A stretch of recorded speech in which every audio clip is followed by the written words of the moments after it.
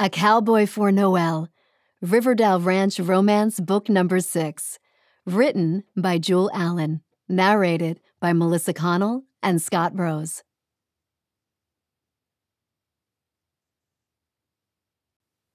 Chapter 1. Noel.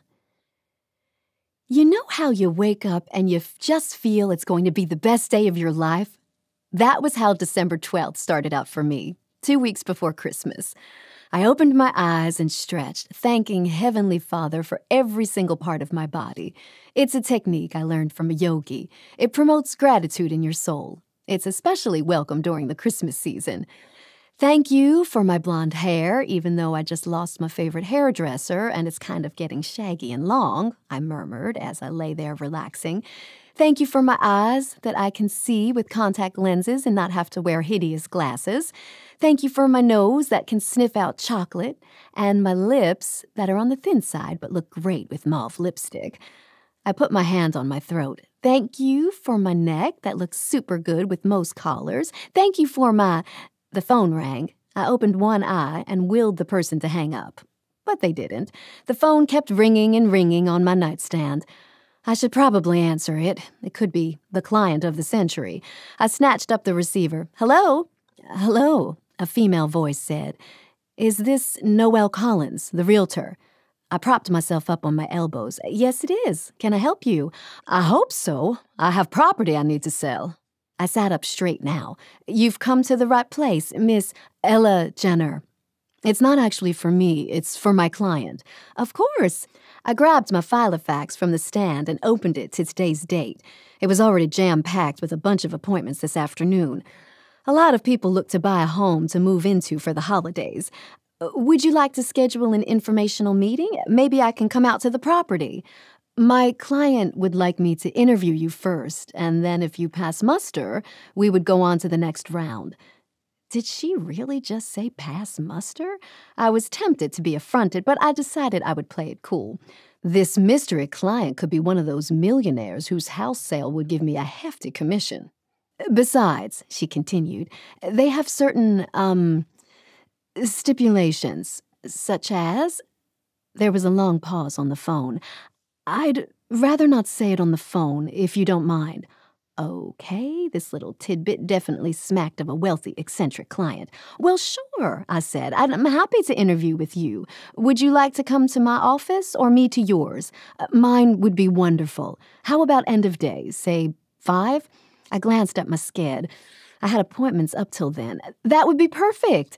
She gave me her address, and I jotted it down. Oh, one thing, I said. Yes, I'm curious to know how you got my name. I was staying at a bed and breakfast in Sunny Ridge, and the owner spoke highly of you. Remind me her name? Althea Brown. Brown. Oh, she'd gone by Thompson before. Of course I remember her. Well, that is very nice of her to refer me to you.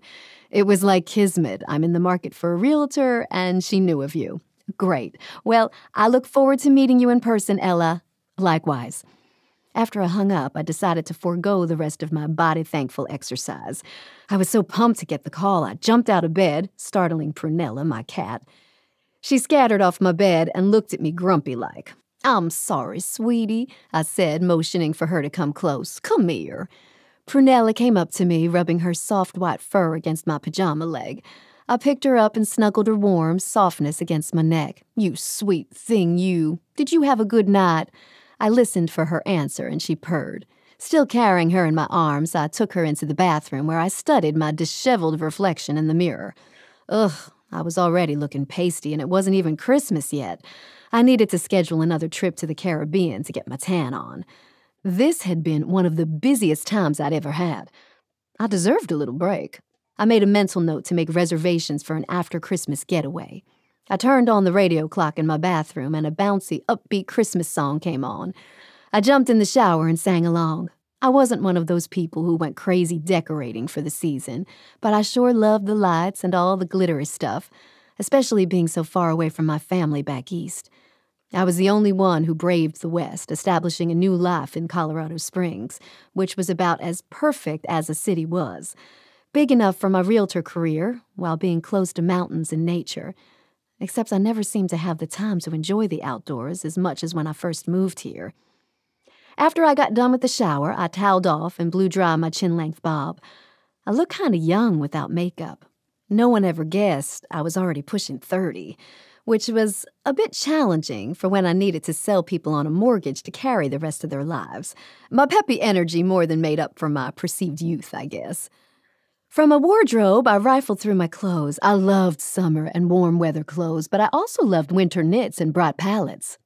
I chose a fitted mustard yellow sweater and a plaid miniskirt, pulled on a pair of thick brown tights, and fluffed my hair. I applied my makeup, finishing off with a pink-brown lip gloss. On my feet went a new pair of brown, low-heeled winter booties. I like being warm. During this whole time, Prunella watched me. I bopped her on the nose. "See you later, Snookums." I grabbed my oversized bag and trekked out of my apartment. On my way down, I passed a neighbor in his smoking jacket over pajamas. "Hello, Mr. Gregory," I greeted him. "Good morning." He never, ever talked to me, but today he made eye contact and grunted. Progress. I also passed an open door to another neighbor's apartment. Sylvia was from Lebanon and was cooking something that hinted of exotic spices. "Smells delicious," I called out to her. Sylvia appeared in the doorway, phone in hand, talking in Lebanese, probably with her family back home. She mouthed, "Thank you." "Have a great day," I mouthed back. I really had nothing to complain about. Look at Sylvia. Her family was oceans away, requiring at least 3 layovers. At least I could hop on a direct flight and see my family if I wanted to. If I wanted to was the operative phrase. Maybe next year. I got it loud and clear from Dad's new wife, who was barely older than me. I wasn't welcome this Christmas. They wanted time to get used to each other and break in a honeymoon phase. Mom was so bitter about the affair and the resulting divorce, I didn't want to be around all those negative vibes. I planned to stay away. I didn't think I could feel like an orphan as an adult with my parents still living. I shook off the guilt I felt thinking of my mom being alone for Christmas and sailed out of the apartment building. There were snowflakes coming down, and I stared at them with wonder for a minute.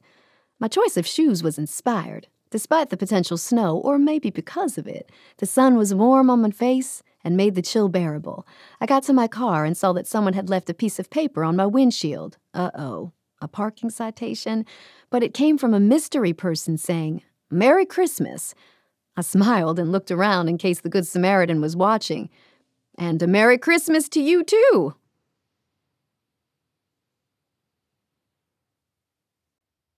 Chapter 2. Heath. I squatted beside the Pekingese puppy and stroked her soft fur. "Okay, Miss Annie. Ready?" Miss Annie raised her eyes to me like a girl playing hero worship and panted. "Show your mom and dad what you got," I coaxed her.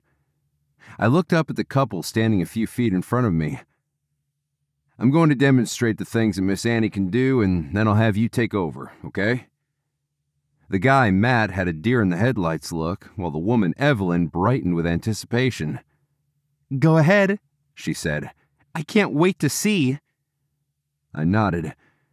First, I had Miss Annie sit and stay before telling her to heel. Miss Annie looked up at me a few times as though to ask if she was doing okay. I gave her a treat or two, but mostly praised her. Miss Annie lapped it up. Then we worked on her lying down and rolling over. Miss Annie passed with flying colors. I had Miss Annie sit and stay and then drop the leash. Without looking back at her, I moved away. By the time I turned, the little doggie was still sitting there, waiting for further instructions. "Oh, Matt," Evelyn said. "Look at that. It's a miracle." Yes, it was nothing short of a miracle. I had turned their little spoiled, bratty dog into a well-behaved one. "You could even take her hunting if you want to," I said. "She's great at staying on the truck bed." Evelyn's eyes widened. "How did you do this in 4 weeks?" "Miss Annie's a smart dog." I ruffled the top of the dog's head. "She just needs a job to channel all that energy." Matt raised an eyebrow. "And what job would she have at our house? Herd the vacuum cleaner?" Would you knock off the jokes?" Evelyn said. "Heath obviously knows what he's doing, or we wouldn't be paying thousands of dollars to him." Matt bristled. Obviously someone's getting very rich off her. As he should, Evelyn crooned. Better to pay him for a well-behaved dog than for us to go through marriage therapy. Matt kept quiet at least, even though he still gave me the stink eye. He had been a hard sell from the very start, but I was used to that. Besides, Evelyn was sold even before we started. By the time clients were bringing their furry monsters to me, they were at the end of their leash, so to speak. They were more than willing to pay for their dog to be someone else's problem. I offered the leash. You guys want to turn? Matt's eyes held stark, naked fear. Evelyn looked nervous and excited as she took me up on it. I said, the nice thing about their training is that you should be able to take this dog and have her be perfect at your home with my tips. Evelyn, tell her to sit and stay. When Evelyn did, Miss Annie obeyed, her little tail flicking back and forth. Evelyn looked about, ready to pass out in rapture. Oh, you good dog! Evelyn made her heel at a walk, stay at the end of the room, come when called, and in general showed Matt that what he'd paid had not gone to waste. Evelyn picked up her pooch and held her close to her chest. You are such a good dog, Miss Annie. She raised her eyes to mine and gave me a flirtatious glance. If only Heath gets to come home with us, too. Matt turned to her, frowning. What? I meant so that we have an in-house sitter, she retorted. Come on, Matt. Let's go enjoy Miss Annie. Over her shoulder, she gave me a smile. Thank you so much. I will be raving about you with all my friends. Thank you, I said. Much appreciated. Once they were gone, I breathed easy and stood at my front stoop, surveying the wintry scene.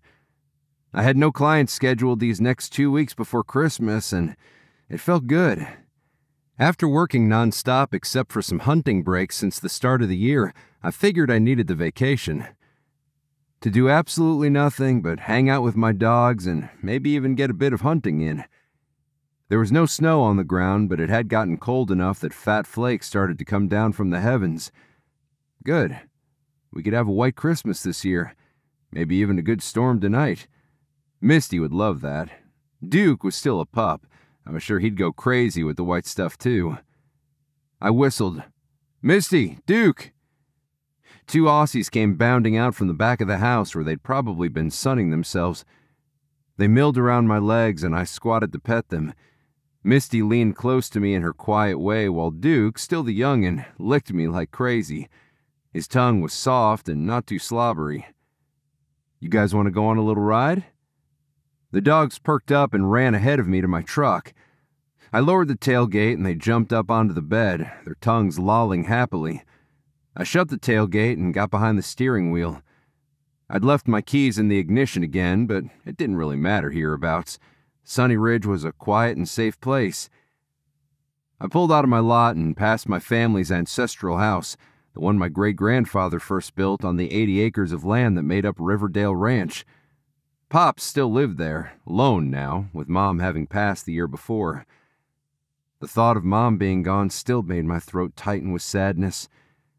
After his property, I came upon Sheldon's. He and his wife Althea, who had bought the house, ran it as a bed and breakfast now with their 3 kids. The dirt road wound around the property. Snow started to fall heavy, turning everything into a winter wonderland. Up ahead, the snow-capped mountains rose above this pretty place. I was so looking forward to a quiet Christmas. Chapter 3. Noel. I had gotten so busy with appointments by the time 4:45 rolled around, I realized I hadn't had lunch. I didn't mind working through it. There were certainly plenty of treats around to keep me going.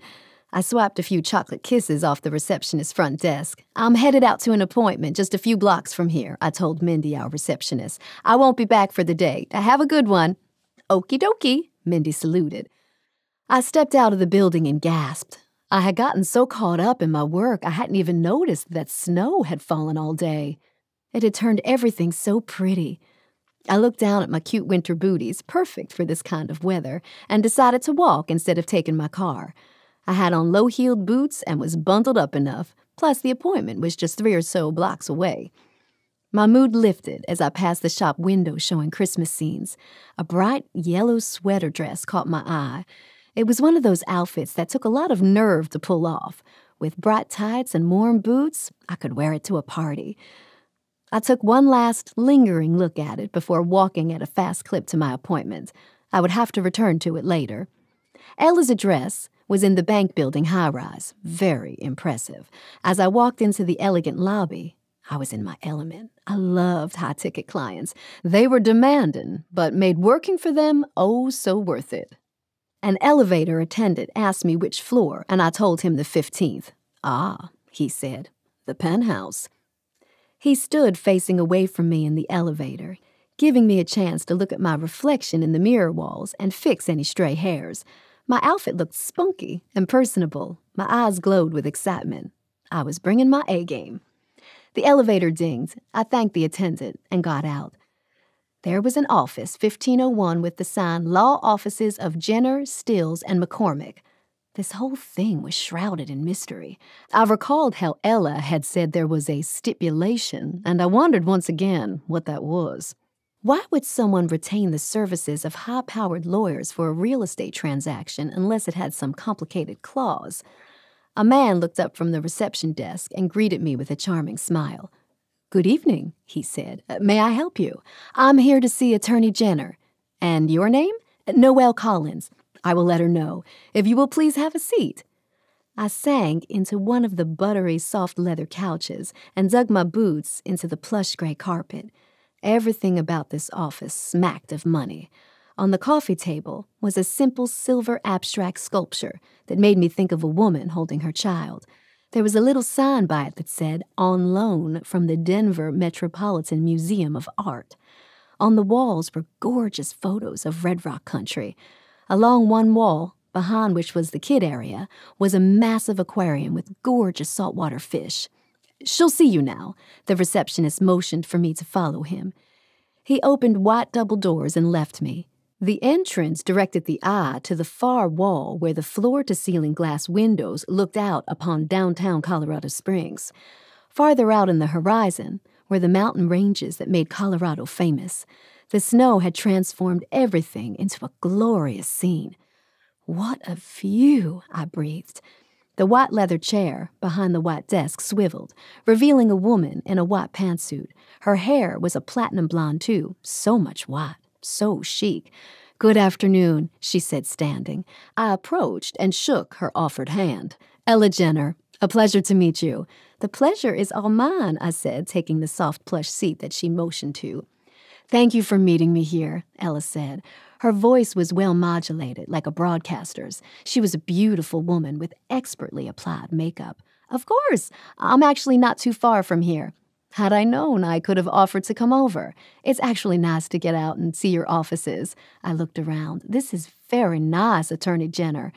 "Thank you, and please call me Ella." She leaned back. "As you might have deduced, we are a law firm." "Yes, I noticed," I said, returning my gaze to her. "I'm representing the estate of an individual who recently passed on." "Oh, I'm so sorry." "Thank you," Ella nodded.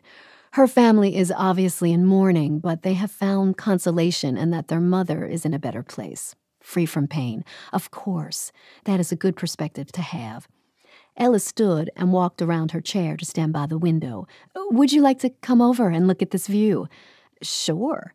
In the back of my head, I was wondering why she was taking this circuitous route of telling me about this client.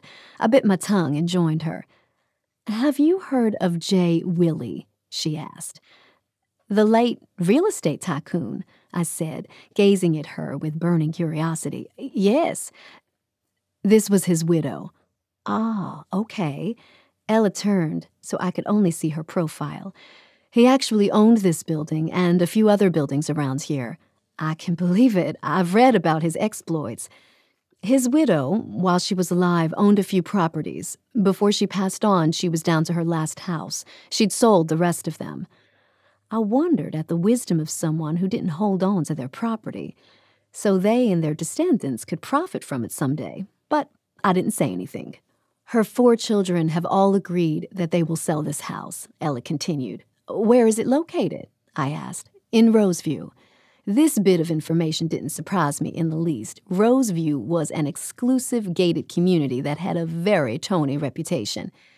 It's perfect for a growing family, Ella added. Wonderful. I know of some clients who would be interested in looking at it.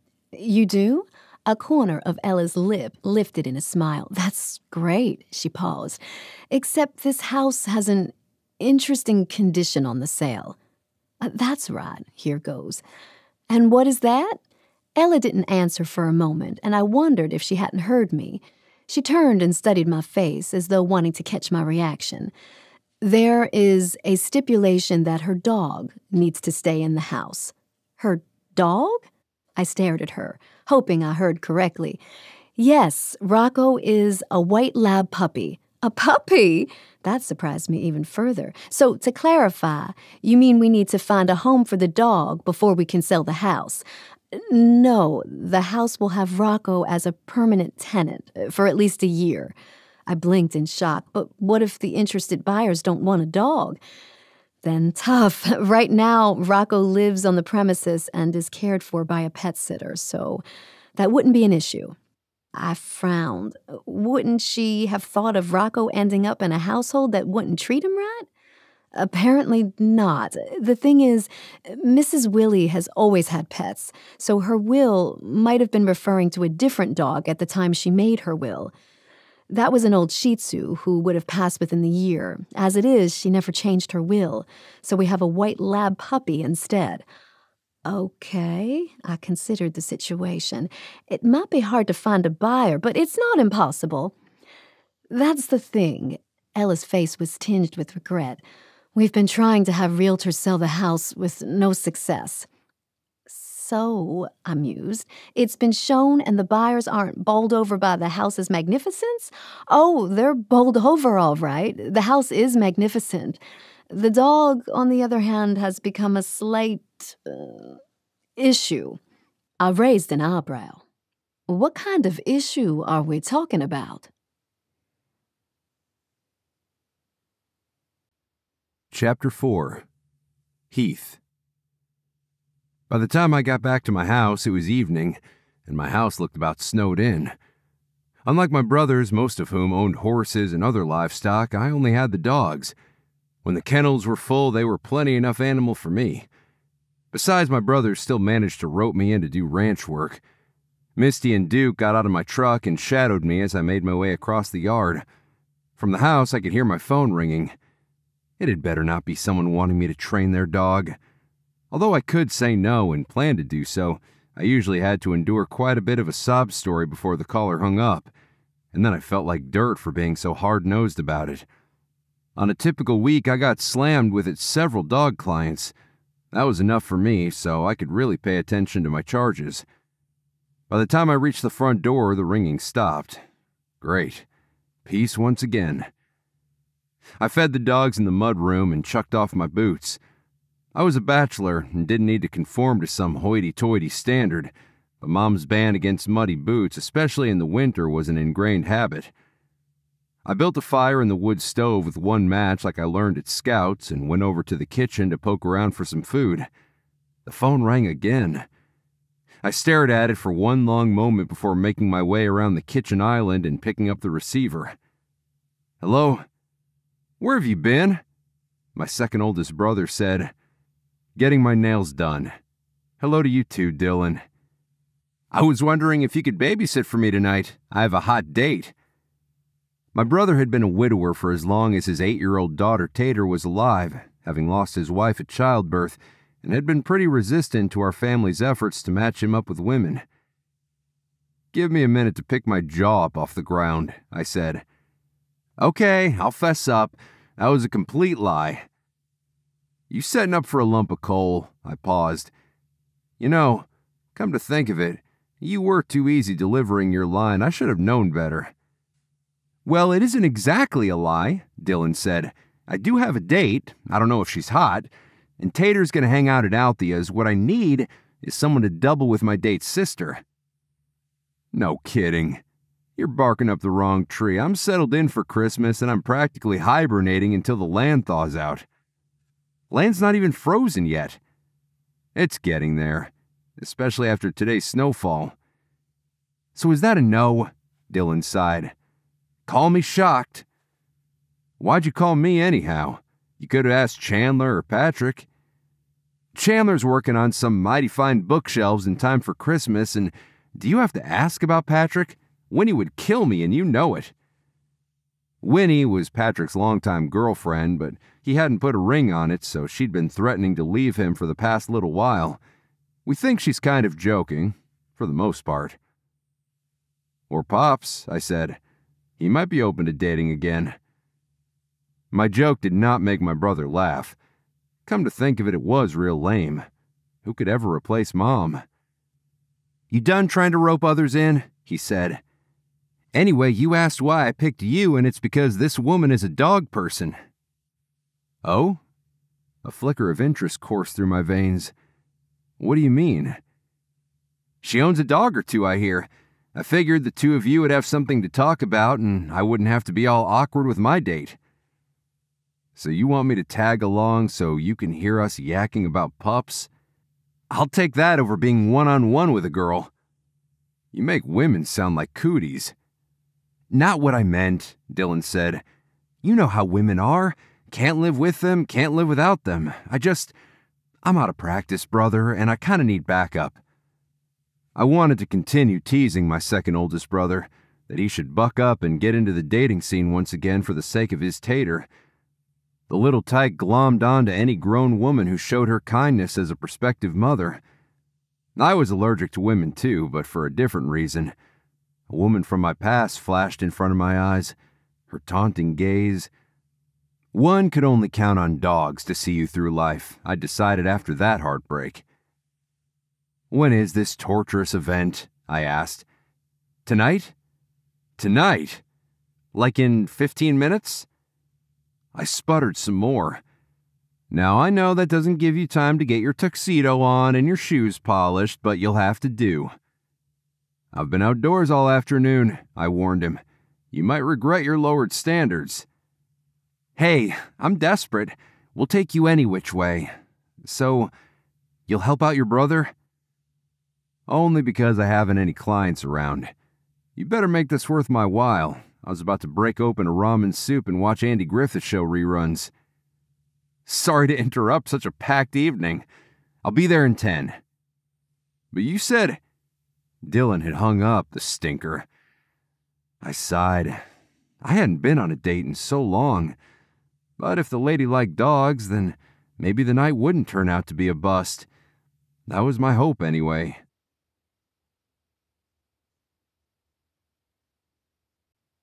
Chapter 5. Noel. I sat in the passenger seat of Ella's Lincoln Town car and watched as she punched Roseview's security code into the keypad. As the gate swung open, Ella raised her window and drove on through. Roseview was a luxury community with multi-million-dollar mansions that came with incredible panoramic views. I had sold the property here early on in my realtor career. It was my second sale after getting Althea Brown her bed and breakfast, and I was riding high. I got a hefty commission and plenty of minted referrals after that. Once you established a rep with the rich, they talked you up to their friends. Ella drove her car into a cul-de-sac. Around the massive 3-story house, I could see glimpses of yard overlooking the city. Surprisingly, there wasn't a fence. I would have thought a yard with a dog would have one. We got out, Ella clicking her key fob, and I followed her to the door. She put in another code, and then she pushed open the door. "Come on in," she said, motioning with her head for me to follow. Inside, she walked briskly to the wall by the door and turned off the security alarm. Then she turned. "Rocco?" I had been bracing myself for this moment. I'd had cats over the years and no dogs. Dogs were needy, dogs were slobbery, and dogs needed a lot more training. But apparently, I hadn't braced myself enough. I sensed movement throughout the house, and a huge furball knocked me down onto the cold, unforgiving tile. I gasped, trying to catch my breath, while Rocco, the monster, had the audacity to add licking to his list of sins. For a puppy, he was huge, probably some 60 pounds, give or take. "Rocco," Ella said, trying to pull him off. but she was not strong enough nor as determined as the monster.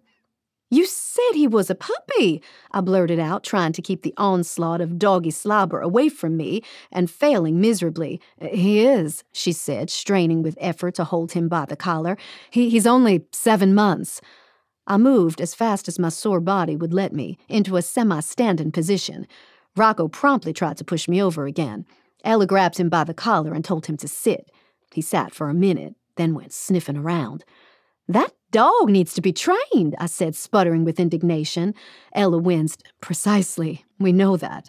That's why I wanted to hire out the sale of this house to a seasoned realtor like yourself." Seasoned realtor. That sounded grand. I looked now at the dog that was supposed to come with the house and had a sinking feeling in my stomach. "Sorry, but I can't see why anyone will want this house," I said. "Not with that dog's manners or lack thereof. Can we move him into the animal shelter for the time being? Maybe someone wants a dog who can double as a sparring partner." Ella shook her head. "That's the thing. Old Mrs. Willie's will stipulated many things, including that the dog is not to leave the house for it to be shown. This is Rocco's haven, and Mrs. Willie wanted to make sure everyone knew that." Rocco was sniffing very interestedly at my boot. I stomped my foot to scare him off. He simply flinched and went back to checking it out. I asked Ella, "Didn't you say that the will might have been referring to one of her dogs that had passed away? Couldn't you tell the court that it no longer applies to this new dog?" Ella's expression was grim. "The court will not make that kind of allowance in this case. I've had my law partner look at the stipulation, and it's ironclad, in his opinion. The dog will stay with the house. There's no budging from that, I'm afraid." "Ella," I faced her now, pushing Rocco down for the 50th time, "you and I know this would be a joke. Why would anyone buy this house when he comes with it? Also, wouldn't it be animal cruelty to force an ill-behaved dog on house buyers? There's probably a law against this." She threw up her hands. "Like I said, my partner thinks this is perfectly legit." I tried to move around the room to see if I could get a better scope of the place, but Rocco kept jumping on me. "Do you mind?" I told him, but he just jumped some more. Ella came over and tried to grab Rocco by the collar. The unruly creature stayed just barely outside her grasp. "Come here, you," she said. Rocco ran around and disappeared around the corner, behind the living room furniture. I was ready to release my breath when he returned, this time with a ball. The ball was all loved up, slobbered, and covered with dried spit. "Let Auntie Noel play fetch with you," Ella cooed. I stared at her in disgust. "Fine," I said. "Rocco, here's the ball. You want it?" I crossed the house with Rocco jumping at me excitedly and opened the back French doors to a blast of winter chill. Like I suspected, the door led to a snow-covered yard. If I threw it hard enough, Rocco could run all the way down the side of the cliff. But that would have been too mean. I threw the ball into a hedge, let Rocco scramble after it, and shut the door. A swirl of snowflakes flew in the air. "What are you doing?" Ella cried. "The house isn't fenced. You're supposed to hook him onto a chain just outside there, and he'll go potty. He might run around the neighborhood and get lost." "Good," I said. "With our luck, he'll be back, though. I wouldn't put it past him. Meanwhile, I wanted to see the house in peace." "Fine," she grumbled. "Why don't you look around and I'll stay outside and keep an eye on Rocco?" "Yes, you do that," I said, already making my way around. The formal living room had beautiful custom-built shelves and a massive fireplace. Above the fireplace was a portrait of an older couple whom I suspected were the Willies. There were no dogs in the portrait, to my surprise. The formal living room led onto the hallway I had taken Rocco down, which was to the kitchen and family room. The kitchen was huge, with multiple ovens and 2 dishwashers, at least that I could see. The winter afternoon sun came through the glass windows, but not in an uncomfortable way. I'd have to ask Ella, but I was sure the windows were tempered, sun-filtering glass. There was a full bathroom by the kitchen, and a little one by the formal dining room, wallpapered in French toile. I moved on to the second floor, where there were 5 bedrooms. One was a nursery/playroom, with a whimsical motif of dogs and cats. I went over to the window and looked out. Below, Rocco was barking at Ella. who was pointing to the right of the yard as though to say she'd throw the ball there. I shook my head, bemused at the terror of a dog. But that view with the setting sun, who wouldn't want that? I could already feel my body release the tension from meeting Rocco as I admired it. I entered each bedroom. A family with children would love this place, and could even turn one or two into craft rooms. There was enough space in each bedroom for 2 beds. I went on to the next floor, where there were more bedrooms and an observatory. I sucked in my breath and walked over to the huge telescope pointing up to the sky through a glass dome. I peeked through and couldn't see much more than wisps of what were probably clouds, but on a clear evening, that would be so fantastic. I could set up evening appointments to take advantage of that special feature. A buyer wouldn't be able to resist this. I heard barking and came back down to earth. The house was fantastic, but the dog was terrible. No one in their right mind would want the house once they met Rocco. Even putting him in one of the rooms wasn't in good faith honest. They would have to meet him sooner or later, so I might as well not sugarcoat anything. What was the worst that could happen trying to sell the house with a lab puppy? Chapter 6. Heath. Right on the dot 10 minutes after his call, Dylan honked his horn. "Git," I told my dogs, and they went to lie by the hearth. I went outside and pulled the door shut. My boots made loud thunking noises on my front wood porch as I went down to get to Dylan's truck, feeling like a prisoner marching off to his execution. Dylan leaned out in the early winter darkness. "Hey, you can sit in front, but eventually you'll have to sit in the back, all right?" "Might as well start out proper already," I said. "You can be my chauffeur." I climbed in the back. We chugged on out of the lot. Illuminated by my porch light, Dylan's eyes met mine in the rearview mirror. "Thanks a lot, Heath. I know how allergic you are to women." "You owe me tons for this." "Tater and I will make you dessert to knock your socks off." "Deal. And then some." "What more would you like?" "Depends," I shrugged. "I'll reserve judgment for when I meet this gal." "Her name's 𝗭𝚬 and her sister's name is Casey." He paused. "We can have a double wedding and save half on the reception." "Excuse me?" I glared at him. "I'm just going out for dinner. You already making the leap to a wedding?" "Well, you know, if we hit it off." He chuckled. "Just planning ahead." I rubbed the scruff on my jaw. "You seriously looking to replace Tater's mama?" "I didn't say that," he said, his voice tight. "You know, on second thought, I think this is a horrible idea." "No, it's not," I said. "Don't you backtrack now. You need to start dating again, if not for your sake, for Tater's." "Sounds romantic, but it's the truth." "You're right," he sighed. "I probably ought to. That's why I'm taking this step, okay?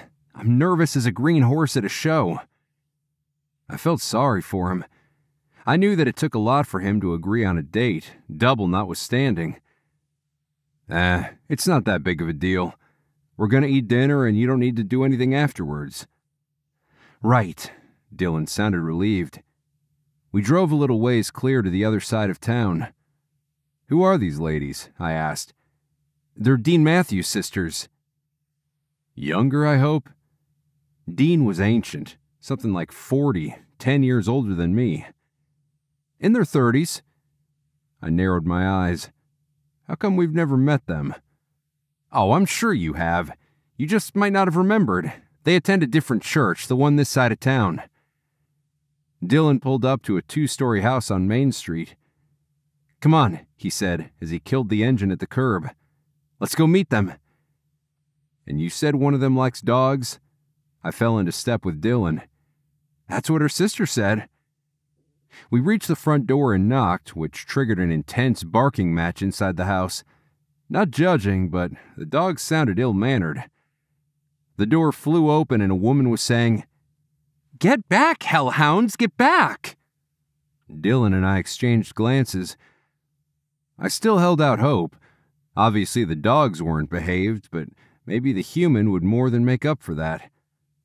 The door opened more fully and a couple of women appeared in the doorway. They formed a wall against which several dogs of various breeds were straining to breach. The ladies slipped out quickly and shut the door against the pack. Slammed, more like it. "Well, hello." A brunette with buck teeth offered her hand to shake. "I'm 𝗀𝐶𝗴, and this is my sister 𝗀𝐶𝗴. 𝗀𝐶𝗴 looked just like her, except with lighter-colored hair. She grinned and looked Dylan up and down. "Are you the one who trains dogs?" "No," Dylan said, pointing at me with a thumb. "This here's Heath." "Oh." 𝗀𝐶𝗴 sized me up, looking very pleased. "Maybe sometime you can come over and train my dogs for me." She smiled. I wish I could say the smile made her offer irresistible, but it didn't. Plus, I was real allergic to women who wanted me to train their dogs for free. "I'm actually off for the holidays," I said. "It can wait," she assured me. "We can go on a few dates, have you come over and meet them. By the time you're ready, I'm sure they'll be more than happy to obey." Dates, as in plural. Heaven help me. Dylan did, in a way, glancing exaggeratedly at his watch. "Oh, would you look at that? We need to mosey along. It's getting late." He winced like he remembered that gallant men didn't say things like that. I wish now I hadn't said yes, but I went ahead and walked 𝗀𝐶𝗴, or was it 𝗀𝐶𝗴, to the car. As I got in, I muttered to Dylan, 4 weekends worth. "What are you talking about?" he whispered back. "You and Tater owe me that many desserts." Chapter 7. Noel. I stewed over the Willie house on my drive home. I told Ella I would think about it, and she hinted, annoyingly so, that I needed to give her an answer quick as other realtors were lining up to close this sale. Yeah, right. I greeted Prunella when I got home, fed her, and changed into some warm sweats. I thought of the next couple of weeks before Christmas. If I could close this sale, I would bump my numbers to make Associate of the Year 2 years in a row. Not that it paid extra or anything, but it certainly helped me attract the right kind of clients. But that dog, Rocco, was something else. He was a terror on 4 legs. While that crazy widow decided to tie the fate of the house to a living creature was beyond me. I heated up a frozen dinner and situated myself in front of the TV to watch my favorite evening soap. Outside, flakes of snow fell in the lamplight. I was content, sitting here all by myself. But at the same time, feeling a pang of loneliness. Maybe I should plan a trip to see Mom. I shook my head to rid myself of that thought. A commercial for dog food came on and brought back thoughts of Rocco in my mind. Surely he wasn't a horrible dog, just a young animal with misdirected energies. Absent-mindedly, I stroked Prunella's fur as she sat in a calm oasis on the back of the sofa. "This is why I have a cat," I said. "You're so much more independent. That dog was so obnoxious, always wanting attention." I shuddered at the memory. Prunella seemed to raise her nose even higher in the air. At 9, I prepared to get ready for bed. The snow was falling harder now. I pictured that puppy in Mrs. Willie's house all alone. Probably that was why it acted out so much. No one saw it during the day. Someone ought to live with it while I was showing the house. No, I wasn't actually considering living with Rocco, was I? I didn't know a lick about dogs, just that they were needier than cats. Besides, what about Prunella? Rocco would surely chase and scar her for life. But as I brushed my teeth, the idea that had started as a preposterous notion began to grow until I had to tackle it head on. I rinsed my mouth and stared at my reflection, quizzing myself out loud. Now, you don't have to live in that house. You could have a trainer live in it. Yes, that's right. With the commission you would get from the house, you could well afford to hire a legit dog trainer. Rocco the Devil would turn into an angel, and all would be well. You would get your Realtor award and get lots of good clients at the start of the year. I frowned. But what if Rocco doesn't settle down and you don't sell the house? I talked through the scenarios. You would be stuck with a house with a dog, and then you would have to sell it for cheap. That poor dog will probably end up in a shelter somewhere. Even though I would personally never own a dog, I cared about animals. That was what had me all worried, that the dog would fall into bad hands. Could they put a lab in one of those dog fighting clubs? I sighed. The dog shouldn't really be my concern. I had other things to worry about. But maybe... A memory returned to me of Althea, the bed and breakfast owning client, telling me about her brother-in-law who trained dogs. Maybe I could ask him to help me. Surely if I explained my concern, he'd be moved to tears. I would be willing to pay him. I wasn't that cheap. It was now a question on when he might be available. I rinsed my toothbrush and made a beeline to the kitchen, followed by Prunella. She jumped on the counter and watched me as I made the call to the bed and breakfast. "Could I please speak to Althea?" I said. "This is her. Who is this?" "It's Noel, your friendly neighborhood realtor." "Oh, hello, Noel." There was a smile in her voice. "Nice to hear from you. Are you wanting to book with us?" "I wish, but no, this actually involves a dog question." Okay. Didn't you say before you have a brother-in-law who trains dogs?" "You mean Heath?" "Yes, if that's what he does. I was wondering if you can give me his number." "Sure thing. Just a sec." I could hear her talking to a kid in the background, telling them to get into their jammies, and then she returned and gave me Heath's number. "Thanks so much," I said, already feeling the weight ease off my shoulders. "No worries."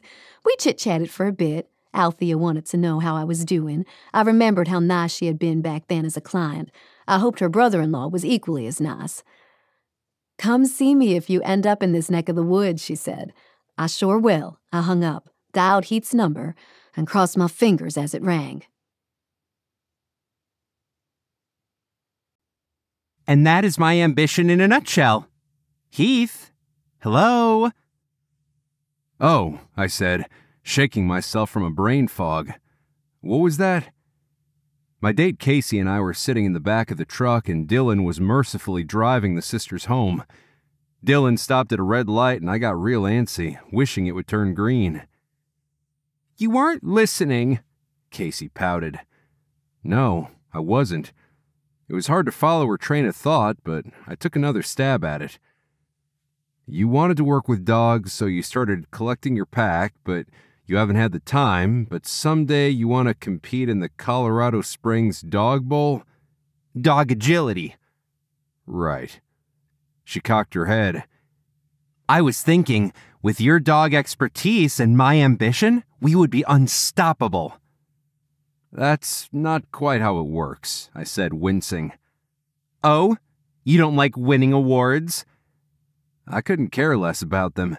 I just do my job as a trainer, and that's reward enough for me.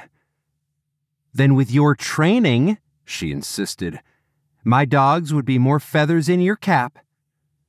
I gritted my teeth. This lady was one-track minded, and she was also annoying me in a mighty great way. There was no mincing words with her. To be blunt, I'm not interested in a partnership with you, dog training or otherwise. Her eyes widened and her smile faltered. My words hit their mark. The conversation in the front seat turned quiet. I was sure Dylan and 𝗭•cie were eavesdropping. Oh, Casey said. Oh. She turned away and faced the window. In a way, I felt terrible, but better to let her off good now than lie. Lies never served anyone any good. Dylan pulled up to their house. I started to offer to walk her, but Casey stalked out of the truck and slammed the door. Her sister did likewise. Bye, I said to their figures making their way up their front path. I didn't bother changing seats. Dylan and I certainly didn't need to talk about the evening. The dinner was nice enough with the burgers and all, but us two brothers were clearly mismatched with the two sisters. Thanks for being a good sport, Dylan said, revving the truck up and backing out. Just don't ask me to double with you for a while. I don't think I'll be doing that anytime soon, he assured me. 𝗭cie seemed nice enough, I said. She's joined at the hip with her sister. I don't think it's a good idea all around. I thought of Tater and how much she adored Althea, my brother Sheldon's wife, and even Winnie, Patrick's girlfriend. There was also Tori, our youngest brother McCoy's new wife. Tater has lots of ladies in her life right now anyway. She don't need anyone new. You got that right, Dylan said. It's no rush. He let me out at my house. We said our goodbyes and I walked slowly to my door, glad to be done with that nonsense for a little while longer. Happy to be single, right? I looked up at the night sky and thought of all those stars that covered it, but none of them being by each other. Like people. There were so many of us in the world, and yet we still all felt alone. Good thing they were dogs. They took the sting out of loneliness. I opened the door and let the dogs come over to sniff me. Scratching their heads, I was glad for their welcome. "Ready for some more TV?" I asked. The phone rang. I peered at the clock. It was nearing 10. Late, but still early for a phone call. For a moment, I wondered if it was 𝗀cie, come to badger me again about training her dogs. But no, it was a different voice. "Is this Heath?" the woman on the line asked. "Yes'm." "Oh, good. I'm glad you answered this time." I didn't know what it was, maybe the way she sounded so relieved. I was intrigued. "How come?" "I need your help." I raised an eyebrow. Here we go again. "Regarding?" "I know of a dog that needs to be trained." Of course. No other reason for a woman to be calling me. "You know of a dog?" I echoed. "It's not mine. It's a client of mine's dog." I should have nipped it in the bud right there. I had dogs I was slated to train January on until spring. I wasn't exactly hurting for business, but I took the bait. "What's wrong with this dog?" "Everything." I almost laughed. She sounded so serious. "Like?" "He jumps on people like you wouldn't believe, barks for attention. That's just the start." "I don't have time to take on new clients, Miss, Noelle Collins, 𝗷𝗵𝗿𝗀𝘃's realtor." A memory resurfaced in my brain. A little over a year before, we had been herding the horses down the street past that old house that would eventually be 𝗷𝗵𝗿's bed and breakfast, and I'd caught a glimpse of this realtor. She was blonde and wore crazy, high, impractical heels. I remembered that detail particularly well because seeing those in the country made me almost stumble on my horse in disbelief. She was a pretty lady, was my impression, but I disciplined myself to not give her a second look, and then she hadn't stayed outside long enough to give me more to gawk at anyhow, as I shouldn't now. I should have just hung up right then, let her find another trainer, but for some strange reason I felt like asking her questions, so she wouldn't hang up already. "Hello, Noel. Listen, the truth of the matter is, I don't have time to take on new clients. I'm already booked in January." "What about now?" I looked up at my kitchen light covered with cobweb. "I just finished with a client and will be taking a break. A much-needed vacation, I might add." "So you would have time for a special favor," she pointed out, "because you owe me." "I'm sorry?" I wanted to clean out my ear. Was I hearing her right? "I don't see why I owe you anything." "Thanks to me," she said. "I brought your brother Sheldon and 𝗷𝗵𝗿 together." I blinked. "You sold her the house is all." "Exactly. And if I hadn't dragged her all the way from the city to your small town, she'd not have met him." "And if he hadn't," I sassed back, "he wouldn't have the headache he has, I'm sure, having a woman in his life. As nice as 𝗷𝗵𝗿 is, I might add." There was silence on the phone for a good long minute. Good, maybe she hung up. But her voice returned, dripping with icy politeness. "I don't know what's got you all sour on women, but you shouldn't let your poison overflow to others in your life." "This isn't really a conversation I care to continue further," I said. There was a sniffle. "Wait," I said, gripping the phone tight. "Are you crying?" "Yes, you awful man. You've brought me to tears." The sniffles turned to almost sobs. I rubbed my nape. "And why would that be? Because I wouldn't train this dog, or because I'm allergic to women?" "Both," she lamented. "And actually, I'm sad thinking of that poor dog in that big house all alone and terrorizing his handlers. What kind of doggy Christmas is that?" I couldn't care less, frankly. "What? And you work with dogs?" "Well, I mean, I wouldn't stand there and let someone abuse their dog. I might deck them first.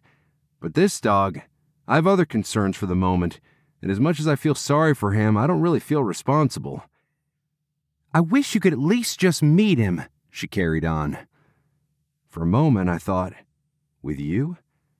When that dangerous thought showed up, I stamped it down real good, kicked it on its rear, and sent it packing. But what would meeting this dog hurt? I supposed it could make for a good laugh. Where is this dog? I asked with great reluctance. You're going to meet him? The joy in her voice was ridiculously infectious. I almost found myself smiling. Better put a stop to her hopes, though. I haven't committed to anything. Of course not. You're going to meet him, though? Bless your heart. Stop, I said. Enough already. Okay. Well, anyway, he's in Colorado Springs. Clear down there? The world doesn't revolve around Sunny Ridge, she sniffled. I guessed as much. I do get out once in a while. I'm sorry I have to lure you from your cave. Do you want me to see this dog, or are you going to dish out insults all day? Sorry, she said. Yes, I'll behave. Glad you're capable of that. I don't see why you need to be so rude, she had the gall to point out. I wasn't being rude, I said, finding myself smiling despite her peskiness. It was actually a compliment. Women who behave are generally not very interesting. Oh, and you speak from experience, I suppose? Her voice was amused. Yes, all my women were interesting. You really sound like a caveman. How about you give me the address so that I can make my way there on my mastodon? After she gave me the address, I found myself hanging onto the phone, thinking of ways to prolong the conversation. She was obnoxious, but interesting. Thanks so much, she said. Just knowing I will have the help of a true blue dog trainer is such a comfort to me. I didn't say I would. I know, it's not a guarantee. Good night. Her voice was soft, sultry, a voice to sleep to. Or I shook myself awake from a silly fantasy. Good night. Wait, she said. I waited. Can I ask you a question? I leaned against the wall and breathed out. What's one more? Why do you dislike women so much? The question brought me up short. I don't really much care to answer that. Touchy. Okay, so tomorrow you'll meet me at the house? With bells and dog tags on. Huh? It's my attempt at being clever. Some good that did, as she only hung up, my joke having gone unacknowledged. I stared at the phone for a long time. What had I gotten myself into? Was I really meeting a woman in Colorado Springs to look at a dog that I'd already vowed I wouldn't make time for over Christmas break? But I had, so I supposed I should just make the best of it. I was about to move away from the phone when I saw the yellow pages lying around. The temptation to look her up hit me like a tumbleweed on a windy day. Should I look at her photo? Maybe she wasn't even in the phone book. I thumbed through and looked in the back section at the realtors. She'd said her name was Collins, Noelle Collins. Who named their child Noel? No doubt she was born around Christmas time or some corny reason like that. And there she was, listed in the section alphabetically, Collins Noelle, with a photo. It was grainy, but it couldn't mask the beauty of her oval-shaped face, those eyes that were full of enthusiasm or mischief, depending on which way you looked at it.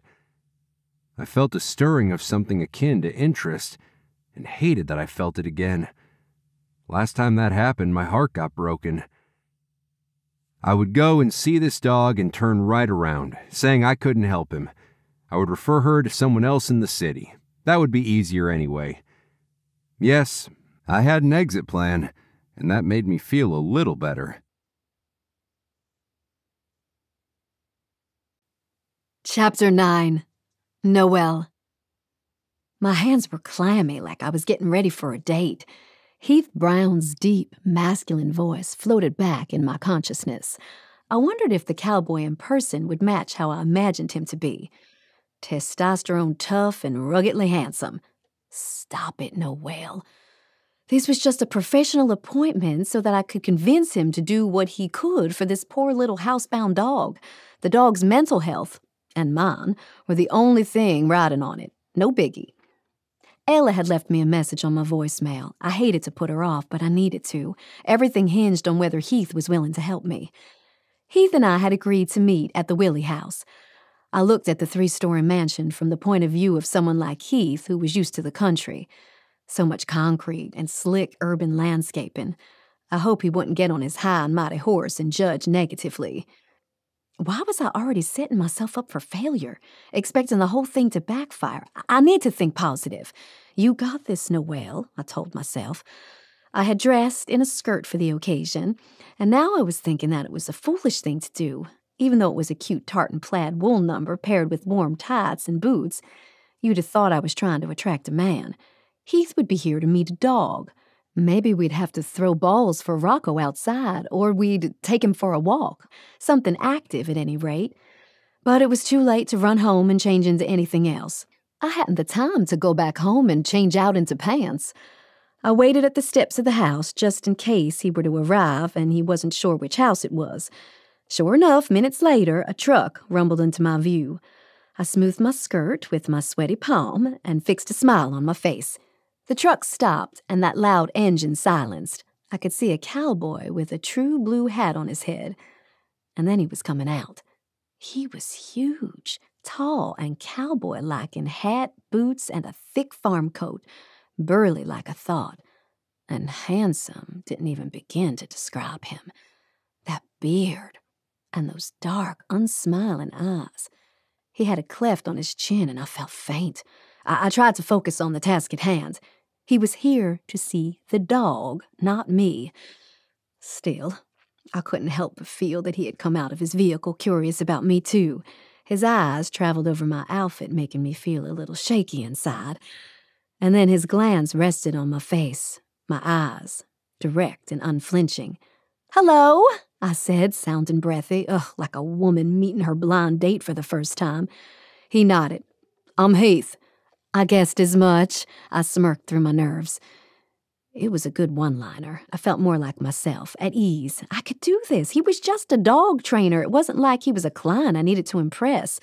Well, okay, maybe a little. He kind of smiled, the side of his mouth lifting at the corner. "And you must be Noel." "Yes, sir." "Were you born around Christmas?" His question surprised me. I thought cowboys were quiet and kept to themselves. I expected him to just get straight to asking about the dog. "Yes, pretty obvious, huh?" I winced. "Christmas Eve." "That sucks," I gasped. "What?" He approached me, and being up close just confirmed my first impression of him. Some more. He was one strapping cowboy. His expression looked a little less forbidding. "Well, I mean, how'd you celebrate your birthday and all with Christmas just the next day?" My mind raced. Why were we talking about me? Maybe it was a good sign. "I always had a birthday party on Christmas Eve," I said, "and then got presents the next day. It was a very gift-centric time in my life." "I can imagine." The way he said that, highlighting how his imagination was very active on my account, somehow sounded flirtatious. I cleared my throat. "When is your birthday?" I countered. He pointed at himself. "Mine? Who else am I talking to?" I rolled my eyes. "The imaginary cow in your truck?" This time his mouth broke out into a bigger smile. "June 4th. "Oh, like the start of summer. How fun is that?" He raised an eyebrow. "Why is that fun?" "Well, think of the possibilities." I snapped my fingers. "Summer foods, barbecues, and yum, watermelon." Okay, I get it. I probably should tell you then what a fun birthday you have. Snow, cheesy music, and that fresh pine scent.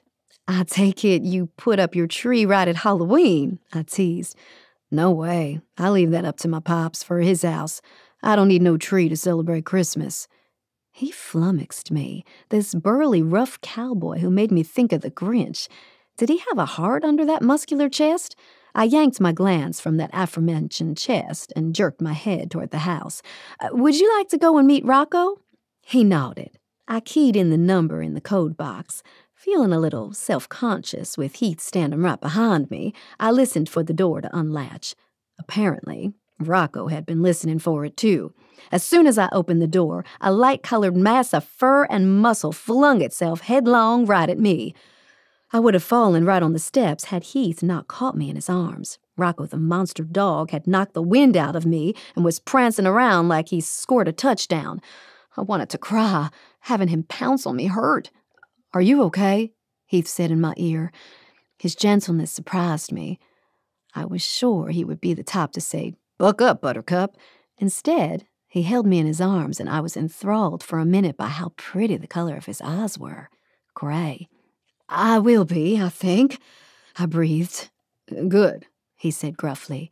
And then he released me to my feet, turning to the dog, who I swear looked like he was laughing, with that tongue lolling out of his mouth and just staying out of scruffing reach. Chapter 10. Heath. Rocco just stayed out of reach with that grin.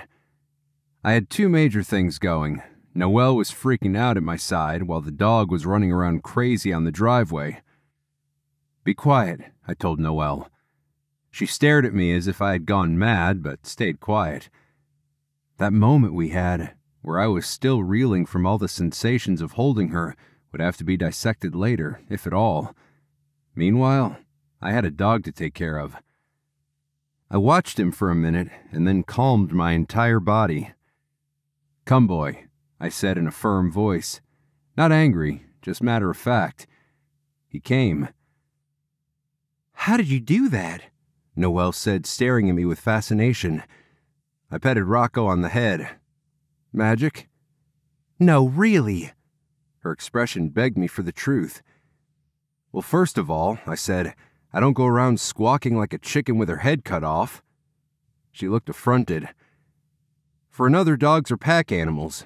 They need a leader, someone to follow. They feel safer that way." Blinking, she said, "But you didn't raise your voice." "I didn't," I agreed. "You don't want to train a dog through fear. They might obey you out of force one time, but they won't like it. How would you like getting beaten to do someone's bidding?" "I am so sorry, my bad," a female voice said from inside the house. A young woman with braids and glasses came running up to us. Rocco watched her and then took a flying leap, knocking her backwards onto the tile. Her glasses came flying, Rocco started licking, and the woman began to cry. I herded Noel into the foyer and shut the door after us. The teen sat up and put her arms out, feebly warding off Rocco. I grabbed the dog by the collar and made him sit. He gave me a side glance, but did as I commanded. "Who are you?" Noel asked as she helped her up. "Alice." She brushed her tears with chapped fingers. "I'm the dog sitter." I looked around at the posh house. So many valuable things for a bored dog to get into. "Does he have run of the house?" Yes," Alice said. "I tried putting him in the bathroom once, but he just tore it up." "He needs a kennel," I said. Alice sniffled and picked up her glasses. They went on her nose bridge all askew. "He needs someone that knows what they're doing," she declared. "I told my Aunt Ella I would do it because I needed the money, but I don't think I'm cut out for the job." "Yeah," I agreed. "You need to be firm with this dog." Rocco began getting restless, sniffing around. "Why don't we go outside where Rocco can burn off some energy and come up with a plan?" I suggested. Alice shook her head, her chin quivering. "No, I've come to a decision. I quit." "What?" Noel said, looking scandalized. "You can't quit just like that." There was a glimmer of a smile in Alice's face. "Watch me." And she sashayed past us, then out the door. "Wait!" Noel ran after her. "Wait!" I held on to Rocco and then told him to sit. Past the open door, the blonde realtor chased after the brunette through the snowy front yard. "Come on, dog," I told Rocco, who followed me to the back of the house. The grounds looked like someone was hired to take care of it. Through the blanket of snow, it was obvious the bushes were clipped. There was no fence, which was too bad for this animal. He obviously needed exercise. I squatted and petted him. I could sense his energy level matching mine. I took slow breaths to keep me quiet and steady. "How old are you, boy, huh?" "He's 7 months, Noel said from behind me. That was my guess. She came up to where I stood. We watched Rocco run around, burrow his nose into the snow, sneeze, then run again, happy as a clam, unaware of all the drama his existence was causing. "She quit," Noel breathed out. "I can't believe it." "Then hire someone else. Best send this dog to a trainer." Still sounding shell-shocked, she said, "I called Ella. She's the attorney taking care of the estate for the family. I couldn't get her, though. Must be in some meeting." She turned to me. "You're a trainer?" "On vacation," I reminded her. Her eyes were wide, a pretty blue. "Then why'd you come out?" "I told you I was making no promises, remember?" She gave me a heated glance and looked away. Her profile was prideful and lovely. "Okay," I said, clearing my throat. "Tell me more about this dog and the situation." Noel took a deep breath. "The owner of this house was a widow. Have you heard of the real estate magnate Willie?" "Nope. Remember I live in a cave?" She gave me a warning glance. "Well, she was his widow. She stipulated in her will that the dog stays with the house for it to be sold." "That's a bad idea all around." "I know." Her voice rose. "I told Ella that. It certainly makes my job as a realtor super hard, if not impossible, to show the house." "That's craziness." She nodded. "I thought that maybe someone would buy the house and sell the dog, but apparently Widow Willie thought through that. She put a condition that the dog must be with the house owner for a year before they can make other arrangements pre-approved by the family." "A year, huh? That's long enough to get the dog trained." "For sure," Noel nodded. "But what about this time when I'm showing the house?" "Like I said, call around for a trainer to take him in." Noel glanced at me. "I am still hoping you'll say yes." We were standing kind of close, and I could smell her perfume. She was a beautiful woman, with straight, pearly white teeth, long lashes, and dewy skin that probably felt soft. I could easily see myself falling in love with her. No, ain't gonna go down that road. Not again. If I trained the dog, I'd be involved in Noel's life. Best to put the brakes on this right now. Best to remain untangled. Best to not get involved with a woman who would only break my heart. "Sorry," I looked away. "I can't help you." "Why not?" she whispered, desperation in her voice. "I saw you take this dog from crazy to behaved. You'd have him whipped into shape in no time." "I told you," allowing my voice to turn gruff. "I'm on vacation right now. Maybe in 4 months when my calendar opens up. Actually, no. I really don't think I'm the right person. I'm over in Sunny Ridge, and you know how far that is." "If it's a question of money—" "It's not."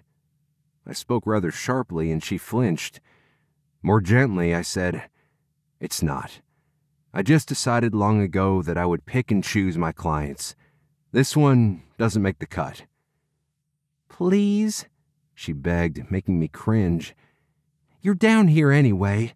Can you please spend some time with the dog today so that he could be a bit better?" What was on today's schedule? Drive up to the mountains with the dogs, sit by a cozy fire in the evening? "Too busy." I hitched my thumbs through my belt loops. "You've got to be kidding," she exploded. "What could possibly be more important than helping me out?" Her indignation faded, turning into a stricken expression. Her cheeks turned pink. "Sorry, I need to calm down." I smiled. "Yes, you do." I should have taken my own advice. My body, so close to hers, was hardly calm. "Yelling at you won't make a difference. I can see that now."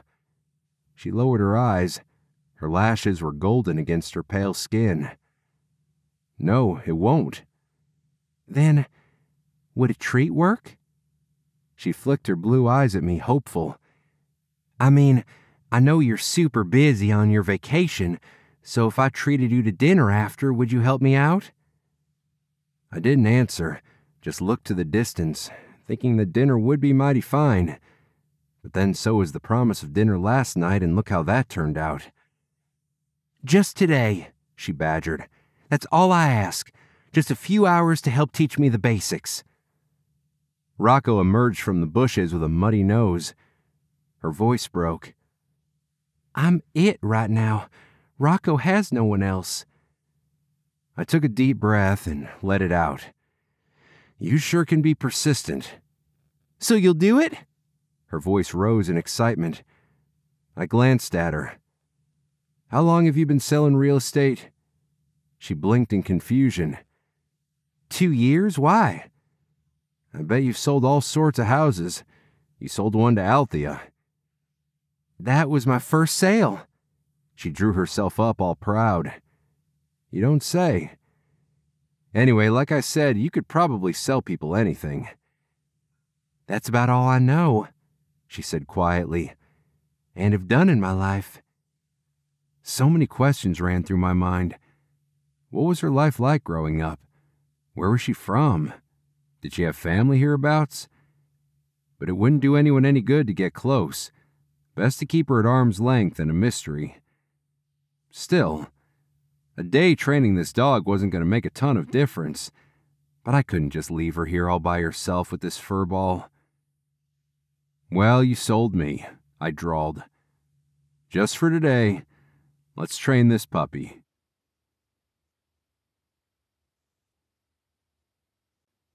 Chapter 11. Noel. I clapped happily, prompting a rolling of Heath's eyes, but I didn't care. He was willing to help me. I could have kissed the man. Out of gratitude, of course. Heath walked off the steps and went to get Rocco. Over his shoulder, he said, "Could you go in the house and get his leash?" "Yup." I was glad for the excuse to go on in. In my mind, I went over our whole exchange this past hour, starting with him holding me in his very capable arms at the front porch. Not that this cowboy was boyfriend material. Obviously, he was raised in a cave, as he said so himself. Besides, he was a dog person and I was a cat person. Surely two people couldn't be more fundamentally different than that. I liked my independence, even from pets. I found the leash in the mudroom, along with a bunch of other pet supplies that I would have to remember to gather later if I were able to find a trainer for Rocco. Worried, I bit my lip. Hopefully, Ella would call me soon so we could make arrangements with someone who knew what they were doing. I was like Alice. As a dog caretaker, I certainly felt inadequate. I went outside, and Heath was walking through the ankle-deep snow with Rocco chasing after him. I watched them for a good minute. Heath looked confident and focused, sending out 𝗂𝗵𝗿𝗀𝘁𝗶. In his cowboy hat, plaid shirt under that winter coat, and those snug jeans, he looked like a model from a country living catalog. He saw me standing there and beckoned for me to join them. I approached cautiously, remembering how Rocco had attacked me earlier. "I don't want him to knock me down," I said. "We'll try it out," Heath said. "If he does jump on you, put up your knees so that he gets that instead of you." Rocco caught wind of my approach and was now watching me, alert. In a pin's turn, he took off running. My heart beat fast at the prospect of him hurting me again, but at least I was ready. He leaped into the air, and right into my bent knee. He bounced off and fell backwards on the snow. "Oh no," I cried. "I killed him." "He's tough," Heath assured me. "He'll survive." He was right. After a stunned minute, Rocco was back to his playful antics. But he didn't jump on me, and instead circled around with a respectful attitude. "That's good," Heath said. "Him treating you like the alpha. Now clip his leash on." Easier said than done. I tried to grab his collar, but he stayed out of reach. Heath called out, "Make him sit and stay." "Sit, stay," I said in one breath. His mouth twitched. "Tell him to sit first." I asked, begged, and cajoled Rocco, but all the twerp did was run around me. "Were there treats inside?" Heath asked. "I think so." I went back into the house to see, and there was indeed a little pouch of chicken-flavored treats. I took it outside, and Rocco immediately perked up. Not only that, he attacked the pouch. "No!" I said at the onset of the tug-of-war. "Heath, help!" "Off," he commanded. Rocco froze and then sat on his haunches. Heath took the treat bag from me. My hands were still shaking. I don't think I can do this." "Yes, you can," Heath said. "You can, and we'll control this dog." "I've always been a pushover," I said. "I hate conflict and confrontation. I think I will just quit, too, and tell Ella that I can't do it." "But what about Rocco?" He raised an eyebrow. "Who will go to bat for him?" "You can," I said through gritted teeth. I barely was keeping it all under control. I wanted to cry, but I didn't want to in front of this cowboy. I raised my hand to my eyes. "Sorry," my voice quavered. "I'm just a little overwhelmed." "Understandable." He walked up to me. His voice was quiet and calm. "Tell him to come," in a firm voice. I looked in Heath's gray eyes. He believed in me. I next focused on Rocco, trying to channel my best empress skills. "Come." Rocco continued to sit. I felt like an utter failure. "That was okay," Heath said. "You could do better. Turn your body to him. Don't apologize for asking him. Sound like you mean it."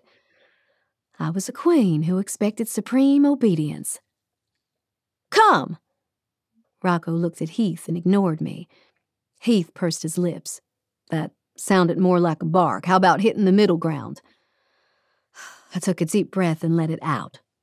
"Come." This time, amazingly enough, Rocco looked at me and came over, his tail tucked between his legs. Heath reminded me to have him sit. I gave the dog the command, and he actually did it. Still feeling nervous, I half expected him to run off. But he sat there like a good dog. I clipped the leash to his collar, and he immediately bounced up and down and pulled, but I had gotten the leash on. I raised triumphant eyes to Heath. He was watching me, his mouth turned up on one side. And for some silly reason, seeing his smile of approval made me happy. Chapter 12. Heath. I wiped my foolish smile from my face. "Come on," I said, hoping I sounded indifferent enough. I turned away from Noelle and the dog. I imagined her wrestling with Rocco behind me, but I needed to catch my breath from the moment that just passed. I had been watching her, how timid she had been. When she got Rocco to sit, she had gazed up at me so happy I felt a tug in my heart, a thawing. I shouldn't have said yes to this. This was a familiar, dangerous path to be on. Slowing down, I let Noelle catch up with me. Rocco was yanking her around, chasing puffs of snow that he was stirring up. "Here," I offered. "Let me show you." I kept the leash slack when Rocco didn't pull and stopped walking when he did pull. "Your turn." I handed her the leash. Pretty soon, he was paying attention to Noelle and slowing down. "Better," I said. "Both of you." Her cheeks turned pink. "He does seem to be a good dog." She gazed at Rocco with affection. I was a sucker for women who loved dogs. I tore my gaze away and motioned to the side yard. "Let's go out to the street." It felt funny, walking a dog down the street with this beautiful woman as though we were one happy couple. "So," Noelle said, "what got you into dog training?" I stuffed my hands in my pockets. I trained my own dogs for years, hunting dogs, house dogs, cattle dogs, you name it. I just kind of fell into it, I guess, when my family and friends started asking me to help them with their pups. "Did you learn from someone?" Nope. Everything's just on my own. I grew up with dogs, and I think I pretty much understand what makes them tick. I glanced at her profile. Despite my earlier reluctance, my curiosity got the best of me. "You have pets?" "A cat. Prunelle is her name." "What got you into cats?" "I had them growing up. My mom could never turn away a stray. I would feed them milk and leftovers. When Mom found out, she got me some cat food. After I grew up and moved away, I decided I wanted my own cat inside my house. No more strays that sometimes disappeared and you don't know if someone's stolen them or worse. Up ahead, a car was coming. I could sense a change in Rocco. He was coiling back, preparing to charge at it. Before I could warn Noel, he took off, dragging Noel behind him. She fell on the ground and lay there for one long, scary moment while Rocco kept on going down the road. At least she had let go of the leash. Noel lifted her head. She'd cut her lip and she was trying to suck in her breath. Her face was ashen white. The driver of the car stopped. "Oh my," the elderly man behind the wheel said. "Are you all right, young lady?" "Yes," Noel said. She touched her lip and stared at the blood. A sob escaped from her. "Sit on the curb and stay here," I told her, leading her over to the side of the road. "I'll be right back." The driver offered Noel a blanket, and Noel smiled in appreciation. I cursed under my breath and jogged down the road the direction where Rocco last headed. I could hear dogs barking, and so I headed that way. Was he even neutered? This dog was such a problem child. Who wasn't my problem, I reminded myself. I was just helping Noel for the day. Afterwards, it was bye-bye. I wouldn't let Noel guilt me into doing anything more. I walked past a circular driveway where a fancy sports car was parked. Was this subdivision loaded or what? There was loud barking from the back. On a hunch, I walked down the driveway to the side yard where a gate stood open. "Rocco!" I called out. "Rocco!" An excited bark replied to my calls. I hurried down to the open gate and entered, sizing up the situation. Rocco, cowering in the corner, was surrounded by 2 Doberman pinschers. Holy cow, this was bad. A woman came out onto the back balcony, screeching at Rocco. "Get off my property!" She caught sight of me and whirled into attack mode. "Is this your dog?" "Yes'm, I'll just get him and all will be well. Call off your dogs, please." "Peanut butter, jelly," the owner said. But either the dogs were deaf or poorly trained. They kept circling Rocco. If they got hold of him, Rocco would be toast. I looked around for something, anything. A hose sat on a reel but was not attached to the faucet. I screwed on the end of the faucet and turned on the water all the way. Just as the Doberman pinschers lunged, I sprayed the first one and then the other. They yelped and ran off to the side, their tails tucked between their legs. They watched me, unsure, as I turned the water off, unscrewed it from the faucet, and walked over to Rocco. Rocco hid between my legs and barked at the other dogs. "Don't be stupid, Mutt," I said, picking up his leash and leading him away. "Stop while you're ahead." "Sorry about that," I called out to the house owner, who hurried over to her babies, mouthing insults at me. I led Rocco out the gate and closed it all the way. A car was coming down the street, and this time I had Rocco sit and stay until it passed. "Let's go check on Noel, shall we?" I told Rocco. She was still sitting where I'd left her, a blanket around her shoulders. The elderly man sat in his car, the windows up. There, the man said, rolling down the window. "Your boyfriend is here." Neither of us tried to correct him. "Thank you so much, sir," I told the man, "for taking care of her." "She's a little rattled and bruised," he said, "but I think she'll be okay." "Thank you," Noel said, raising grateful eyes first to me, then to her new friend. She tried to give the blanket back, but the man told her to keep it. Then he drove off. "That was nice of him," Noel said, pulling the blanket tighter around her. "Really, he didn't need to stop." She sounded like she was on the verge of tears.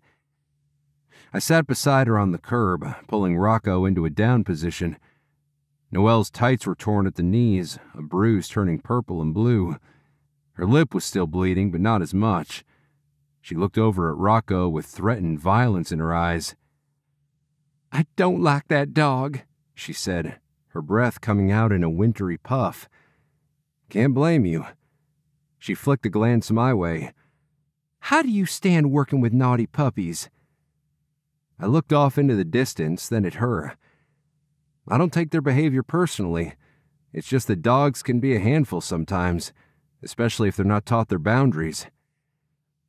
I won't beg for you to change your mind, she said, but if you could find it in your heart to train him, I'll make you a deal. I gazed skyward. You've already tempted me with dinner and money. I can't wait to hear this one. I've been thinking of going to the Caribbean this Christmas break, the week between Christmas and New Year's. I'll get you a ticket. To go with you to the Caribbean? I whistled. Yes. She was gazing at me with those beautiful blue eyes. I pictured her in a swimsuit, or maybe even a bikini. No, not a dog's chance. I cleared my throat. That's awful nice of you to entice me that way, but the answer is no. She drew in a shaky breath. It was a crazy idea anyway. She stood. Let's finish training then. We haven't all day.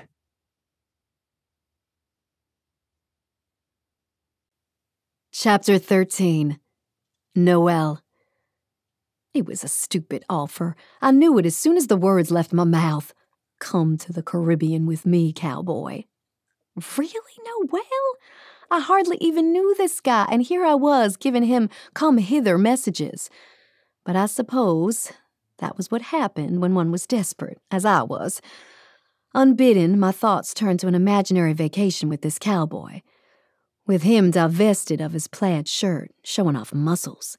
Him and me, playing on the beach in shallow turquoise waters. Me in a cute new pair of bikinis, splashing in the water. And then reality crowded in. All the playing I'd be doing was with Rocco. The thought of being with this jumping, murderous dog was too much to bear. Thing was, the dog didn't even look repentant. He looked absurdly content to sit at Heath's side. "Why does he stay so calm with you but not with me?" I asked. Heath glanced at Rocco. "Probably because he senses your anxiety. When I work with dogs, I visualize how I want them to behave and try to keep my breath even.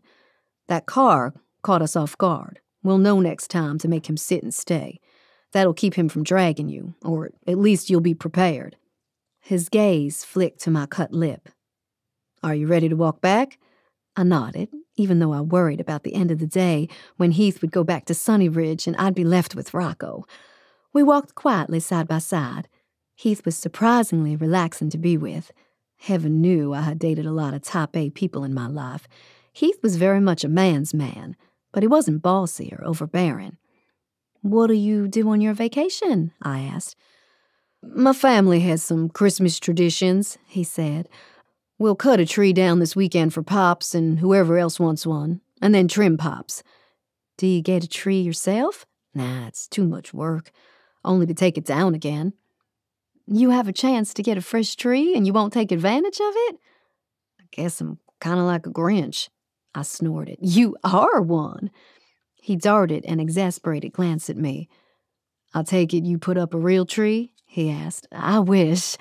That's the kind of tree I grew up with, but no, I'll take out the Walmart special I got years ago. It's a white flocked one that fits in my apartment, but it certainly can't beat fresh. I really miss Christmases at home, to be honest." "Where's home?" he asked. "Back east, Virginia." "Really? I wouldn't have guessed." I studied his profile. "By my accent or what?" "Just, I picture Easterners being kind of snooty." I raised an eyebrow. "Whatever gave you that idea?" I knew someone from back east." He looked out in the distance. "A long time ago, in college." "Huh, that's what, 2 decades ago?" I teased. "Just 1 decade. Who was it?" He swallowed visibly and hesitated. "An ex." "Oh. Anyway," he cleared his throat. We walked without speaking a ways. I wanted to keep asking him about the ex, but I chickened out. "What other traditions do you have with your family?" "We go ice skating at the pond near our house," he said. "There's always events around town, a nativity, hay rides, cookie exchange, that kind of thing." I pictured him with the clan Althea had married into. 6 strapping cowboys baking cookies and exchanging them. I giggled, and then it was his turn to raise an eyebrow. "What?" "Nothing." We turned the corner, and there was the house. We had come to the end of our walk already. So soon. "What about you?" he asked. "What do you do to celebrate Christmas?" His question boosted my spirits. I could talk Christmas all day. For starters, I'll go downtown and go window shopping, sample the food. There's chocolates at Marv's, twisted bread at Bertha's. His mouth twitched. "You really get into it, don't you?" "Yes, sirree. Oh, and of course, there's the real shopping for my parents, my brother, niece, and nephews. Neighbors' gifts for my apartment building, co-workers' gifts. Oh, which reminds me, I still need to mail them out, unless... "Unless what?" "Unless I fly home to see Mom." "Your dad, is he still alive?" I shivered despite the warmth of the blanket. "Yes, but he remarried. His new wife doesn't want me to come over." I faked a smile. "She wants them to enjoy their first Christmas together alone." "Ah, I see." I wished he wouldn't give me that pitying glance. People always told me that I was lucky my parents didn't divorce until I was grown. It didn't matter. Divorce was divorce. The same hearts got broken. "He's in Virginia too?" he asked. "Maryland. I also try to catch the Nutcracker Ballet. That's always fun. I like to dress up for that. Then they do a draft horse carriage ride in the outskirts of Colorado Springs. Great, especially when there's snow on the ground. We do that too, a hay bale ride on a truck trailer bed, that is. Not as fancy." Our conversation came to a standstill. We were back where we started, Rocco's house. There was no earthly reason to keep Heath from leaving, other than this deep worry over being left to my own devices with a puppy. "I had better let you go," I said, looking at him. "Let you get back to your day." Heath handed me Rocco's leash. I gripped it tight, and instantly Rocco's demeanor changed from calm to crazy. I thought back to Heath's advice earlier. "I don't know a single thing about kennels," I said. "How big would he need, do you think?" Heath was quiet for a minute, thinking, and then he rubbed his nape. "I suppose I could come with you to the store." I couldn't believe my ears. "Would you? Oh, thank you so much." He kicked at the fluffy snow. "Just to make sure you get the right kind." "Of course." He studied Rocco. "It's probably best if we take the dog. It'll be good socializing for him." "Really?" I tugged so Rocco couldn't chew as much on the leash. "That sounds like a disaster waiting to happen." "Nah, it'll be good training for him." His expression turned stern. "Afterwards, though, I really need to get going." "Definitely." Chapter 14. Heath. I could have kicked myself. Why I offered to take her to the pet store was beyond me. In the passenger seat of my truck, Noelle gave directions and pointed out her favorite Christmas landmarks. "At night, that place is lit up like a scene from a winter fairy tale," she said, pressing her face against the window pane. "And that's where I go for hot chocolate some nights." She sat up. "Oh, look, there's a Christmas tree lot." I followed her gaze. The lot was by a supermarket. "Maybe this year I'll get 𝗱cie," she declared. For one crazy second, I thought about inviting her to our family's tree cutting this coming Saturday. The moment passed without me saying so, and sanity reigned once again. The parking lot at the strip mall was crowded, the last few remaining spots toward the fringes. I got out like a gentleman and went over to open her door. She was looking at her reflection in the visor mirror. "I look like I've been in a fight," she said. "That sounds like a better story than a dog dragging you." Speaking of which, Rocco started whining. Noelle slid out of the front passenger seat and we let the dog out. I handed her his leash and she frowned. "You might as well get used to taking him around," I said. "He's your responsibility the next few weeks." "Come on, Rocco." She tugged him along. "By Christmas, I'd better have sold this house." "And if not?" "Then I don't know what I'll do," she admitted. "Tell me honestly," she said as we made our way across the parking lot. "Is there hope for Rocco?" "There's always hope for dogs regardless," I said. "The question is, can your patience outlast him?" "I hope so." Inside the store, I got a cart and we walked up and down the aisles. Along the shelf of shampoos, another dog was coming our way. "Prepare now," I told Noelle. "You see that dog coming?" She gripped the leash tighter. I touched her arm. Just relax. Rocco can sense if you're tense. Take a deep breath and let it out slowly. Her body relaxed. Good job, I said. Rocco was calm until the other dog passed, and then he bolted, dragging Noel with him. I swore under my breath, caught up with them, and grabbed the leash before Rocco could take off farther. Sorry, I told Noel, helping her up. She was bent over, probably in pain, and I leaned close. Are you okay? When she lifted her head, she was shaking with laughter. At least I didn't do a faceplant that time. She straightened up and gave me an exasperated look. You keep saying to just relax. Why don't you take care of the dog if it's such a relaxing activity? You know why. I'm not the one who will be with Rocco the next few days. I know. The next time you're about to pass another dog, I said, have Rocco sit. We need to calm his mind first because once he gets into an excited state, it'll be hard to pull him back from that. Okay. We went over to the cages. Noel considered all the options, looking overwhelmed. Which one do you recommend? The travel ones are cheaper, but some dogs don't like the solid sides. Personally, I use the wire cages for my clients' dogs. It gives them fresh air, it doesn't make the dog feel closed in, and it looks better in my opinion. You sold me, she said. I plucked a huge package off the shelf and set it on the cart. She also got Rocco a new bed that fit in there. After we got an employee's help getting the stuff up front, Noel took Rocco's leash, darting fearful looks side to side. Relax, I reminded her. She nodded and took a deep breath before walking him again. A little schnauzer came into view, approaching us with its owner. Rocco froze, planting his front legs down and emitting whining noises. Sit, Noel said, tugging at the leash slightly. Rocco sat. Stay, she added. The dog passed Rocco, who merely watched. Good dog, Noel said, patting Rocco's head. Her face glowed with pride. Once they got past, Rocco got up, sniffed around the counter, and raised his leg to pee. Noel covered her face with her palm.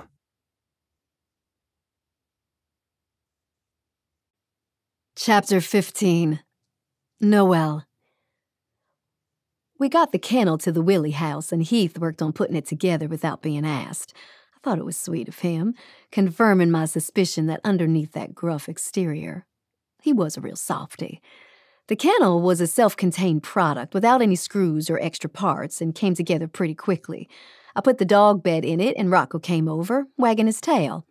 He seems to like it, I said, as Rocco turned in circles and settled in that new plushness with a sigh. I think so, too. Heath stood. I wish he would change his mind and take on Rocco. Ella hadn't called me back, even after I'd left her several messages. I was running out of day to make arrangements for the dog. I had better just call, anyway, even without Ella's go-ahead. Surely she wouldn't be opposed to keeping Rocco, and the house, safe. An awkward silence descended upon me and Heath. There was really no earthly reason for him to stick around. We'd gone to the store and accomplished that errand. Rocco still pulled against his leash, but at least he responded to my basic commands. I can't thank you enough, I told Heath. It was nothing. His expression was hard to read, like a tolerant older brother. Was that how he saw me as?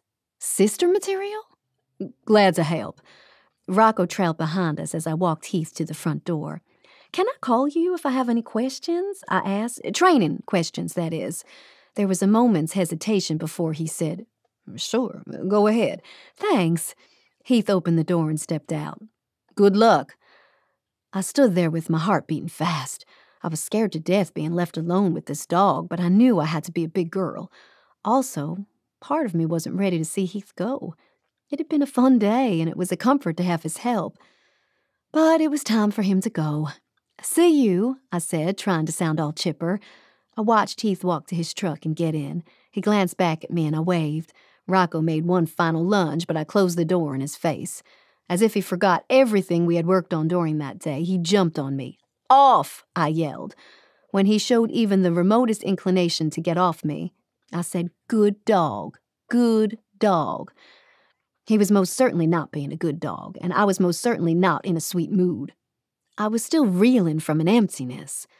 Seeing Heath leave had affected me more than I cared to admit. I probably would never see him again, so I better get used to it. Taking a deep breath, I walked over to the kitchen and pulled out the phone book. I needed to make calls fast. I was able to get a hold of 3 kennels. "Please," I told all of them, "my dog needs to be boarded right away. We're trying to show the house, and he needs to be out and trained while at it." "I wish I could help you," one lady said, "but we have no openings for the moment. After the holidays, check back."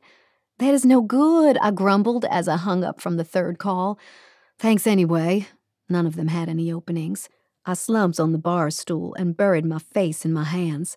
Suddenly, I realized that I hadn't seen Rocco in a while. I called his name. No answer. "Rocco?" Still no answer. I went out to the family room, walking right into a cloud of pillow stuffing. Rocco was sitting there ripping out the contents of the pillows, flinging them about. "No!" I screamed. "Oh, Rocco, you horrible beast!" Rocco jumped off the couch and onto the other one, as though he had it in mind to shred the other too. I marched up to him with the intention of grabbing his collar, but the twerp stayed out of my reach. "Come here!" I growled. Rocco ran behind the couch and disappeared. I marched down there with swinging arms, furious. Rocco was hiding behind a table. He didn't look about ready to follow my commands. Just as the doorbell rang. "I'm not done with you, you hear? Stay in that spot if you know what's good for you." I went to the front door, and of course, no shock there, Rocco came along.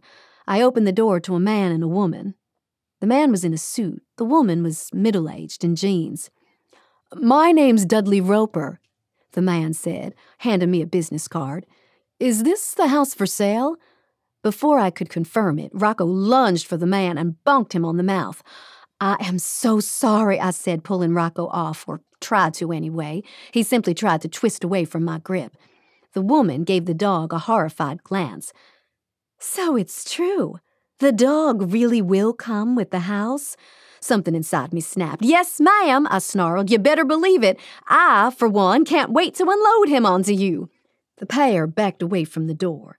Rocco went after them, prompting them to run to a sleek-looking sedan. Rocco barked as they shut the doors, chasing them down the driveway. I probably should have tried to stop him, but I didn't care if the brat got lost in the neighborhood. Next, the phone rang. I went to the one by the living room furniture and answered. Through the open doorway, I could see Rocco's chasing the car taillights. "Noel, this is Ella." Relief flooded my body. "Oh, thank goodness." "How's it going?" "How's it going?" My voice rose. "Terrible." I'm sure it can't be that bad." "Actually, it is. I have a long list of problems, at the top of which is your niece quit." "Shoot. Also, I didn't realize that you've already listed the property." "I haven't officially," she said, "but I have mentioned it to a couple of people at the office. Why?" "I'm here at the house and a couple just came to the door." "Oh, great." "No, it wasn't great," I growled out. "Rocco chased them all the way to their car, and he's out there right now terrorizing the neighborhood." "Oh, dear. Yes, truly, he is the spawn of the devil. You need to get that clause off the house sale. Now." "I will see what I can do. Meanwhile, are you taking this on, then, as a listing?" "Only if I get top commission." "You got it. Anything else?" Well, that was easy, though I immediately regretted not asking for more. "I've tried to get a training kennel for Rocco, but haven't had any luck," I said. "You'll need to take the dog in until I can get the house shown. They can always meet Rocco later." "No way," Ella protested. "I'm an empty nester, and my house isn't built for roughhousing." "Neither is mine. I have a cat. You gotta help me with this." "Let me see if I can arrange for another dog sitter." "Yes, do that, or so help me. I'm on it." After Ella hung up, I felt a wet lick on my hand. Rocco looked up at me with the sweetest expression. He was back. Drats. Chapter 16. Heath. I came home to a couple of excited dogs who ran around outside and finally settled beside me on the couch. I petted their heads, thanking my lucky stars that I had well-behaved creatures. Rocco, on the other hand, I felt a stab of guilt. I thought back to the moment when I left Noel, looking sad at the door. She was crazy to agree to take on that house sale. It was bound to end in disaster for everyone. More than that, I was thinking what a surprise the day had been. It had been fun being around her, as disastrous as some parts of it had been. Noel was cute, not just in looks, but in personality. Definitely not my type. She was almost too much at times, bubbly and perky like a little purse dog. Around her, I felt like a pit bull, so serious and bent on stamping out her enthusiasm. I'd be the last man she'd want to date. Not that I was interested in dating right now. I pushed the dogs off and got up to get some dinner ready. Poking around in the fridge, I found a couple of slices of leftover pizza and zapped it in the microwave. I took the plate to the bar and prepared to eat, opening that day's paper. The pizza was gooey but stale, like eating a cheesy piece of cardboard. On page 3 of the paper, my hand stilled. There, with her photo blown up, was Noelle. She was being congratulated for earning the Associate Realtor of the Year award. I stared at those eyes, bright with life, her smile wide and generous. I closed the newspaper and folded it tight, then tossed it on the side table. I didn't need more reminders of a certain realtor with big blue expressive eyes. As I finished the pizza, the phone rang. "Hello," I said. "Heath, thank goodness I got a hold of you." Despite my resolution to not get involved, my blood hummed with pleasure at the sound of Noelle's voice. "Sorry to bother you," she continued, "but I have a dog-related question. More than one, actually." Of course she would call about dog training. What else would she be calling about? Sure, go for it. "How do I get him to stop climbing the chairs and tables to get to my food?" I leaned against the wall, cradling the phone against my ear and smiling. "Are you still at the Willie house?" "I plan to stay here, I think. I've asked my neighbor Sylvie to take care of my cat, but otherwise I'll stay here. I have some cleaning up to do." "What did he damage?" "The sofa." "Ouch." "No kidding." "Anyway, for food," I said, "you just need to establish that—" "I find your intros funny, you know." Her tone was teasing. "I just have to do this, do that, like it's super easy." "It is pretty simple, but it's not always easy." Her voice turned quiet. "No, it's not. I wish... Never mind." "What?" "I wish you hadn't left." Her voice was low, soft, and pulled me in. I didn't have anything to say to that, especially since I kinda agreed with her. I stayed silent, thinking of a response and coming up empty-handed. "He's gone berserk since you left," she said. "He must not respect me." "He doesn't," I confirmed. "As I was saying, you need to establish your dominance. Start with food. Set a plate down on the floor for him, and then if he approaches, make a disapproving sound, like a tisk sound." "Give me a sec." I could picture her making the sound by the phone, her face scrunched in concentration. "Ugh, he ate my sandwich." I suppressed my laughter. "It means you're not being firm enough. Just keep doing it. He's a smart dog. He'll catch on." "Some psychopaths have genius IQs." This time I laughed out loud and she joined in. "If I don't laugh," she said, "I'll probably cry." "Has he pounced on you since?" "No, he's too busy shredding the couch. Oh, and an expensive-looking sculpture that looks more like a bone now that he's done with it. But seriously, thanks. I'll go try what you suggested." "You said you have more than one question," I reminded her. "Right. How do I make him go into the kennel?" "Isn't he wanting to go in?" "I'm able to lure him in with treats, but I can't convince him to stay in it." "You just have to shut the door to it real quick." "Tried that," she said, sighing. "Didn't work. He's too smart for me." "Put his dish with food in it in the kennel. He needs to associate it with good things." "Brilliant. Okay." "That it for questions, then?" I leaned into the phone, delusionally hoping for more, I guess. "Actually, one last one," she confessed. "Tell me why people have dogs. It couldn't possibly be for this." "That's an easy question to answer. They're great buddies. They're good company, especially during cold nights. She laughed. You need a wife. A wife? Her blue eyes appeared in my mind, as did the smell of her perfume. A sudden longing to be with her hit me. Dogs are less work, I said. I disagree. You'll be fine, I assured her. I sure hope so. Bye. I hung up and stared at the phone for a long while. My dogs gave me a curious glance from their places on the floor. I won't trade you guys for a woman, I assured them. But my mind and heart drifted to what she'd said. A buddy. Good company on cold nights. A wife would be good to have. Too bad Jenna soured me on all women. Noelle, on the other hand, seemed like the real deal. She was beautiful, funny, sexy, and had a good heart.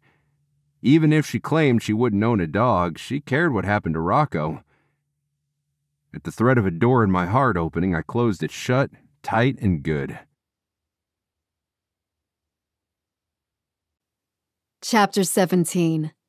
Noel.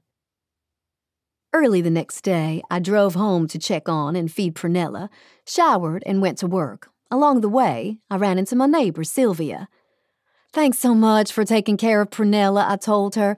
No problem. Sylvia gestured with her hands. She's so quiet and well-behaved. Unlike dogs, I grimaced. Oh, yes, Sylvia nodded. I used to have dogs. Never again. I hate that they die. Well, that too. Yeah, that's kind of a bummer. Have a nice day, dear. She waved me goodbye. And let me know if I can help with Prunella any time. I showed up at work to finalize some client paperwork and update some listings. There were phone calls to make and showings to do. One came through for the Willie house. Just clarifying, the agent said. When we get there, there is a dog who is part of the deal. Yes.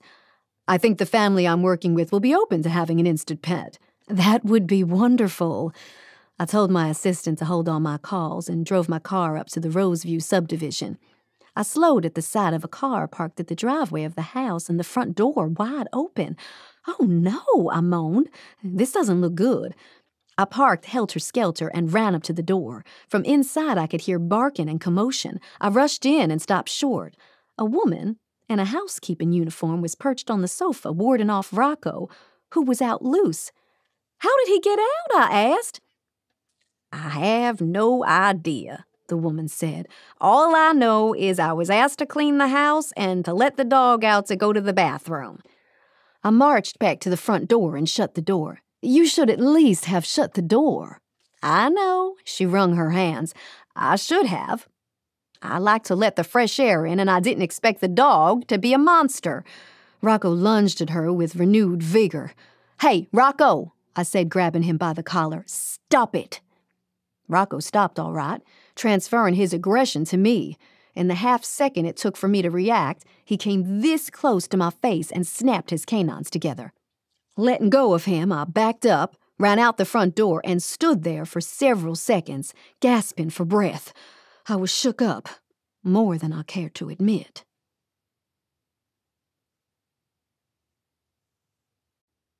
Chapter 18. Heath. I was flipping through the channels trying to find a good sports game to watch when the phone rang. I smiled to myself and answered the phone. Hello, Noel, I said. Noel, huh? Dylan said. I cleared my throat. I was expecting a call from a realtor. A realtor? Why? You finally had enough of your brother, so you're moving? Nah, just a friend who needs some dog training advice. Seems you get those kinds of women. This one's different. Oh? Dylan said, perking up. She is, huh? Cut it out. She and I aren't even dating. Your voice, though, it changed when you were talking about her, like you're sweet on her or something. Well, okay, so she's gorgeous and funny and spunky, but that's all. She isn't interested in me that way, and I sure am not interested in dating. But you agreed to the double date the other night, Dylan pointed out. Surely you're back to dating women again. Are you still gun-shy because of that Jenna? You know that's why. Not that I want to talk about it. I won't, fine. I was calling since I owe you dinner. Tater wanted me to ask you. Tater came on the phone herself. Daddy, let me. Hi, Uncle Heath. Hi, sweetie. Daddy wants to cook chicken this weekend, and I told him I will make the dessert, so you gotta vote. Okay, what have you got? Sugar or peanut butter cookies? Ah, that's tough. I thought for a minute. I like them both. Will the sugar cookies have frosting? Of course. Then sugar cookies. Good. I was hoping you'd say that. Here's Daddy. Drats, Dylan said. I wanted peanut butter cookies. You should have said so. Tater wanted to make the ones that you like. Dylan paused. Should I set aside a plate of cookies for this Noel? No, not gonna happen. She's moved on with her life. Too bad. I was looking forward to seeing you with a girl. After Dylan hung up, I went back to channel surfing. Several minutes later, I turned the TV off. Nothing good was on. Might as well get ready for bed. The dogs followed me around like usual. I glanced at them, my two buddies. I was grateful for dogs. They saved my sanity when Jenna betrayed my love. She had just used me to make this other guy jealous. Never again. But the kindness in Noelle's eyes and actions made me reconsider. I remembered particularly when she was asking me questions in genuine curiosity, trying to get to know me. Of course, she very well could just be a good saleswoman. That was her specialty, after all. I climbed in bed and fell asleep quickly. Pretty soon, I was having a dream. In my dream, I was in a dog suit, following around a beautiful woman. I couldn't see her face, but I had the distinct notion that she was beautiful and that she was Noelle. We were walking together to a platform where Santa Claus was waiting. He wasn't like your typical Santa. This guy was young, skinny, and clean-shaven. The woman pulled me along, making me sit and stay at the steps. Santa gave me a dismissive look. No dogs allowed. But he comes with the house, the woman said. Oh, in that case, he can have some treats. But the treats were these dried-up jerky pieces. I took a bite of one and gagged. Santa and the woman laughed. I looked at the woman, her face was all a blur. And then, like a fog lifting, her face got more defined. It was Noelle. I sat up, breaking out in sweat even though the room was cold. The dogs sleeping on the floor by the bed raised their heads, watching me. It's okay, I told them. Just a bad dream. I punched my pillow and flipped to my other side. In the middle of the night, the phone rang, but only once, and then it stilled. I was prepared to answer it, then puzzled it out, confused. I looked over at the illuminated dials of the clock. 2:03 a.m. Apparently tonight was not a night for a good night's sleep. When I drifted back to La La Land, I woke to knocking on the door.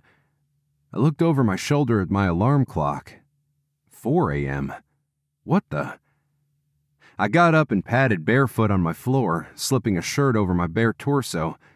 It was probably one of my brothers or Pops with a farm emergency, wanting me to come over and help. The knock came again. I'm coming, I grumbled. Reaching the door, I unlocked and opened it, then gaped at my visitor. Noelle was standing there at my doorstep, looking half frozen, her lips shivering. Beside her, leashed and looking more awake than what was decent this time of morning, was Rocco.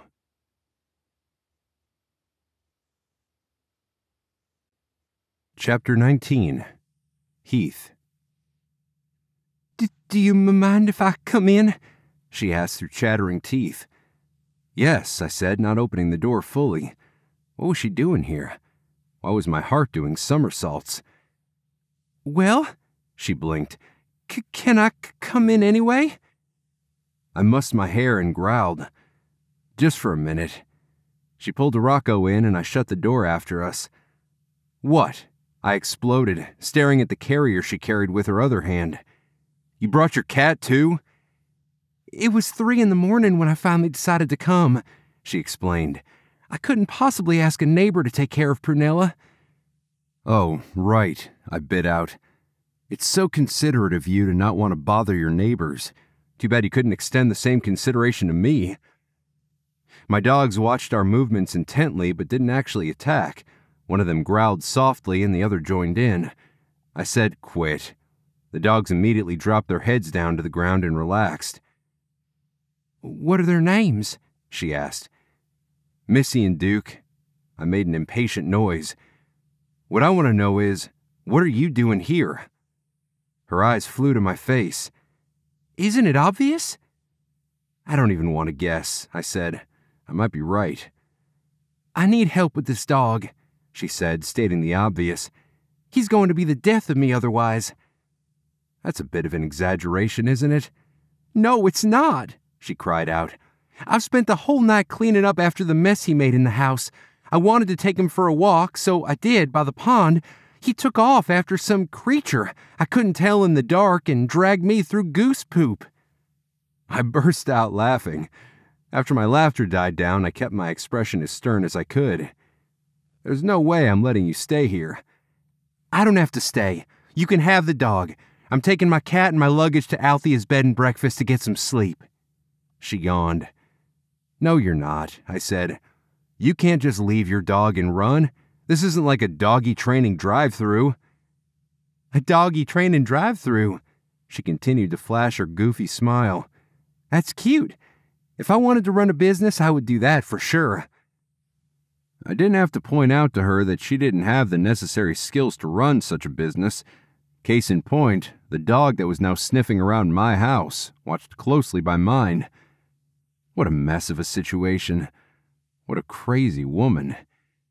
Heath, what a doormat you are. I watched her sway like a tree about to fall, fighting the urge to save her. That was how Jenna and I met to begin with. She was on the rebound from her boyfriend. I was trying to save her. Noel was swaying precariously, forcing me to make a split-second decision. I could let her stay for the night, just the night, and then at first light she was out of here. She would migrate over to Althea's if needed, with that dog and cat of hers. Against my better judgment, I took her in my arms. More like half-supported her, and she snuggled against me like a kitten. My whole body flared with heat. This was madness. What I should have done was to march her right out into the frigid night with her dog and cat and off to Althea. Who cared who I woke over there? That was Althea's livelihood, hosting travelers for the night, giving them a bed and breakfast. My brain was befuddled. That was all I could say in my defense. Holding Noelle close and smelling her sweet perfume, I wanted to just carry her off into my bed and snuggle her under my covers. Of course, I wasn't about to do any such thing, especially if Pops had anything to say about it. Pops was old-fashioned in that way. Even though I was 30, Pops would still lecture me to high heavens about the need to be chaste and not have any temptations around. Like this soft, fragrant, and sleepy woman. "This is very nice, thank you," she murmured. "I am so grateful for the pillow." She leaned her head against my arm. "Such a muscular bicep." She ran her hand up and down said body part, tempting me something sore. "Hey," I said. "Hey." She blinked up at me, looking confused, and then looked around. "Ah, yes, I was going to go to the bed and breakfast." She nodded off again, but at least she stopped kneading my arm. I led her to the couch where Rocco was already curled up, asleep. Only fitting that if she were to share a bed with someone, it would be that knucklehead of a dog. I sure hoped she had brought his kennel, because this wasn't going to do. Not at all. My dogs gave me perplexed looks as I let Noelle slide into a lying position so her feet were by Rocco. She had on a bright pink sweater and a matching hat, a suede skirt, tights, and a pair of boots with huge balls on the end of the tassels. Her face was relaxed in sleep. Angelic. Ha! That was the biggest joke. But even as my heart wanted so much to reject her, part of me started to thaw out, scarily so. I stared at her face, tracing her delicate features with my gaze, wanting so badly to touch her. Her lips were parted in a dreamy smile, and her hair was all arranged in a fringe around her jaw. I pulled at her hat, and out tumbled that golden hair, shiny and glossy with flyaways from static. She looked messy. She looked adorable. Noelle was the very incarnation of a woman that I had vowed never to open myself to again. All that charm capturing my heart once again. I had been burned before. Never again. Her eyes flew open and I panicked. Would she tell me she loved me? Would I have to reject her just as she was getting here? Would she spill her deepest secrets? But she simply said, "Thank you, Heath. You are the sweetest." And then her eyes fluttered shut once again. She couldn't possibly have meant what she'd said, half asleep as she was. Still, I allowed the pleasure of her words to wash over me. I backed away, motioning for my dogs to come too. The cat was asleep in the carrier, so no worries there. In a few hours we would sort everything out. All of these extra creatures in my house would be gone. Yes, that would be a good plan. I turned off the light in the family room and padded barefoot into the sanctuary of my bedroom. I had left the lamp on, and now I looked at the space that was my bachelor pad, a space I didn't think I would have to clean or tidy up because of a lady. I stubbed my toe on a piece of wood I had started to whittle the other day using a knife that Chandler had given me. I put that on the nightstand. I plucked off the jacket I had hooked onto the doorknob, sniffing it and flinching. To the laundry it would go. There was a plate from dinner the other night buried under the newspaper. I took that into the kitchen, craning my neck to catch a glimpse of my uninvited guest. She was curled up in a ball on the couch next to the dog who had slid closer to her. I hesitated, and then went into my linen closet, the one where I stashed my blankets and sheets. I normally didn't snuggle under any of them, so even though they hadn't been washed in a very long time, they would at least not be too dirty. I picked a blanket in the dark, fluffed it out in case there was any hay in it, and walked over to the couch. In the light spilling from my bedroom, Noelle looked like a fairy, her hand tucked under her chin and the other one supporting her head. I spread the blanket over her sleeping form, and she stirred. I froze, not wanting to wake her up, but she just sighed, said a couple of unintelligible words, and went back to sleep. I tucked the blanket up to her chin and accidentally touched her soft, silky skin. A pang of desire hit me hard. I backed away in a hurry and nearly stumbled over the crate. The cat glared at me. Back in my bedroom, I spent a few more minutes on my quest to clean up. It was so bad I was disgusted at what I was finding underneath everything. I picked up dirty socks and jeans and shirts and then just dropped them all. There was no way I could clean up tonight. This was a project and a half, and I needed a garbage sack to put some of the junk in. It would have to wait until daylight, if at all. It wasn't like I had to impress Noelle anyway. She'd have to take me as I was. I took my shirt off with a snarl, climbed back between my exposed covers in my chilled bed, and tried to salvage what was left of this night's sleep. Chapter 20. Noel. I woke to a rough tongue licking me. "Ugh," I said, "that's enough kissing." I woke more fully and blinked up at Rocco. He had on what looked like a lopsided grin. "Ugh," I crooned. "You really are a sweetie after all, aren't you?" I raised my head and looked around, remembering I was in Heath Brown's house. I was in Heath Brown's house! More like a cabin with its rustic touches, split logs for paneling and a fireplace made of thick walnut. The furniture was what you'd expect for a cabin, lodgepole and fabric with the deer motif. The place was lived in, with things scattered everywhere, mail, hunting magazines, and survival books. So he reads books, huh? That was a surprise.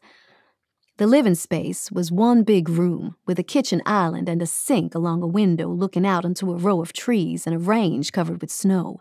Birds flitted outside from branch to branch, snow melting with the help of a cheery sun coming up in the horizon. Over the island, a mismatched set of cast-iron skillets hung. Did Heath like to cook? My stomach grumbled at the thought of food. It was time to get up anyway. Maybe I could make myself useful. I looked down at the blanket over me. I didn't remember getting this when I first arrived last night. Heath must have given it to me and maybe even put it on me as I slept. The thought warmed me inside. That was awfully kind of him. I imagined this big, burly cowboy tiptoeing in the nighttime. To my left, Prunella moved around in her crate, glaring at me for the indignity of being imprisoned. "Good morning." I sat up and reached for the clasp. "Hey, don't look at me that way.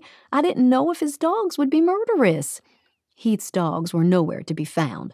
Rocco had gotten off the couch and was now circling around, looking like he had to go potty. "No," I said, startling him into a frozen pose. "Come here. Come here." I didn't even know where to take him. I assumed that the back door along the kitchen wall would lead outside. I moved that direction and hoped that Rocco would follow, and he did, just in time. As soon as I directed him to the hinged flap on the bottom half of the door, he went out and peed on the snow-covered ground. There was glass on the top half of the door. As I watched Rocco, Heath's 𝗱cies came bounding up. My heart raced at their approach. Until I met a dog, I never knew to trust it. But they only came sniffing at the newcomer with a bit of suspicion. There was a growl. I wasn't sure if it was Rocco or the locals. And then one of them was pinning Rocco on the ground, its teeth on his jugular. Oh dear, oh dear. I looked helplessly around for something to hit them with, to break them apart. Luckily, Rocco had the presence of mind to get up from under his attacker and skitter to the back of the lot and out of sight, followed by the goons. "Great," I muttered.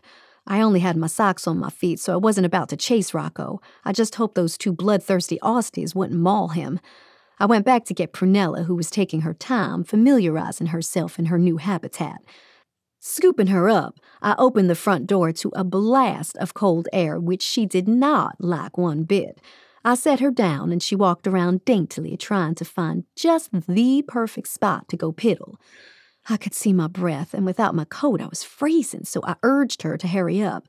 She almost looked like she picked a spot, but then changed her mind.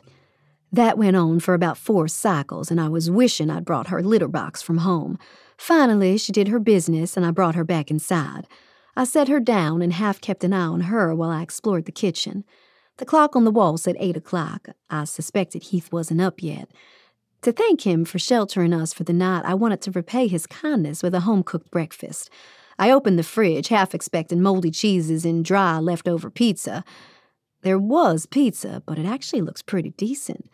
The man likes soda, that was obvious. There were cans of root beer and sun-kissed orange, as well as cream soda. In a little drawer, I found a rack of bacon. There were also brown eggs that looked homegrown. I grabbed that too. There were onions in a basket and spices in the cupboard. I was going along merrily, making a casserole in one of the cast-iron pans, when I heard footsteps. I looked up and nearly dropped the cast-iron skillet. Heath was standing there looking at me in a drawstring pair of joggers and a bare torso. I had an eye-popping glimpse of hair on a muscular chest, a flattish stomach, and biceps. He had a bad but cute case of bedhead. I'd never seen him without his hat on, and I noted with pleasant surprise that he had longish curling hair. "What are you doing?" he asked, mystified. I'm cooking." "Well, yeah." He rubbed the sleep from his eyes. "That's pretty obvious, but why?" The bacon sizzled satisfyingly while I stirred it around with a wood spatula. I tried to not stare at his muscles again. "I thought I'd make you breakfast, being how nice you were to let me crash here this morning." He looked like he was trying to focus, bleary eyes. "How are you so cheery this early? You got here, 4 a.m.? I shrugged. "I can get by on little sleep. I'm also a morning person, so that helps." Heath scratched his neck. "Well, thank you." "I've got this under control," I said, "if you want a shower." "And get a shirt on." He nodded and then looked around some more. "I see that your cat has made herself at home." I followed his gaze. Prunella was perched on the back of a sofa, watching him with narrowed eyes.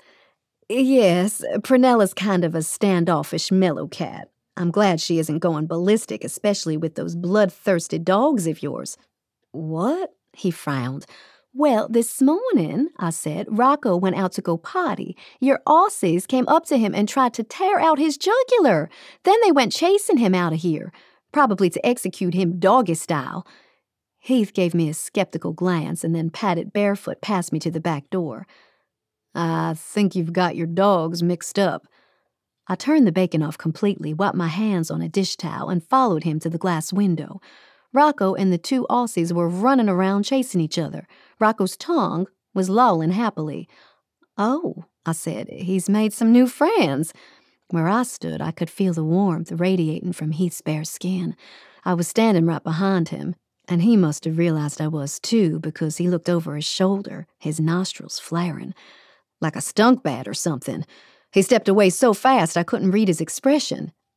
Had that been disgust? My stomach sank. I knew that he didn't like me all too much, but for him to have an active dislike for me was disappointing. He muttered something about going to shower, and I went back to my cooking. After he retreated to his bedroom, I breathed a sigh of relief. We hadn't talked about what would happen next, but I was hopeful. He hadn't thrown me out unceremoniously, so I took that as a good sign.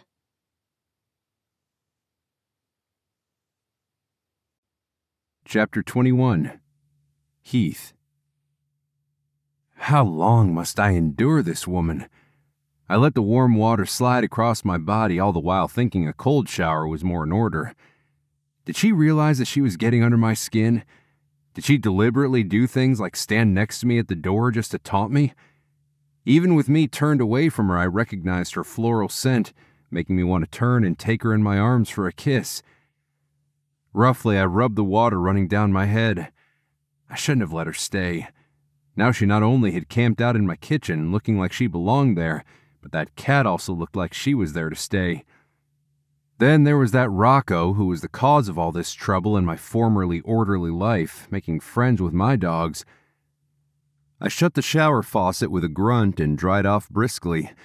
I needed to come out soon so that I could get her out of the house and out of my life. I would train that dog of hers, and once that was done, we would be finished, over, and I would be back to being a happy bachelor once again. I looked through my clothes, wincing. I hadn't done laundry in a while and had few clothes that were actually clean. But how was I supposed to know that a woman would be anywhere near my space, let alone invade it? I took a brown long-sleeved Henley shirt with buttons on the front off its hanger and slipped it over my head. I also grabbed a pair of jeans and pulled them on. I went back to the bathroom, not sure why I cared, but I checked my reflection in the foggy glass. My eyes were slightly bloodshot thanks to the overnight intrusion. The shirt was snug, a little too snug, like I was trying to impress her with my pecs. I ran my fingers through my wet hair, making it lie down a bit, and checked my beard from a few angles. A bit bushy in places and needing a trim. No, I wasn't about to act like a guy who was out to impress this girl. I put on socks and work boots and came out. I stood there for one stunned moment, getting my bearings. Noelle was humming to herself happily while she was putting steaming plates of food on the table. She had a placemat at either end with proper utensils and all. The plates matched too. My gaze went back to her. She looked absurdly pretty, like a model in a kitchen equipment commercial. Decidedly out of place in my farmhouse. "Where'd you find all that?" I asked in a daze. She looked up in surprise, her eyes widening. Her gaze flicked to my shirt and then raised it in a hurry to my face. I was sure she was judging me for having ill-fitting clothes. She might even be comparing me with all those guys in the city who looked rich and hip in their suits. "I packed the placemats from home," she said, straight-faced. Then she broke into a grin. "Kidding. Didn't you know you owned all this good stuff? If you don't want it, I'll take it off your hands." I walked over to inspect the placemats more closely. I vaguely remembered a Christmas when I got them from Mom. She said it was high time I used real china and all, and then I'd promptly buried them somewhere in my kitchen. I never really needed any of it, not when I had no one to feed other than myself and the dogs. I cleared my throat and walked back to the kitchen, away from Noelle and her distracting presence. Having a woman in my space was such a strange feeling. It was as if it was brighter or sunnier or something, and I didn't really understand why that would be, especially since it was quite overcast outside and gray clouds hung low overhead. "We'll have another good snowfall this weekend," I predicted. "Oh, good," she chirped. "I bet it'll make Christmas tree cutting more fun." I kept my eyes on the scene outside while my mind raced.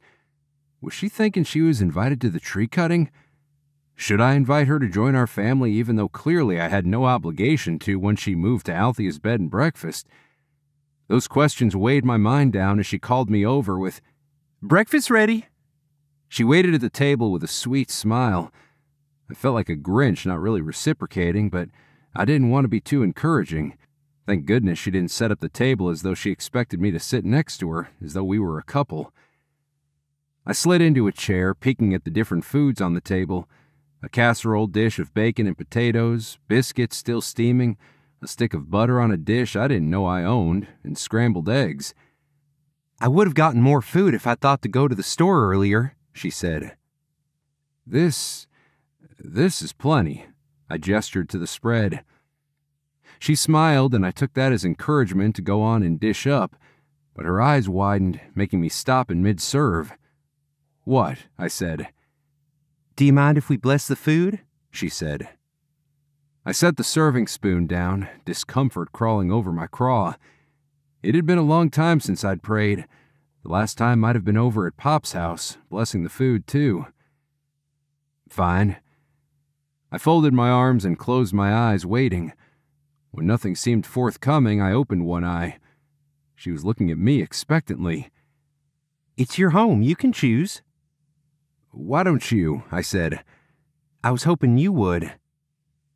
Well, did the lady want me to choose or not? Every part of me resisted. I didn't like praying, let alone aloud with others. She added, "But if you'd rather not—" No, it's okay." I gritted my teeth. Best to get her done and over with. "Dear Lord," I said, the words feeling foreign on my tongue, "thank you for the bounty thou hast sent us. Thank you for this food that my friend Noel prepared for us. Please bless us that—" What exactly did we need blessings for? "That Rocco will behave," Noel whispered. I opened my eyes. Seriously? She was coaching me on the prayers? She smiled and closed her eyes. "Please bless us that we'll be able to help Rocco behave. Thank you for bringing Noel into my life." I hadn't meant to say that aloud, but it was too late. I might as well make the most out of a weird situation. "And for her kindness in preparing this food for a knuckle-headed bachelor like me." I opened my eyes. Noelle's face was glowing and she was watching me. She closed her eyes right away. "Amen." "Amen," she echoed.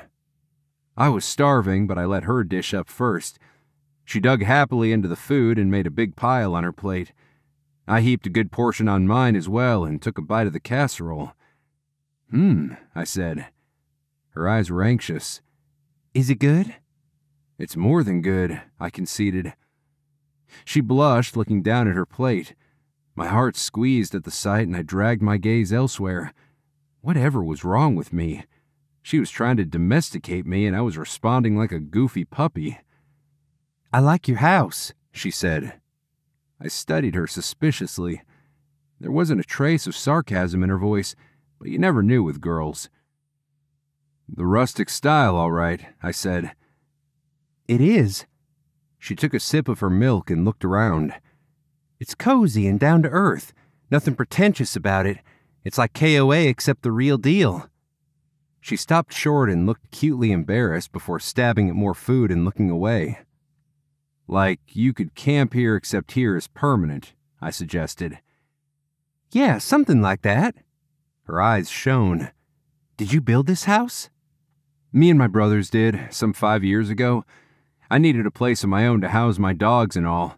Sometimes my boarders can be noisy." She nodded. "I can see that. So you must be quite a ways from anyone. I couldn't see other houses nearby this morning." Her mention of her middle-of-the-night visit reminded me that she and I shouldn't be shacking up like this if I knew what was good for me. "After breakfast, I'll take you down to Althea's." She blinked at me and then cast her eyes down. "Sure, the sooner the better." She sounded disappointed, which was crazy. Why would she want the company of a grumpy cowboy bachelor like me? I think I remember the way there, she said. I don't need to trouble you. It's okay, it's not too far from here. So I can board Rocco here then? Her expression was hopeful. I took a slow bite of egg. It's looking like it. Sorry to ambush you into giving up your vacation. She hardly looked sorry. I didn't say anything. What was I supposed to say? Any time? The awkward silence stretched, punctuated by that infernal cat's purring. I helped myself to a biscuit and slathered butter onto it. The butter was melty and gooey and like manna on my tongue. As I took a bite, I was brought back to days when Mom was still around, and she baked all sorts of goodies for Sunday dinner.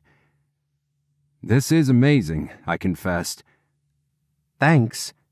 Pink spots of pleasure tinged her cheeks. I had flour around here? In that canister over there. She pointed at the counter. Oh, right.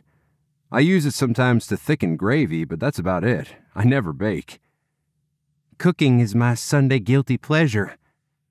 A little smile appeared on her face, her head cocked, her hands supporting her chin. She looked happy and relaxed. I imagined her on Sundays buzzing around in her swanky city apartment, breaking open a recipe book and oohing and aahing over the pictures. She reminded me so much of Mom, how she threw herself into making things with her hands. What are you thinking of? She asked. Pardon me? Your expression changed, like you were remembering something pleasant. I didn't like that she was so in tune with my emotions. Just thinking of my mom while she was alive. Her expression softened. If you don't mind me asking, how'd she pass? The bite of biscuit I had in my mouth suddenly tasted bland. Cancer. Oh, I'm sorry. Her face paled. That's the worst. I sat there trying to think if she was right. No, cancer wasn't the worst. The pain and suffering Mom had to endure was the worst. I knocked back a guzzle of milk and stood. Breakfast was over. Don't you want more? She asked, glancing at all the leftovers.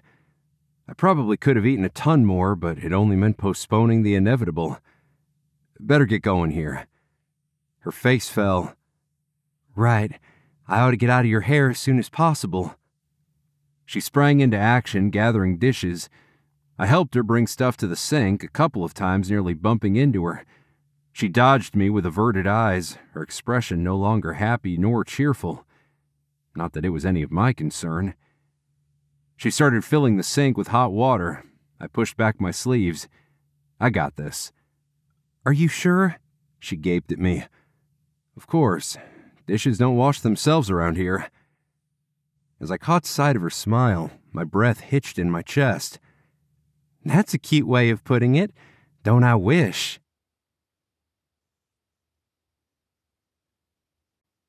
Chapter 22. Noel.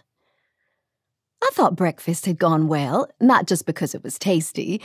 Heath also started opening up. His mom's death must have devastated him. I've recalled the sad emotions flitting about his face. Now he was all business once again. I was an albatross around his neck, and he obviously couldn't wait to get rid of me. I told myself the sooner I left, the better. Being in his house wreaked havoc on my nerves. First, there was that little detail of his clothing. Without a shirt, he was certainly sexy. With a shirt, he was surprisingly sexier. I snuck a glance at him while pretending to gather stuff up slowly. That jersey cloth molded along his muscles like you wouldn't believe. The steam rising from the sink water had nothing on it. I looked away, chastising myself for thinking such thoughts, of turning him into an object of my desire. I was the last woman he could ever be interested in. He'd made that perfectly clear from the outset. I hate to even ask, I said, but do you mind if I use your bathroom to shower and stuff? He gave me this funny look. I want to say it was deer in the headlights stunned. His Adam's apple bobbed up and down. Sure. Thanks. I gathered my bag and slung it over my shoulder, making my way over. He called out, "Don't mind the mess." "Oh, I won't." As I entered his bedroom, a distinct musky masculine scent, his scent, enveloped my senses. I paused for a minute, curious about him. I probably really shouldn't have, but I walked closer to a dresser to study a collection of photos. Dogs, most of them. I smiled. Were they his over the years or clients?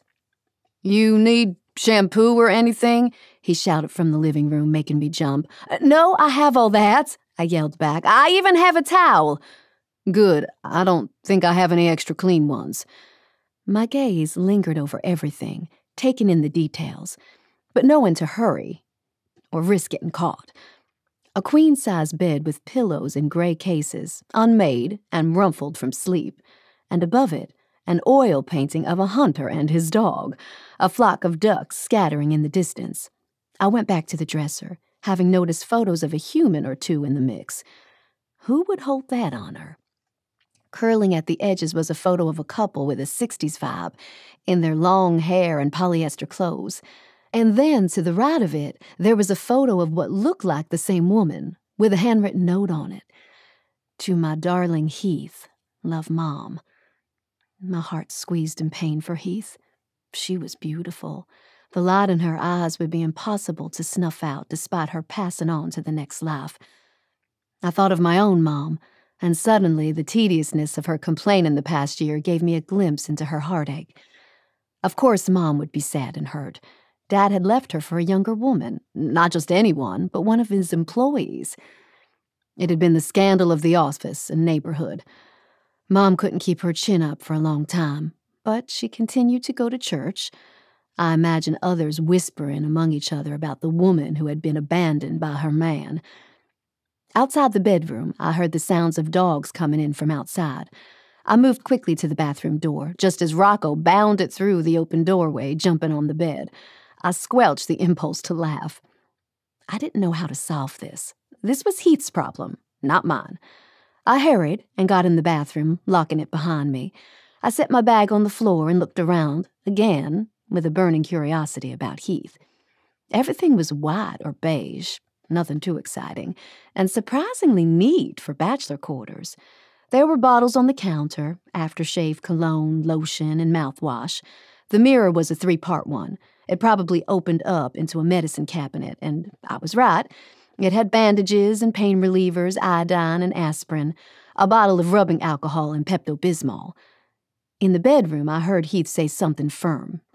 If I were a dog, I would obey him and not mess with that tone. And then I heard the door close and shut. I undressed and drew back the shower curtain, turning on the water. The hot tap was nice and good, a perfect temperature mixed with the cold. As I stepped in, the initial shock on my skin gave way to pleasure. The warmth felt good to the core. As I started washing, I scrounged around for my shampoo in my bag and remembered that I had put all that in a separate toiletry case. I blew out of breath and frustration, looking around for an alternative. On the bathtub rim, there was a shampoo that looked like a man's. I opened the cap and sniffed it, and sure enough, Heath's scent came floating up to my nostrils. It would be funny if I doused myself in it, except that I didn't really care for such a masculine scent. I turned off the water, torn in indecision. Should I call for Heath and have him hand me my bag through a small opening of his bedroom door? He would then have to see my hair all stringy like a drowned rat's. Or I could sneak out and get it. I toweled off quickly and wrapped my fluffy white towel around my body, making sure the ends were securely tucked. I got out of the bathroom and went to the bedroom's double doors, opening them a crack. I couldn't see anyone, no dogs, no human, just Prunella on her perch asleep. Maybe the others were all outside. In that case, I definitely didn't want to wait for someone to hand me my bag. I was going to have to get it. I opened the door further and stepped out, my feet freezing against the tile floor. I tiptoed along the rug of the living room and grabbed my toiletry bag on the floor and swiveled around to make my way back to the bedroom. Just as the front door opened, I turned in panic that direction to a swirl of snow and frigid air freezing my hair and whipping through my bare legs. Heath stood there in shock, his eyes unable to stop their journey down the length of my towel-clad body. My face burned with embarrassment.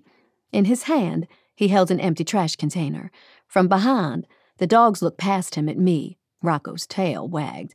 The other two simply sat. I smiled and held up my toiletry bag by way of explanation. Heath backed up, out into the wintry porch, and slammed the door shut.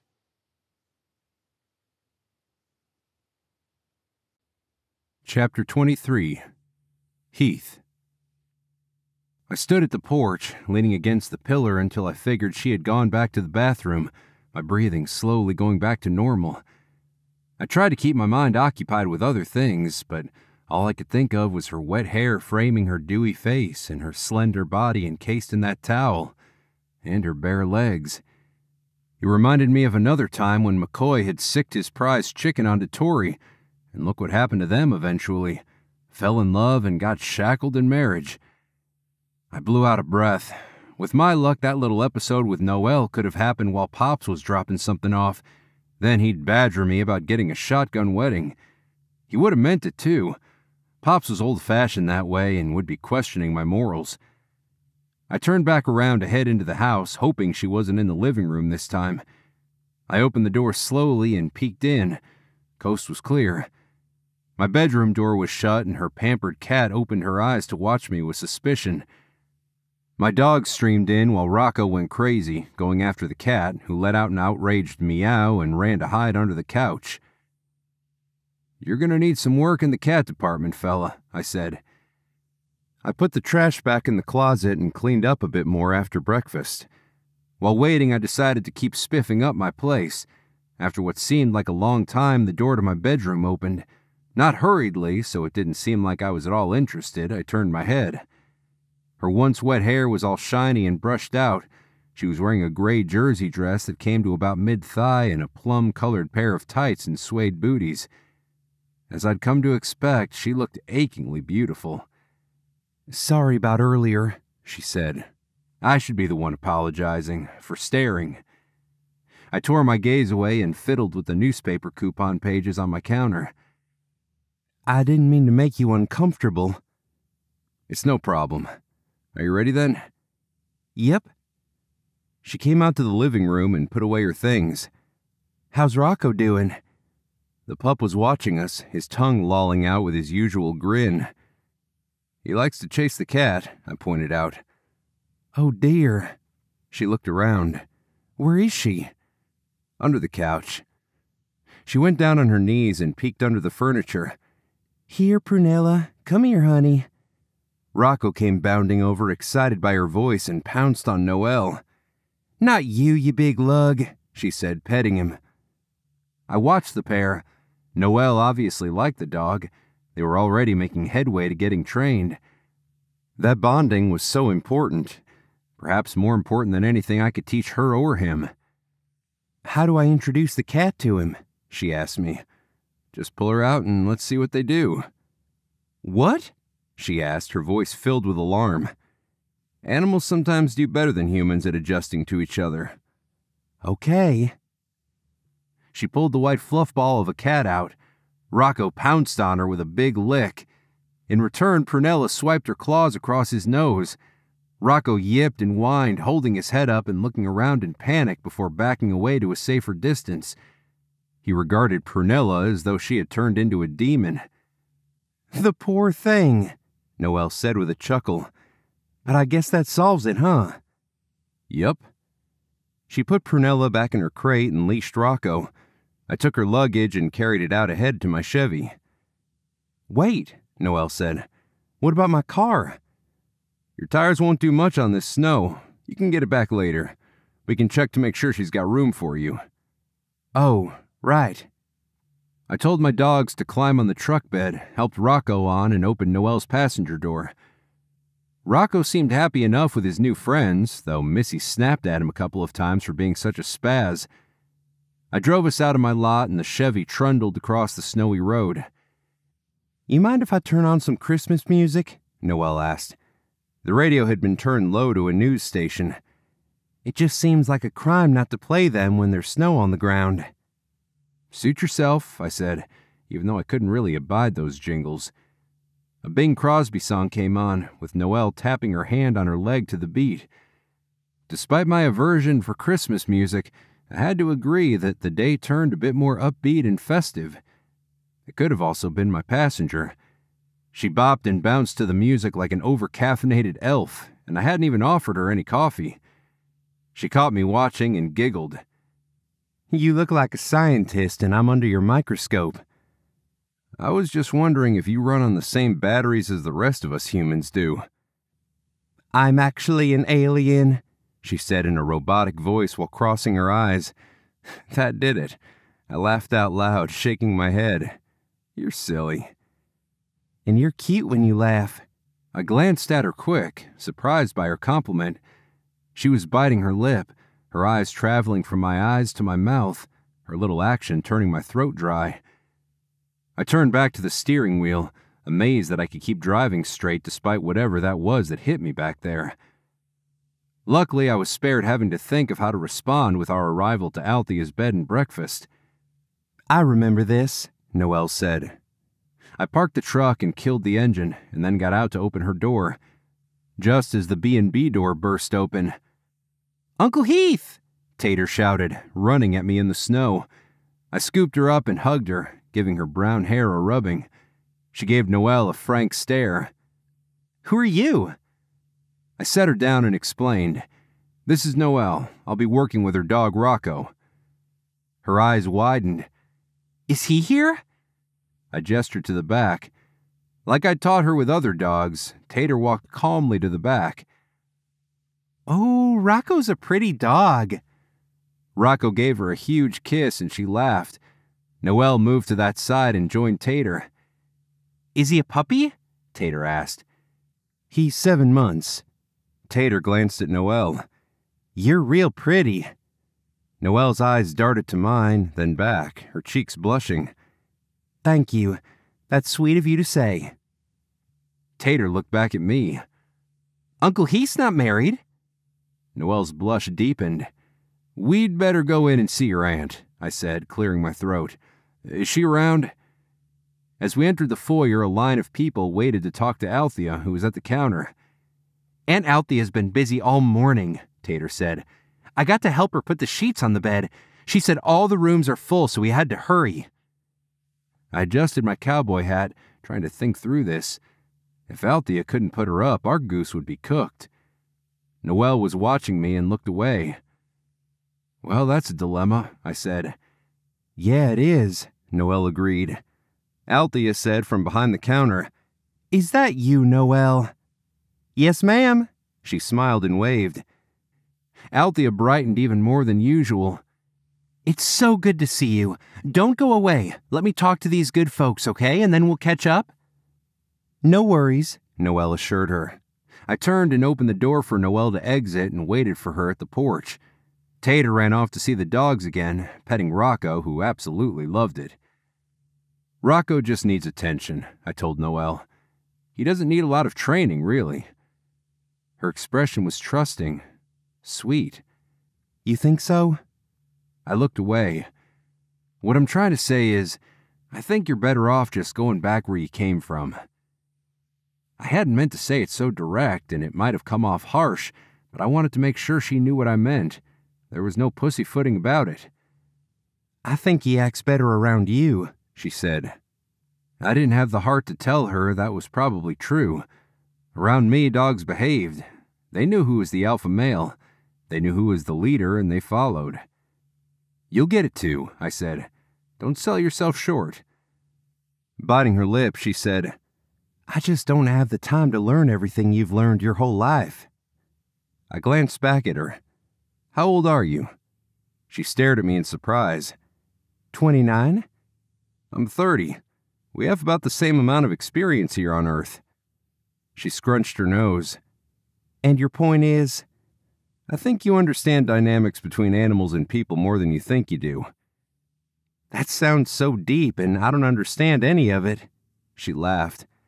I smiled. It's just my way of saying you have everything you need to train that dog because you've got this. I put my hand over my heart.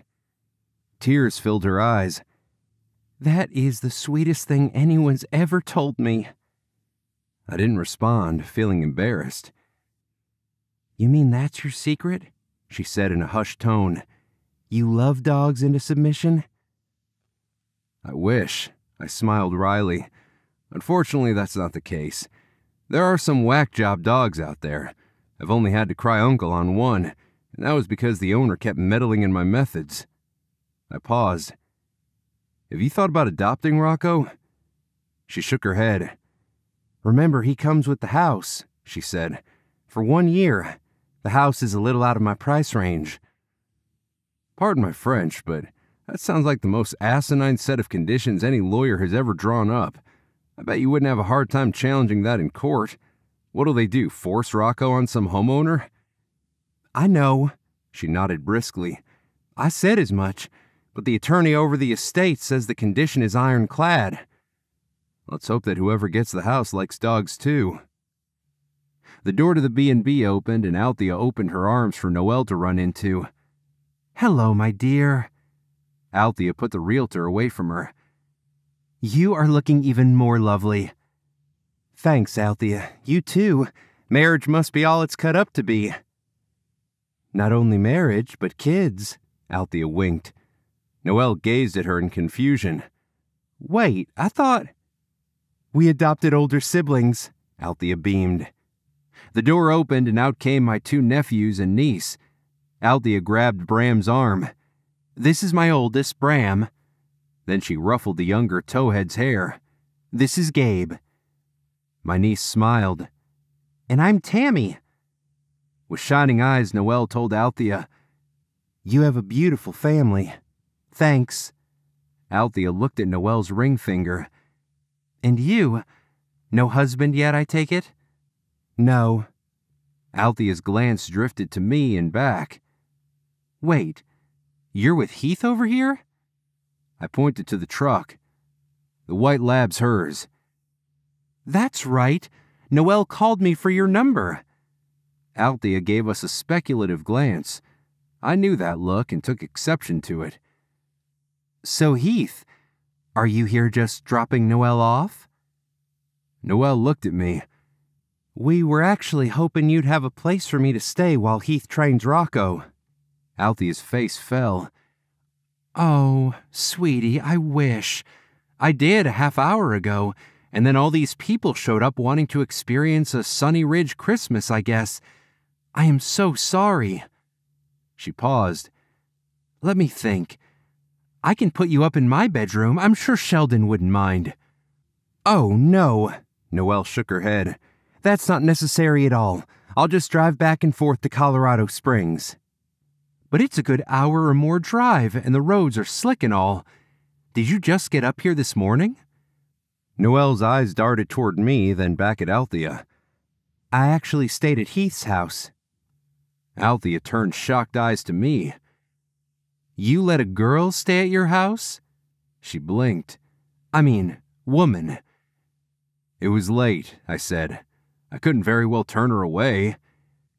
I barged in on him, Noel said, and I'm afraid I didn't give him much of a choice. Althea was watching me once again, her lips curving up in a smile. Well, I'm sure that was rough for everyone, especially Heath. I think I've bothered you all enough, Noel said, turning at the waist to watch Tater with the dogs. Thanks for taking me here, Heath. If you can take me back to my car, I'll get out of your hair. She hugged Althea and promised to stay in touch. I was about to follow her to the truck when Althea grabbed my arm. She's a sweetheart, she said. I think you and her... No. My voice was firm, the kind I used on wayward dogs. No way. Why not? Althea folded her arms across her chest. I saw how you were watching her. I do believe Cupid's found its mark into the Grinch's heart. Very funny. I didn't laugh. You've got your holidays all mixed up. Oh, honey, you do like her. I shook my head. Of all the ridiculous things. I turned and waved backwards. See you later. Say hi to Sheldon for me. We'll see you at the tree cutting, right? She called out after me. Yep. Why don't you bring her? Althea suggested, before she heads back. I ignored my meddlesome sister-in-law and kept barreling onto my truck. Tater hugged Noelle before she skirted the truck to the other side. "I like her," Tater told me. Me too, I thought, but no one needed to know. Chapter 24. Noel. We were quiet in Heath's truck, the heater putting forth a good amount of warmth. I was chilled to the bone, not because of the actual temperature, but by the prospect of leaving Sunny Ridge. Of leaving Heath. I had never met anyone like him. My grandma, who was a Scrabble fanatic, would have called him taciturn. He obviously didn't know how to enjoy life, and yet his laugh convinced me that he had known joy before, and his sweet words about me having everything that I needed to train a dog because I had a heart. I tingled with pleasure at the memory. Unfortunately, it didn't matter what I thought of Heath or what he and I could be, or perhaps more interestingly, if we could be more than adversaries. He was anxious to ship me off to the city as fast as my pathetic urban tires could take me. I sat watching the landscape, the radio still playing Christmas music. I wondered how Heath was going to spend Christmas. Well, I mean, I knew he would spend it with his family, like 𝗻𝗵𝗿𝗁𝘂. But how would he really feel on Christmas morn? He'd said that he normally didn't like Christmas. Did he even think of it at all? I would never find out, would I? A familiar tune came on the radio. It was the Carpenters' Have Yourself a Merry Little Christmas. I let the familiar tune wash over me, but with a snap, the song ended abruptly. I looked over, and Heath had turned the radio off. "That song is too sad," he said. I didn't argue with him. It was one of my most favorite Christmas songs ever, but I didn't care enough about it to ruin his mood. His drive and house soon came into view. I sat clasping my hands on my lap, thinking of my little apartment in the city. No open spaces, no forest, no breathtaking mountains. Through the back window of my kitchen, I would look out into Mrs. Gonagall's line of wash, even in this frigid weather. No Heath. At least I had Rocco. Hooray. Heath turned the engine off. I thought for sure he would get out like a spring and open my door, sliding me right into my car. But he didn't. I looked over at him, puzzled. "I've been thinking," he said. "That sounds dangerous," I teased. But there was something about his posture that said this was important. "I've already started work with Rocco," he drawled. "He won't need a lot of training, maybe just a few days to a week. I could take him on while you stay here." My head reeled. "Here?" I sputtered. "As in your house?" "Yes." His eyes skittered away. I know it's nothing to look at, but you can have my bed and I'll sleep on the couch." I studied his profile. He wouldn't look at me at first, but now he did. A mystery in a cowboy package. "Why?" "To get him to behave better." "No, why will you let me stay?" His gaze bore into mine. I didn't know what to name the feeling inside me, but I knew that I wanted this little reprieve. A few more days with this man. "I feel sorry for you," he finally said. He turned forward, and I chewed on his words.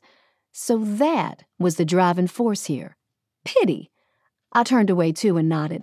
"I don't need your bed. I can sleep on the—" "You're sleeping in my bed." Without preamble, he opened his door and got out, slamming it shut.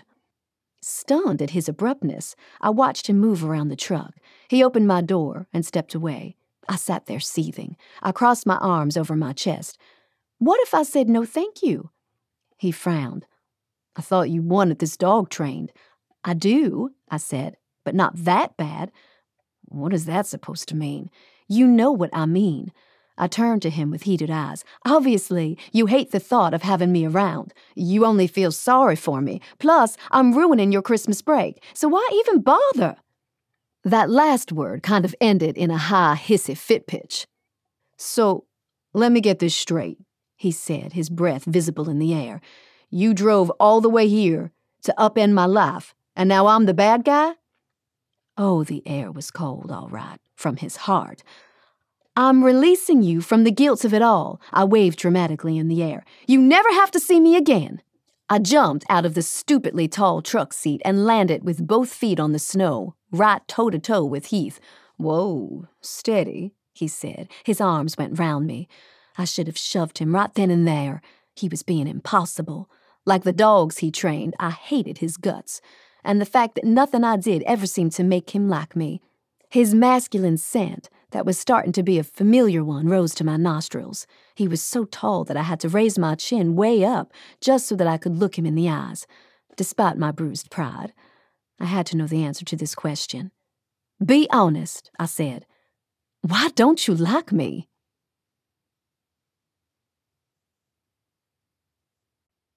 Chapter 25. Heath. Was she kidding?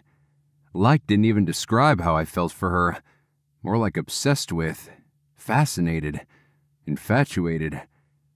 I liked her too much, that was the problem.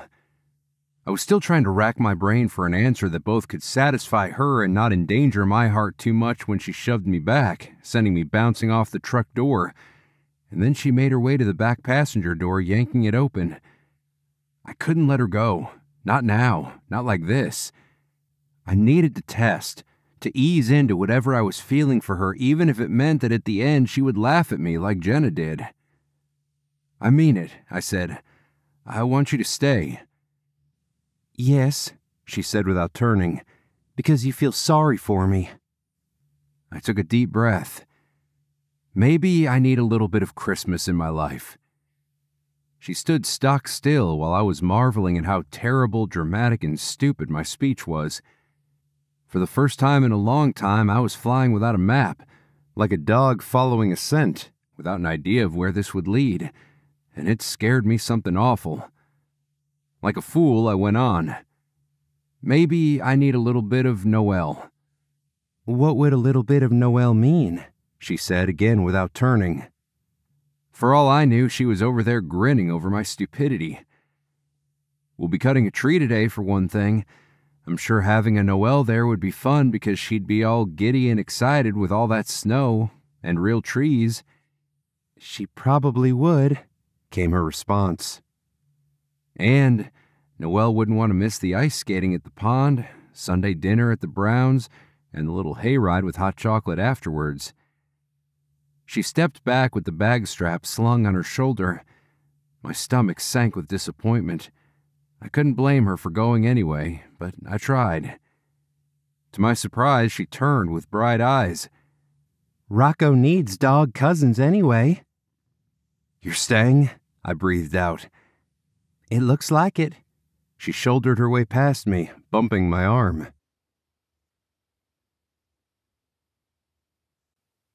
Chapter 26. Noel. Rocco needs dog cousins anyway. Ugh, what kind of a comeback was that? A lame one, people. It was Heath's fault. He had gone all poetic on me, which discombobulated and caused my brain to go haywire.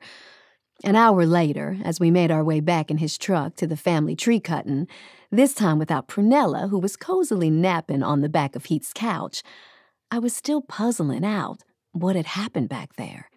We had started out angry at each other, or rather, I was so angry, and then he took the wind out of my sails. Maybe I need a little Christmas in my life.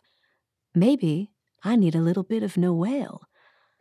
It was a good thing the drive to his father's house was short, else I was trying to think of ways to break the ice. On the flip side, it felt like we'd overcome some hurdle and we didn't need to talk as much about fluff. There were at least a half-dozen trucks of similar horsepower parked helter-skelter in front of a large farmhouse. Several pairs of eyes watched us with interest as Heath pulled in. I waited for Heath to come around and help me out. The wait calmed my nerves. I felt like I was meeting a boyfriend's family for the first time. And here we were. We had barely begun being civil to one another. He opened my door and smiled encouragingly. "Just be yourself. They'll love you. Would wonders never cease?" I slid out, dazed, and then plastered on a smile. My eyes immediately went to Althea and her family. They were a comfortable starting point. Sheldon gave Heath a thumbs up and shook my hand. "I've heard lots of good things about you," Sheldon told me. I told Sheldon that we owe you a dinner for bringing us together, Althea said. Just a year late. I'm up for that, I said. Heath cleared his throat and announced, Everyone, spare me all the questions. I'll answer them in one swoop. This is Noel and Rocco. Rocco wagged his tail at the mention of his name. They're staying with me. They're getting married, Tater interjected. A handsome, square-jawed cowboy, whom I assumed was her dad, shushed her. At the house while I train Rocco. Yes, they'll be around for a while. No, we're not dating. Tater's face fell. An older gentleman, who had been standing by a white pickup truck, raised his eyebrow. The others had expressions that ranged from incredulous to hopeful. The older man came up to me and introduced himself as Heath's father. You can call me Pops, he said, looking at me with kind eyes. I've answered to worse. Thanks for letting me come, Pops, I said, letting the cute nickname roll off my tongue. I wouldn't miss meeting you for the world. He glanced at Heath. How did the two of you meet? Through Althea, I explained. I was her realtor. Ah, enterprising as well as beautiful. Except we're not, dating, Heath clarified. Whatever you say, son, Pop said. I met the others, all their names kind of getting jumbled in my head, but to the best of my ability, I noted 6 brothers, 2 wives, 1 girlfriend, 2 nieces, and 2 nephews. Althea eyed my jeans. Wait, you'll need snow bibs. Let me grab a spare from inside. I do believe I have ones your size. When she came out with a pair that fit me pretty well, I thanked her profusely. As we all gathered to pile into the trucks, Tater came over to my side. I want to ride with Noel, she said. No, you don't. Her dad put an arm around her shoulder and directed her back to his truck. See you guys there, he said. Heath helped me into the truck, pulling a little lap blanket from the back. I brought this, he said. I thought you might get cold. Sometimes the truck gets drafty. Thanks, I said, taking the fleece blanket from him. To my surprise, he reached over and helped tuck the soft fabric around me. I held still, afraid to break the magic of the moment. His face was so close to mine. His musk scent made me dizzy. You good? He murmured.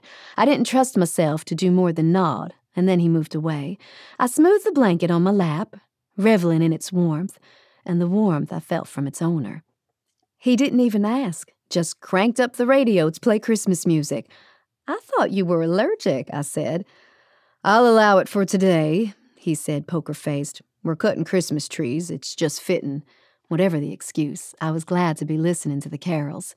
How far is the drive? I asked. 2 hours, but it feels longer coming than going. I laughed. That's what some of my clients say about the drive to Sunnyridge. Many will balk at coming to look at houses here because they think it's like the boonies. Heath smirked. We don't mind. Let them stay away. The landscape along the road was pretty, especially with the recent snow. Evergreens rose tall and lush along the way, with birds darting through the boughs. The early afternoon sun glinted through the tops of the branches, dazzling me with its light. This is so beautiful, I said. Isn't it? He looked over at me. Are you staying warm? Nice and toasty. Our glances met and held, then skittered away. I looked out the window, a little delicious, unnamed thing budding inside me. What exactly was happening between us? Was he as crusty as he wanted to make me believe? Or was he sweet deep down inside? Could he be both crusty and sweet? I relaxed, letting the music wash over me. Heath's silence was welcome. I didn't feel the need to impress him. Not that he would be easily impressed anyway. Our caravan made its way on canyon roads, at times dizzyingly fast, but somehow no one slid off the road or veered off wrong. This family obviously was into trucks, just as you'd expect of a ranching brood. The trees started to get even taller, the road windier. And then the road gave way to a clearing. Here the snow looked deeper, fluffier. The drivers parked in the same general spot and everyone got out. The brothers looked like lumberjacks with their fleece-lined jackets and hefty saws. I stole a glance at Heath. He was in his element, out here in nature. Gone was that ultra-serious expression. He was relaxed, happy even. What? He said, catching me observing him. Nothing. I looked away and followed the others. Thwop. Snow slid on the back of my head. I turned, and who should I see but Heath, forming another snowball. "You 𝗀𝗴𝗏," I said. I ducked another of his missiles and formed my own, but he was fast, forming one before I could lob mine. "Don't worry, Noel," Tater said. "Daddy and I will save you." For a few minutes, we all got into a snowball fight, with the others joining in. Eventually, I decided if I couldn't beat him, I would join him. So I hid behind Heath like the brave soul I was and let him be my force field. "No fair," Tater said. "Noel's hiding behind Uncle Heath." "He's protecting her," Pop said, watching from the sidelines. "There's a difference." "Or plotting a sneaky attack," Sheldon said. And boy, was he right. Heath turned and caught me in his arms, pinning mine down and offering me as a sacrifice to the rest of the cabal. "Let me go," I said, kicking out my feet.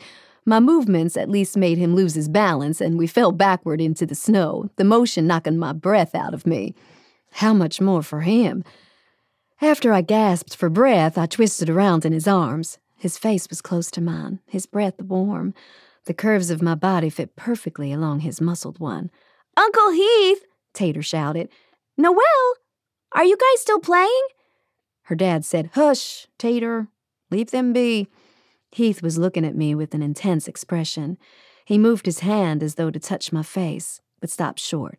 Instead, he rolled me to my side, got to his feet, and pulled me up. "There," he said, his expression impassive. "You're free." I should have been relieved, but instead, my stomach sank in disappointment. I brushed the snow off my clothes, confused by my feelings. "Here, Rocco," he called out. "Sit." Rocco sat. He threw a stick out to the woods, and Rocco, followed by Heath's aussies, chased after it. When Rocco returned with a stick and Heath patted him on the head, I almost wished I were a dog, so I could get that affectionate look in Heath's eyes.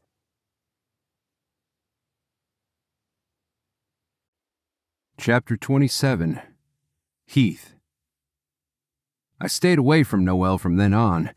We were kind of in the same group of people searching for that perfect tree, so there was no reason to walk so close to her. Having a snowball fight, holding her in my arms, wanting to kiss her so bad. I busied myself training Rocco, playing fetch, making him sit and wait.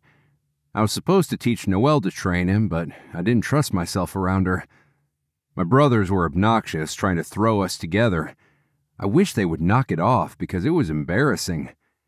"Noelle, I think you should check out that tree by Heath." "Noelle, there's no room down this path for you, but there is by Heath." And so on with such immaturity. It was like junior high and they were trying to pair us up or something.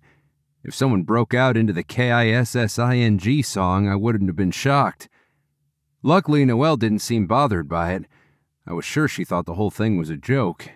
I didn't expect her to take them seriously. I was walking along, minding my own business, when I felt a huge hand clapping my shoulder. "Hey, wait up," Dylan said. I glanced at his face. "I see that glint in your eyes. Lay off." "What?" he asked, all innocent. "You're trying to matchmake me and Noelle, and I won't have it. I only invited her so she could have fun with the family, not be badgered by you yokels." Dylan put a hand on his chest. "That hurts, man. You think we're yokels?" "And then some. I think Noelle's perfect for you, by the way." I didn't say anything. "She's gorgeous, funny, and she throws a mean snowball." Dylan paused. "Okay, not a very good aim, but still."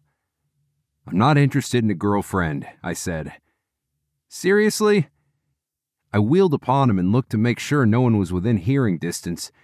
Everyone else, including Noelle, was walking farther up. "I've got my life just the way I want it, with my pups. Plus, I don't want to get hurt again. Got it?" I whirled back to walk forward, jamming my hands in my pockets. "Boy, do I get that, brother," he said. "Sorry," I muttered over my thoughtlessness. My own problems were nothing compared to him losing a wife to childbirth. "Truth, though," Dylan acknowledged, "I didn't think I could get over 𝗎cie ever when she passed." "It's terrible losing someone," I conceded. "It's more than just Jenna." "There's been another girl?" Dylan gaped at me. "No, not another girl. I paused. When Mom died. Ah. I hated that in that small word he seemed to get me, and yet also seemed to not get me at all. I think her death affected us all, he said finally. I walked on while still keeping our distance from the others well and good. I've never told anyone, so don't you go blabbing about it. No worries there. We walked quietly for a minute, the sun blinding me as we moved through the trees. I spoke. It all began when Mom got sick with cancer. Remember when they told us? Yep, I sure do. Dylan squinted into the sun. I think we were gathered together for Tater's 6th birthday. Yes, that's right. I hadn't really known anyone close to me that had cancer. I was scared for Mom. We all were, sure. Thing was, I said, Mom was so at peace with it. I just expected she'd get well. By some dint of miracle, you know? She prayed over us, and if it wasn't for something or another, us boys would get miraculously healed. Broken bones and concussions and all. I took a deep breath and released it. So that night, I put her faith in God to the test. Understanding dawned in Dylan's eyes. You didn't. I sure did. I told God if he healed Mom, I would keep going to church and be a good Christian and all that. If he didn't, I stopped yakking. I hated talking about what felt like a bargain with a higher force I knew nothing about. If he didn't, then what? Dylan asked. Then I wouldn't believe crock about our religion. That was rather harsh. I shrugged. I wanted her to get healed. She wasn't all that old. Even Mrs. Dunbar from the nursing home was older than her, and that old lady survived so many heart attacks. Well, Mom didn't get healed, Dylan cared to point out. No, she didn't. His brows came together in confusion. But what does this all have to do with Noel? I took a deep breath and let it out. I don't want to ever go through that again, losing someone I love. Aren't you jumping ahead of yourself? Dylan said easily. How about you ask the girl out first? She doesn't seem to mind being around you. Plus, she must be something special to break through your armor. Stop, Dylan, just stop. I stared unseeing into the trees. Sorry, he ducked his head. But maybe you need each other more than you can comprehend. I looked over at Noelle, glancing back at us with curiosity before she traipsed off after Tater. She needs me? I scoffed. That's rich. You never know what people are going through on the inside is all I can say. He clapped me on the shoulder again and moved on to join the others. I stood there for a long moment, trying to make sense of his words with my brain, knowing that eventually I'd have to with my heart.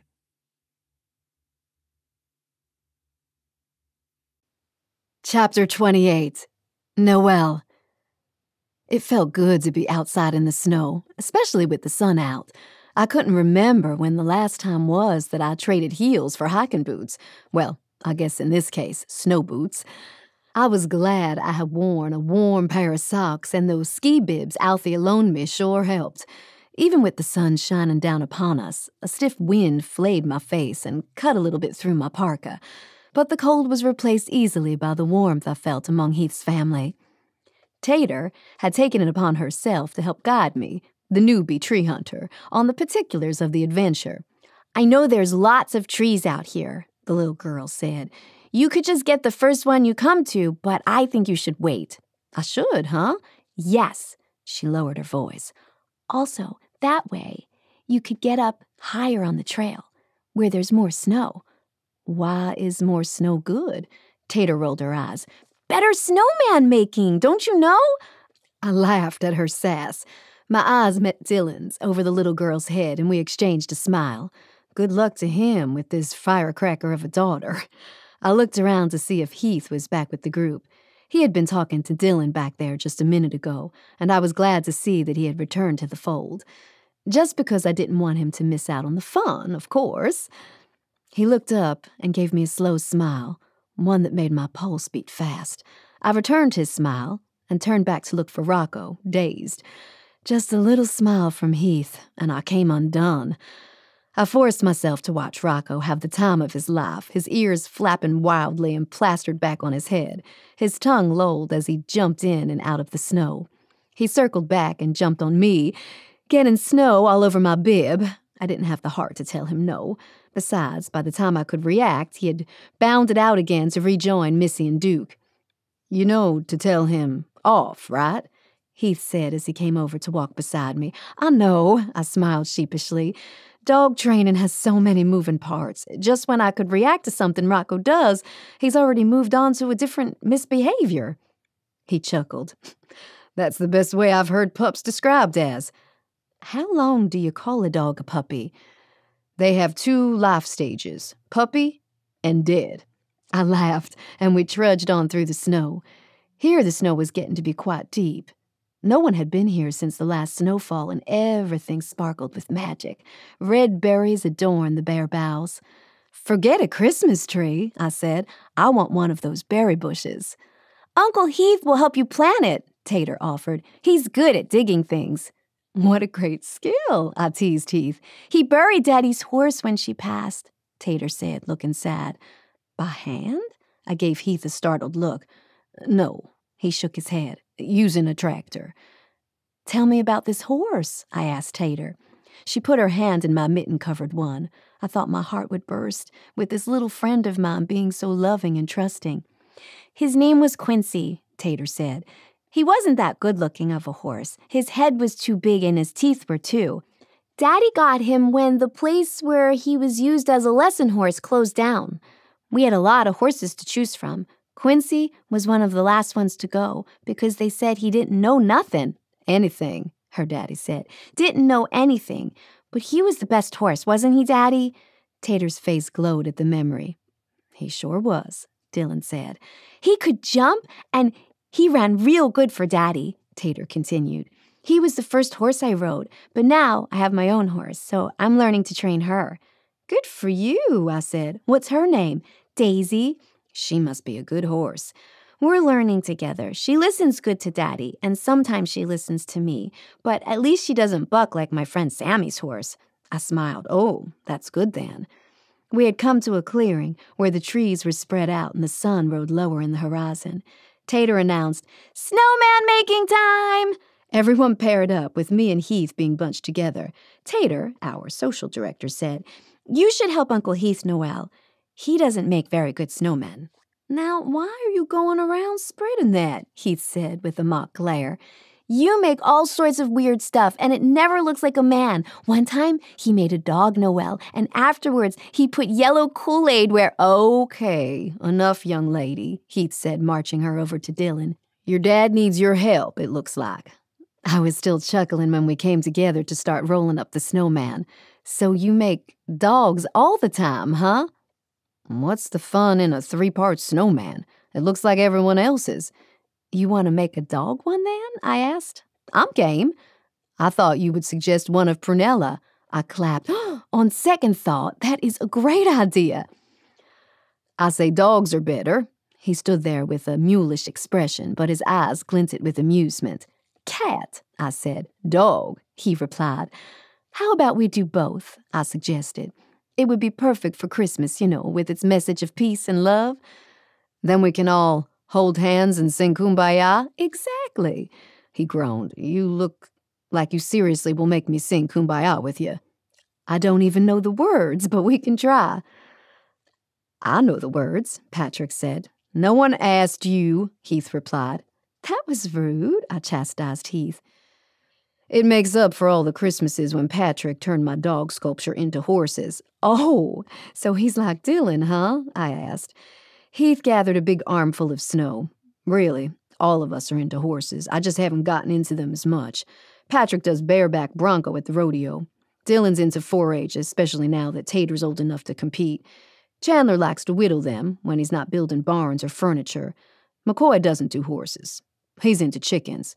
I put my hand on my hip. "Chickens? "They are excellent, I might add," McCoy interjected, and I laughed. "What does your dad do?" I asked Heath. "He's a farrier and runs a cattle ranch with his brother Lloyd, but he's eased off now that he's older. He only shoes our horses and some neighbors. I only have to go in twice a week to do farrier work," Pop said. Hard on my back. Heath had made a big snow pile for his dog sculpture, and I started with a third as much to make my Prunella. "Are you going to make Rocco?" I asked him, watching his precision with what looked like the tail. It was like he was coaxing a shape out of the snow. "Sure." His mouth was open, his tongue wedged between his lips as he concentrated. "I was going to do an 𝗱cie, but I thought a Rocco man might make you happy." His comment lingered in the air like a nice little gift. "That is so sweet," Althea sang out. "You guys are supposed to mind your own snowman," Heath said. "Everything echoes good around here," Winnie, Patrick's girlfriend, said. We were both quiet after that, working on each of our creations. Occasionally, I looked up to find Heath watching me instead of making his sculpture, and I looked quickly back at my work, feeling light as newly fallen snow. I tried to not overthink what was happening, just that I was enjoying the company of this cowboy and his family. I was glad to have friends around me this time of year. I made Prunella's belly rounded like the real kitty and carved out her features, that haughty gaze when she sits on the back of the couch. "This is good snowman making snow," Heath commented. "Clumps with enough moisture." "Can I see?" I asked. "Nope." He warded me off with his raised hand. "Not yet. Just a minute more, and you can see my masterpiece." I waited with Prunella while eating some of the snow. "Be careful you don't eat any yellow snow," Tater said. "Why?" And then it dawns on me. Oh, right. A few minutes later, I asked, "Ready yet?" My hands were starting to get cold. "Okay, fine, but I want you to close your eyes first." I closed my eyes and giggled as he put his gloved hands over them. In my ear, he gave me directions to move. "Okay, to the left over here." "Not that left." I giggled and let him lead me the right way. "Take 3 steps forward," he whispered. "I should just have you hold my head this way the rest of the time," I said. "Great way to keep warm." "I might be bribable by a pretty lady." His flirtatious words made me shiver, not from the cold, especially when his lips touched my cheek. "Okay," he said, removing his hands. "Open your eyes." I opened my eyes and blinked. There was no sculpture. Instead, everyone was making goofy faces at me. I laughed. "What is this?" "Turn around," Heath said. I did as he said and gaped at his snow dog. He looked just like Rocco, from his floppy ears to his lolling tongue to his fat belly. His tail was sticking up happily. "That is so great," I looked over at Heath. "How'd you do that?" "Just pay attention to details." Heath shrugged, but he looked pleased with the compliment. "How could he not?" Chandler countered. "He only hangs out with dogs." He gave me a guilt-stricken look. "Oops, sorry, Noel. I didn't mean you're a dog." He pointed somewhere vague. "I'm going to go away now." Beside each other, Prunella and Rocco were a cute pair until Prunella got demolished from behind. "Rocco!" I said sternly before laughing at the puppy's antics. We then made the rounds looking at everyone's snowman. Tater had made a horse after her dad's favorite, Quincy. Dylan had a cowboy. Patrick and Winnie teamed up on a cute couple. Chandler made one without a head for shock effect. McCoy and Tori made a chicken perched on Frosty. And Sheldon's family did a quintet of 3 little snowmen with a mom and dad. Pop started walking again. "Let's get going. Pick your trees, folks. We only have a little daylight left." He rubbed his hip. "Also, my arthritis is flaring up." A short ways from the trail, I saw a cute little tree that made my heart leap. I stood by it for a minute, imagining it in my apartment. It was small enough to fit and wouldn't demand tons of ornaments. I could put it in the corner between the living room and the kitchen. "Found something?" I didn't have to look to know that Heath had come up to me. His voice sent pleasurable shivers up my spine. "Yes," I said, "this one." He handed me the saw. "Go for it." My sawing technique left much to be desired, but it got the job done. Soon, I was the proud owner of a little tree. "How about you?" I asked Heath as everyone else seemed to finally spot their dream tree. He gave me a steady glance. Told you, I'm not going to get one. Oh, right. You don't believe in Christmas. He pulled down the brim of his hat, acknowledging me quietly before drifting away to help Tater cut down her tree. You got one, huh? Winnie said as she admired mine from all angles. I nodded. I live in an apartment. I figured this one would fit. I thought maybe you convinced Heath to put one up in his house. He didn't want one. I looked over at him. He was carrying a tree for Tater. Right. Winnie followed my gaze. Hey, you like him? I felt a blush come on. You don't even have to answer that, Winnie winked. She was a pretty redhead, and I could see why Patrick was in love with her. I was just being nosy. I only just barely met him, I said. Winnie gave me a level gaze. Then you probably won't believe how I met Patrick. How? I was in a crowded dance hall, my back turned to the crowd. I was getting a soda when I could feel a prickle on the back of my neck. You know how you get those? Uh-huh. I turned around, and there was a cowboy checking me out. She paused with an impish smile. More like my boots, actually. I grinned. Sounds like a cowboy with good taste. I had on an outrageous pair that day. It was red with tassels. Winnie looked Patrick's direction. I fell for him hard. Though don't you tell him that. How long have you been dating? That's the thing. Her smile faded. A long time. 3, 4 years. She sounded weary. I've lost count. We fell in love right away, but I guess everything else is slow as molasses. It was my turn to be nosy. But you want to be married? Most days, yes, but I don't want to browbeat him into it. Heavens, that's the last thing I want to do. Winnie studied me.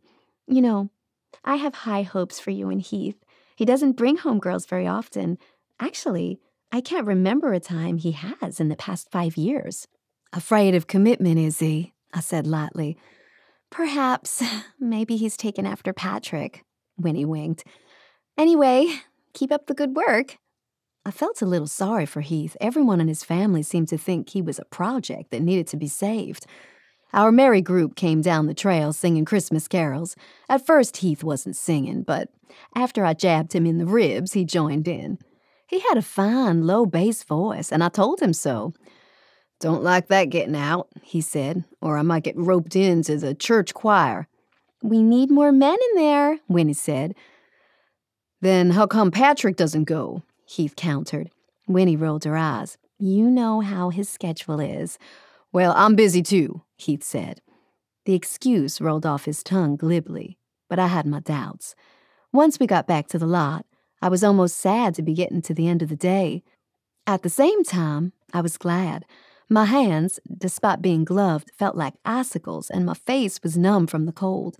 We loaded the trees on top of the trucks and tied them down. Mine was so small it just needed to sit in the truck bed, and still made room for the dogs.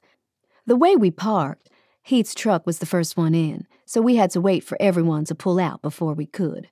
We rounded up the dogs, which took some doing because Rocco did not want to come, even when the Aussies clambered onto the truck bed. Come here, Heath commanded, jangling his keys. Finally, Rocco came closer, his tail wagging, playful. I wished I had Heath's presence, so that dogs listened to me too, but that was a lesson for another day. Rocco joined the other dogs on the bed, just as the last of his family pulled out, leaving room behind us to maneuver out. Good boy, Heath said, approaching the open tailgate, just as Rocco snatched the keys out of his hand. Of all the... Heath straightened up. You get back here, you twerp! Rocco stayed, barely out of reach, his tail wagging. A game, what a fun game, his grin seemed to say. Heath blew out a frustrated breath and marched on over to chase the dog. I came to help too, as did Missy and Duke. Go toward the truck, Heath instructed me. Maybe he'll come up and join you. However, Rocco didn't. He simply sat in the deep snow. I couldn't see his tail, but I guessed it was probably swishing back and forth like a windshield wiper. He play-bowed as Heath approached and then bounded off in a wide circle. Heath put his hands on his hips. Fine, he said. You win. He moved off and back toward the truck, where I waited with the dogs. He motioned for me to get in the truck. He won't want to miss out. Let's get in, and he'll surely join the others. So we did. The truck cab fogged up from our breath as we got in. "That dog," he muttered. Sure enough, Rocco returned, lithely jumping onto the back to join the other dogs. "Good. I'm going to get the keys." Heath got out and shut the door. I couldn't wait for him to turn the engine on to get some hot air going. After a few minutes, when Heath didn't return, I turned in my seat to see what was going on. Heath wasn't standing where I'd seen him last. On the window pane, I rubbed the condensation, which was turning into a frozen film, limiting my visibility. Shifting around, I craned my neck to see where he'd gone. He was knee-deep in the snow where Rocco had been earlier. Rocco had jumped off the truck bed and was milling near his feet. I opened the door. "What are you doing?" Heath turned slowly, his expression furious. "Rocco lost the keys in the snow." Chapter 29. Heath. Noel came up to join me. "What do you mean he lost the keys?" "I mean," I said through gritted teeth, "he plumb dropped it while he was running around here. He came back without them." "No," Noelle moaned and put her mittened hands to her face. "Forget what I said about dogs," I growled. "They're the dumbest animals on the planet. Whenever Rocco came close to me, I stomped my foot. I didn't want him anywhere near me, or I swear I would have throttled him." Noelle took a few deep breaths. "It's okay. We'll get through this okay. He left his paw prints in the snow, so surely we'll find the keys that way." We systematically tracked the patterns in the snow, sending Noelle to one side while I took the other. After a while of intense concentration, I looked at the horizon. Already the sun was setting. It was getting dark and the wind had taken on a brisker pace. I glanced back at the improvised parking lot where my family had been just minutes before. No one else was here, and there was no way to call home. The nearest sign of civilization was miles away. We'd better find those keys fast. "I found them!" Noelle shouted triumphantly, but she only had a gnarled pine cone. She threw it down with an air of dejection. She glanced over her shoulder. "It's going to be dark soon." "I know." She looked around. "Can we walk out of here?" I noted her chattering teeth, her skin paler than usual from the cold. "You'll have hypothermia before long." "But what will we do?" she cried. "Get in the truck," I ordered her. "What?" She frowned. "But what about the keys?" "I'll keep looking for them. You stay warm." No, she protested weakly. "I'd just as soon help you. Can dogs find keys like your 𝗱cies? "No." As she stood there stubbornly shivering, I took her by the shoulders and marched her to the truck. "I want to help," she protested. "You won't be much help frozen." I grabbed a flashlight from the glove compartment. Her hand shot out and touched my arm just as I almost grabbed the door to shut it. "Will we be okay?" Her eyes were wide. I swallowed hard. "I hope so." I shut the door and turned on the flashlight. Unfortunately, the dogs hadn't been much help as they mixed up the snow underfoot. I ordered my 𝗱cies to the truck. After a moment's hesitation, Rocco followed suit. Deciding to start over, I went from one corner of the clearing, flashing the light and occasionally fluffing up the snow. I did this for several minutes, ice starting to form on my stubble and my hands starting to go numb. I glanced over at the truck. I couldn't see inside. The ice had formed such a thick layer on the pane. We wouldn't be able to stay in it. There wasn't much insulation. But I did remember I had a sleeping bag in the back passenger seat. I went to the truck, opening it. "Any luck?" Noelle's words came slow and sluggish. "Nope. I have a sleeping bag. You can bundle up in it." She didn't answer. I came around and had her climb out. She did so slowly, like her brain wasn't getting enough oxygen. "Come on, Noelle," I said. "Stay with me now." "Uh-huh." Her eyelids drooped. "Sleepy." Her words slurred. Somehow I got her in the sleeping bag, tucked her back in the truck, and girded up to continue the search. The dogs had tired of the game and simply sat in the truck. I couldn't even see their heads. I took a deep breath. I needed to stay warm too, or all of us wouldn't survive the night.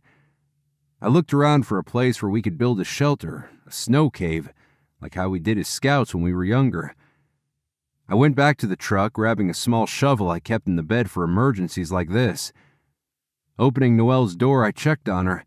She was still responsive, but slowly getting sleepier and sleepier. "I'm hurrying, Noelle," I said.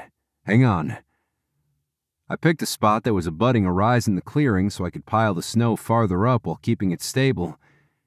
For several minutes I dug into the snow, piling it up to form a cave, willing my family to want to check on us.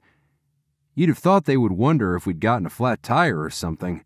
I suspected they simply thought I took Noelle somewhere on a romantic date. I glanced back at the truck, icing up from the cold. Romantic, all right. My work was kind of rough with just the shovel, but it would have to do. For what felt like forever, I kept shoveling, piling up more of the snow. I burrowed my head in and started carving a spot for us inside, packing the ceiling. Us. I would be sharing this small space with Noel tonight. I could only imagine Pop's reaction were he to find out. Hopefully he wouldn't find out. Also, it was no time to be prudish. Getting us warm could mean life or death. I ducked back in and kept packing. As I reached up, part of the ceiling breached. I groaned, then started over in that portion. Crawling backwards, I got out of the snow cave and made my way to the truck. Noelle was asleep, but her body temperature was still warm. The sleeping bag must have helped. Going back to the cave, I chiseled out the space some more and tried it out.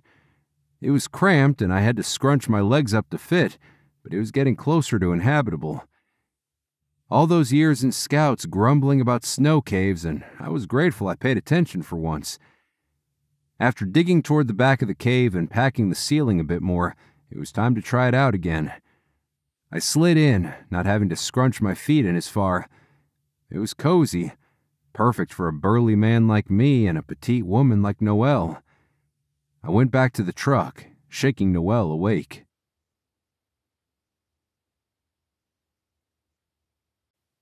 Chapter 30.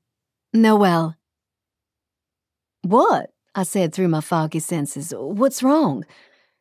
"You need to come with me, Noel. I'll build us a snow cave." I opened my eyes to see Heath peering at me with a worried gaze. "Why ever for?" I said, slurring my words. I felt punch drunk. It was a weird sensation. "We need to get you warm. Come in. Can you get out of the sleeping bag and stand?" I tried. Heaven knew I tried. Heath helped pull off the sleeping bag, exposing me to the frigid air. My hands and toes didn't feel it, though. The whole thing felt like an out-of-body experience, like I was floating. "Come on, Noel. Don't sleep on me." Heath patted my cheeks. "Why are you being obnoxious? You don't want to die, do you?" "Who's dying?" I mumbled. He made an impatient sound, and then he simply lifted me off the ground and put me over his shoulder like a sack of potatoes. I struggled to focus, but all I saw was the world inverted.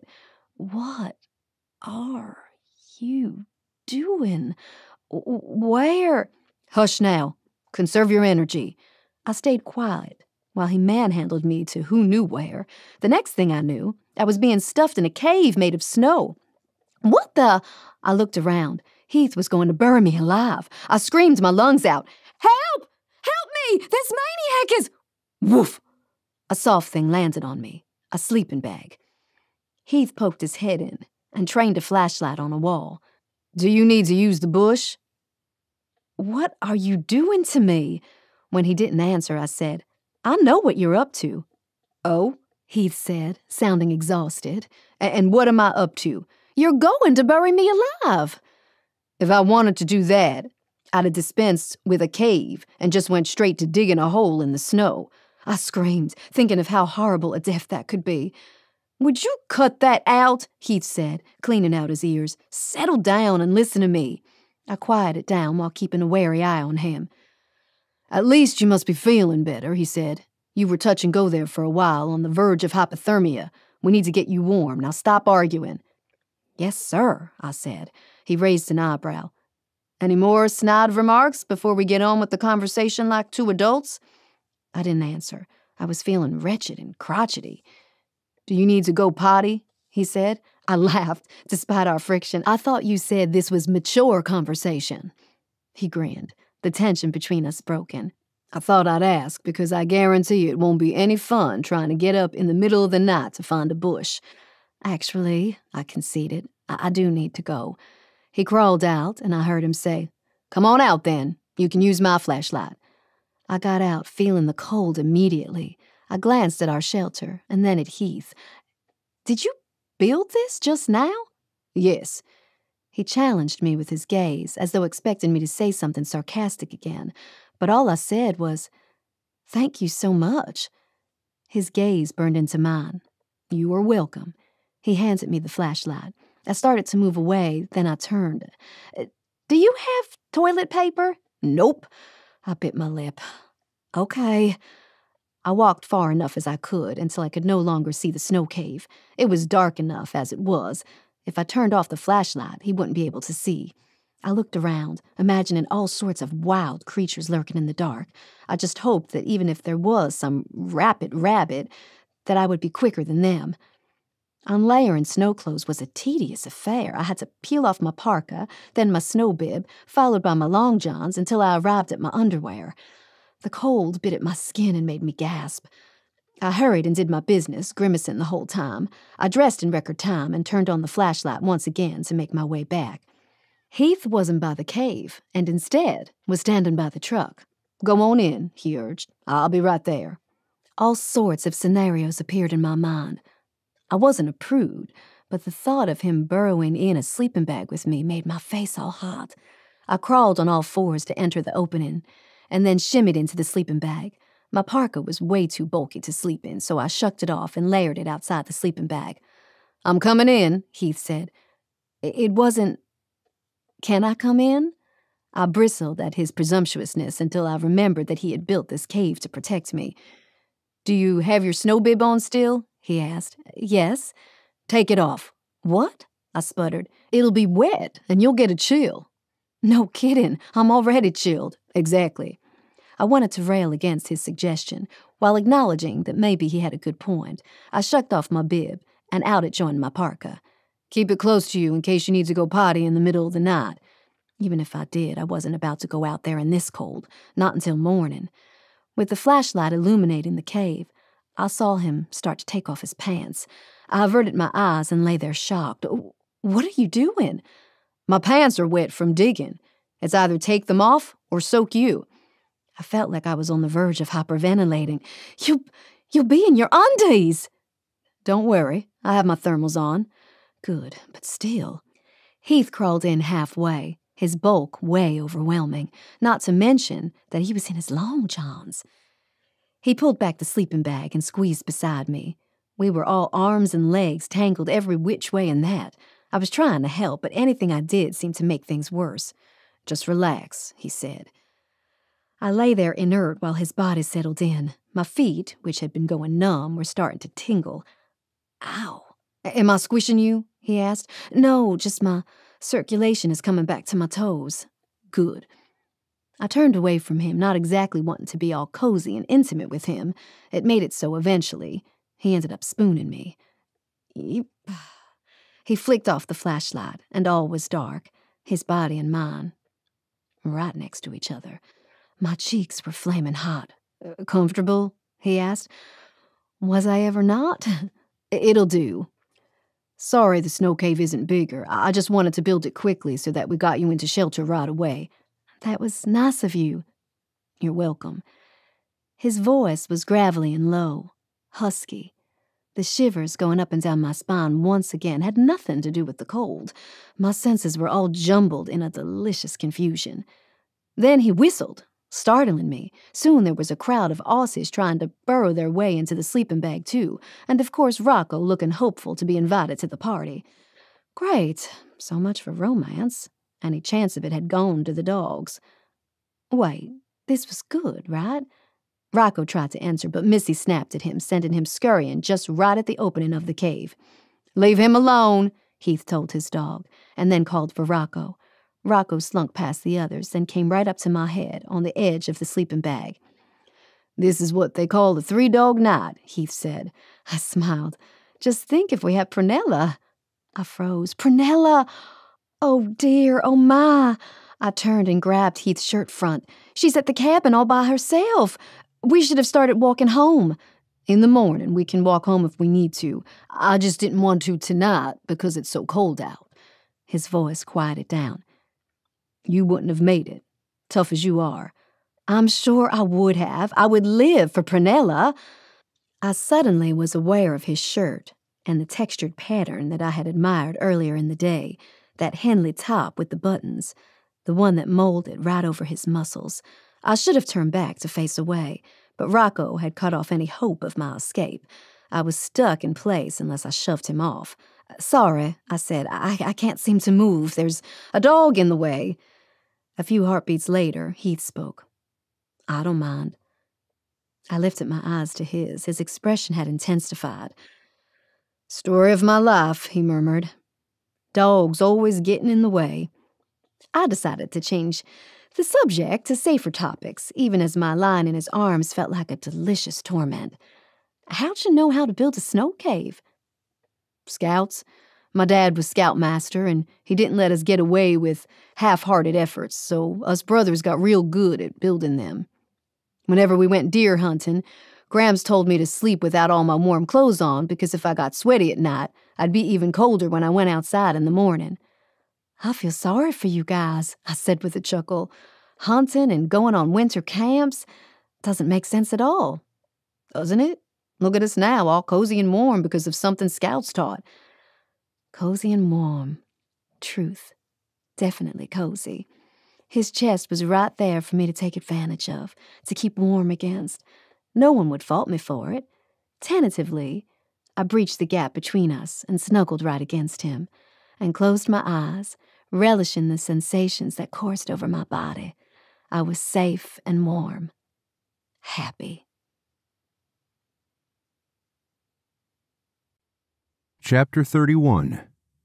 Heath. Thank you, Scouts. Having Noelle in my arms felt like a dream. She was soft and fragrant, warm. I didn't dare put my hands on her back for fear that my self-control would slip and I would not be able to resist coaxing her to her back and kissing her.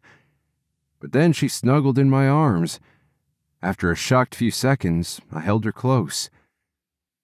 "Are you asleep?" she whispered. I opened my eyes once again. Not yet. "I had fun today." Her words were soft, her expression dreamy. The desire to kiss her overcame me like a wave, crashing and weakening my resolve. I willed my hands to hold still. Good. "I like your family," she said. "They're goofballs." That they are.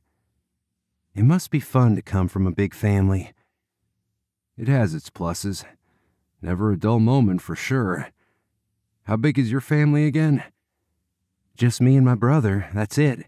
And he's older than me too by 4 years, so by the time he went off to college, it was like I was the only child. She shifted and her head burrowed further in the crook of my neck. Heaven help us. I balled my fists and kept them off her. "What was your childhood like?" she asked. Like you'd expect a bunch of rowdy boys to be like, wild and crazy. "I can imagine. Sounds fun." It was. I smiled at the memory. We grew up in the house Pops grew up in. Some of us shared rooms. We played pranks on each other all day long. We also worked, though, don't get me wrong. There's a lot to do on a farm, I imagine. Plenty. But you guys stayed in it for so long, for generations. Right. We really want to. Hopefully Bram and his siblings plus Tater will be willing to keep it going. Her arms snaked around my waist. Holy cow. "How many kids would you like when you marry?" she asked. I opened my eyes.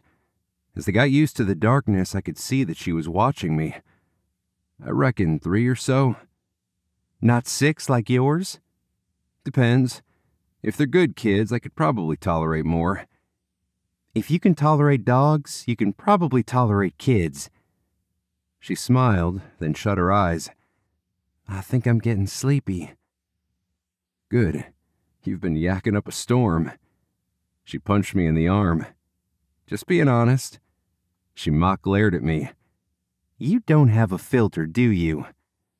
I'm just not used to being around a beautiful woman, let alone holding her in my arms with just our thermals on. Why do you do that? She said, sounding mystified. Going from annoying to flirting. Complimenting you is flirting? Yes. You're crotchety one minute, then it's like your heart grows 3 times wide. Like the Grinch. She wouldn't look at me. Hey. I hooked her chin upward with my finger. Big mistake. Her eyes grew round and big, staring at me. My finger was stuck to her chin like a magnet. My entire being wanted to be closer to her, more than ever. My thumb flicked up and brushed against her lips. She closed her eyes, her breath stilling. Mine to kiss. But after the kiss, then what? It would be heartbreak for us, no doubt. Someone like her couldn't possibly settle for a yokel like me in a one-stoplight town like Sunny Ridge. I need to go use the bush, I said, unzipping the sleeping bag and pushing it off me. Chapter 32. Noel. Heath didn't go back into the snow cave for a long time. I lay there listening for sounds of him being eaten by some wild beast. I wasn't sure what happened earlier. I just knew that when he lifted my chin and looked at me with that intense expression, his thumb brushing against my lip, I wanted him to kiss me so badly. And then he was gone. Had to go use the bush, he said. I should have been glad. The last thing I wanted was entanglement with a cowboy who obviously had no room in his life for anyone other than his dogs. At the same time, it might have been interesting to see where the kiss might have led. It would only lead to trouble, for sure, or heartache like my parents. I stretched my hand, coming upon Rocco, who stirred in his sleep.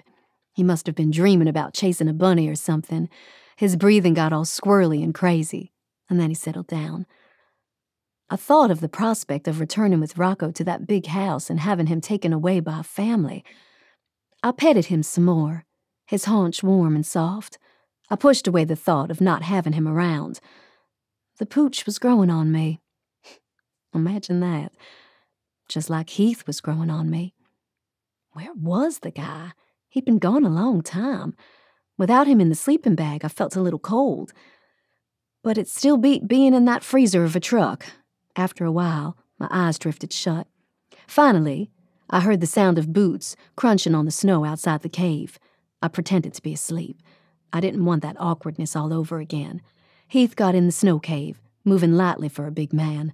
I could hear the unzipping of his jacket and pants, and then he was climbing into the sleeping bag. I shut my eyes tight and didn't budge. He slid right up against me, my body welcoming his warmth, but pretending to be indifferent. Moments passed, and then I felt his finger moving my hair away from my face. I resisted opening my eyes, though his touch had made it difficult to continue pretending. "Good night, Noel," he whispered. He scooted into as comfortable a position as he could, his arm draped lightly over me. Within minutes, I heard him snoring. I opened one eye and then the other, turning my head slightly to look at him. In his sleep, his face was smooth, no longer the surly cowboy I had first met. I turned away again, his arm pulling me close. I fell asleep with a smile on my face. Chapter 33. Heath. Hair tickled my chin. My eyes flew open.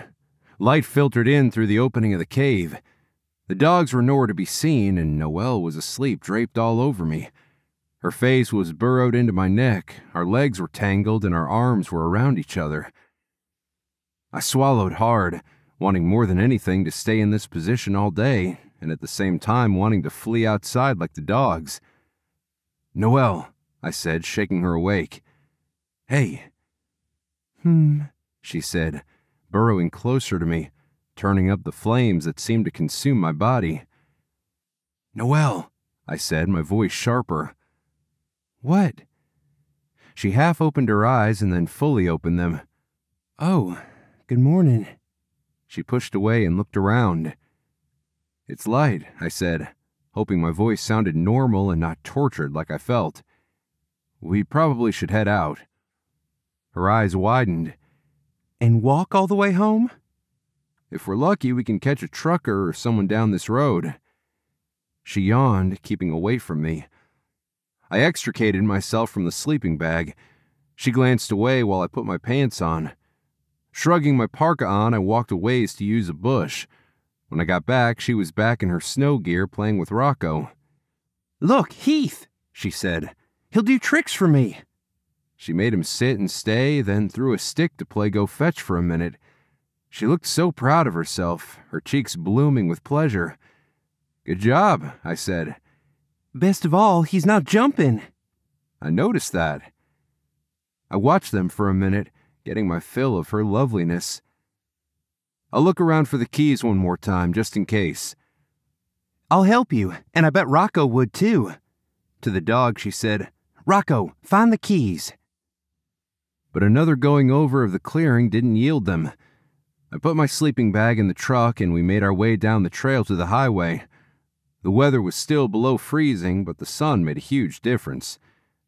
Noel was chatty and didn't seem perturbed that I answered in monosyllables.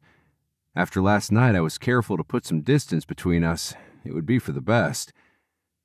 The trail gave way to a proper road, eventually feeding into the highway. The dogs, even Rocco, stayed by our side. "You're being a good dog, aren't you?" Noel said, cooing at the troublemaker, who did appear to be more of an angel for the moment. I couldn't very well get too mad at him. Thanks to his foolishness, I got to snuggle Noel all night.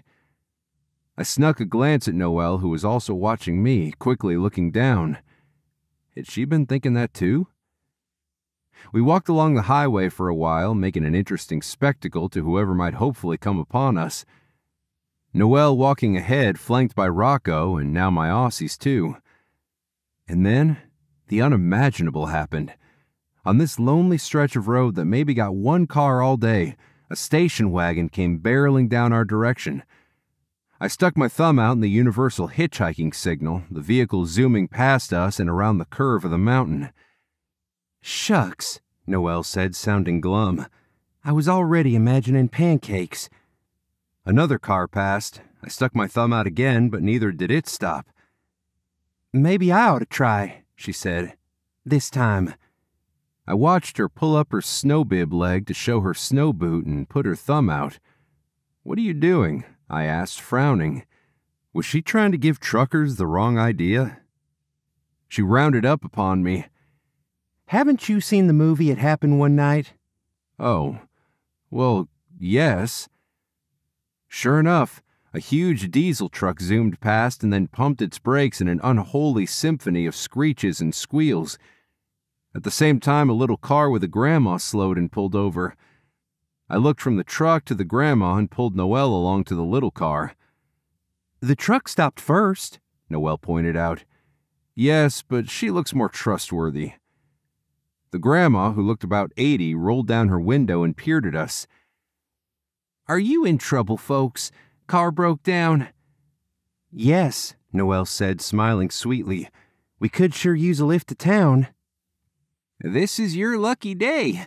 I'm going down to the store for my weekly stop." "You don't mind the dogs, do you?" Noel asked. The grandma blinked. "What dogs?"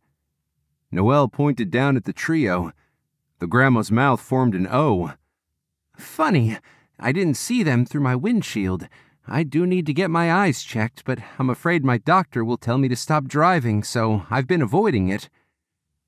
Noel and I exchanged concerned glances. Rocco jumped up to the window. Grandma flinched. "Do they bite?" "Not all the time," I said. Noel jabbed me with her elbow. "Be nice now." To the lady, she said, "They're sweethearts." "Hop on in, then." "Great," Noel said, moving to the door. "I'm Noel, and this is Heath."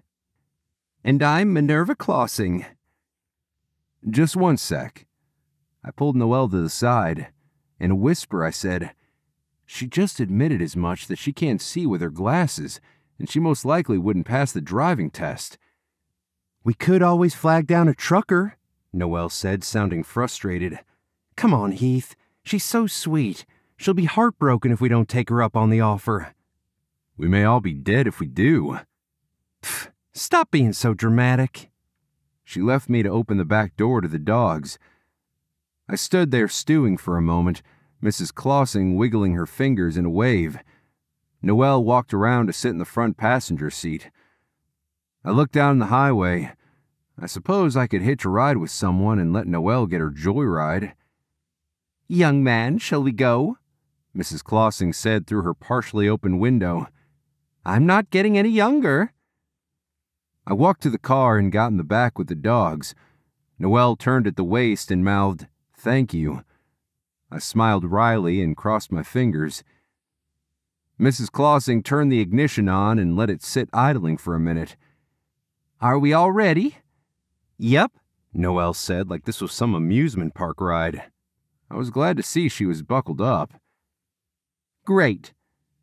Mrs. 𝗀𝗂𝗃 put the car in gear and started to drive onto the road, just as the truck that had slowed earlier came flying past.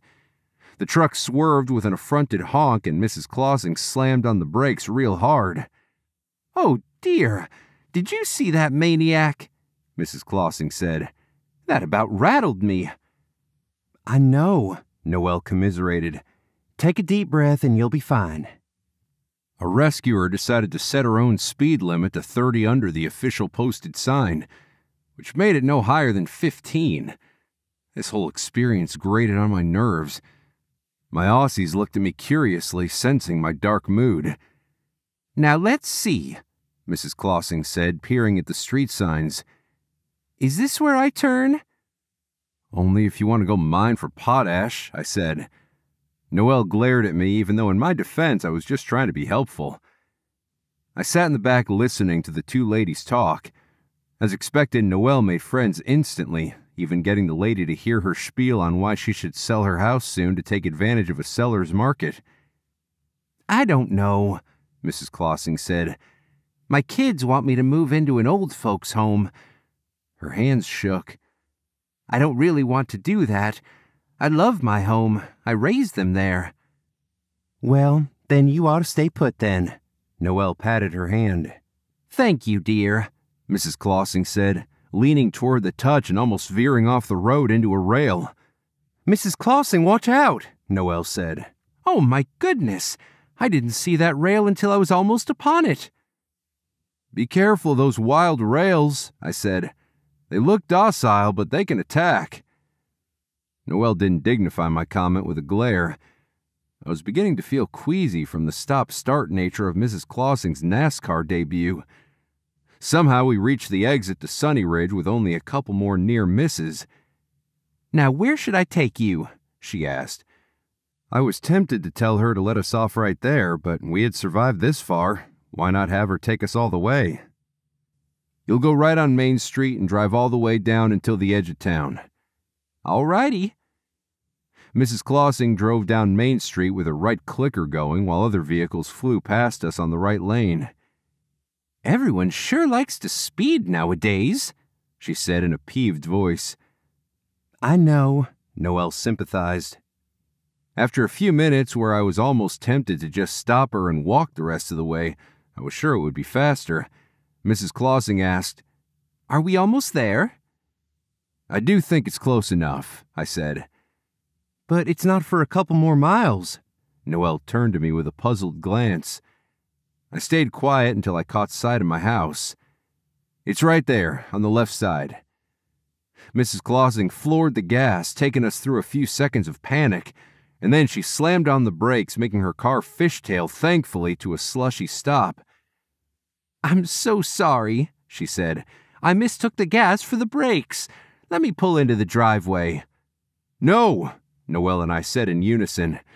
I was relieved to see that Noel and I were now on the same page. The dogs and I got out. Noel stayed in the seat a little longer, then got out. Mrs. 𝗀𝗂𝗃 made a U-turn and drove like a drunken sailor down the road. Noel and I exchanged glances and burst into laughter. I sobered. She might not be so lucky next time. She could seriously hurt someone. But what would you have us do? Take away her keys? It might have been a good idea. Noelle narrowed her eyes. You were so mean back there. When you see your life flash in front of you, you tend to practice defensive sarcasm. Noelle sighed. Thanks to her, we're here. I better head in and rescue Prunella. While she took care of her cat, I fed the dogs. In my big workshop barn, I found the truck's spare key. Inside, I found Noelle setting out a dish of canned cat food. I'm going to pick up the truck, I told her. I'll round up one of my brothers, or maybe Pops. Her brows came together. How about church? What about it? What time is your service? 11? I averted my gaze. I'll just have to miss it. I'd like to go. I'll feel funny going by myself. Can you get the truck later? That way your family doesn't miss church either. I chafed at her suggestion. It had been ages since I went to church, not since Mom was alive. I can walk you over, but then I'll leave. She watched me with frank curiosity. Okay. You can have the shower first, I said, averting my gaze. Thanks. This time she didn't sneak out with only a towel on, but minutes later when she came out in her prairie-style dress, it had a similar effect on me. I stared at her loveliness for one long moment and went back to my cooking. She gasped at the sight of pancakes on the griddle. You didn't, she said. You did say you wanted pancakes, right? I gestured with the spatula. She came over, her eyes wide and admiring of my cooking. I'm very impressed, she said. It's from a mix, I said. No need to get excited.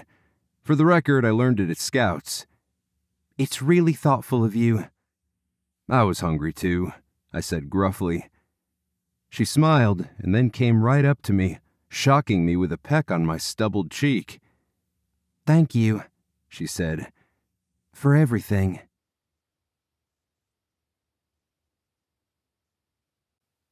Chapter 34. Noel. I took one bite of the pancake with warmed syrup and closed my eyes in bliss. When I opened them, Heath was watching me intently. Well, he asked. I shrugged. Passable. He stared at me.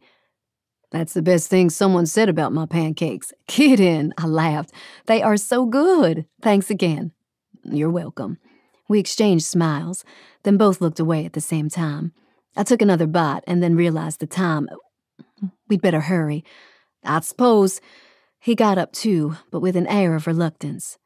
It was a nice day to be out. The weather in Sunny Ridge proper was at least 10 degrees warmer than that in the mountains. In my prairie dress, boots, and trench coat, I felt like a true blue lady.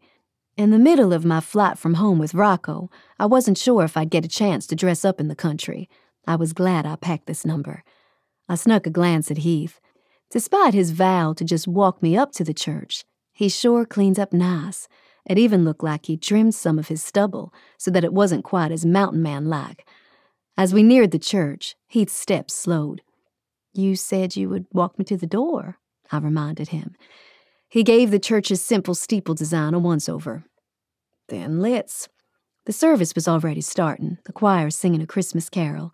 Heath pointed at a pew where his family turned to us, smiling. I smiled back and turned to Heath. You can go now if you want. He licked his lips, looking nervous. Emotions battled on his face. My heart melted for him. I knew what it was like to lose faith in something, especially when you were counting on God to swoop in with a miracle. Would you feel more comfortable if I stayed? He whispered. I looked into his eyes, gladness surging through my heart. I sure would. He nodded and followed me as I made my way down to the Browns, who made room for us. Welcome, Heath, Patrick drawled. Sure is getting crowded on this pew, Winnie said, grinning.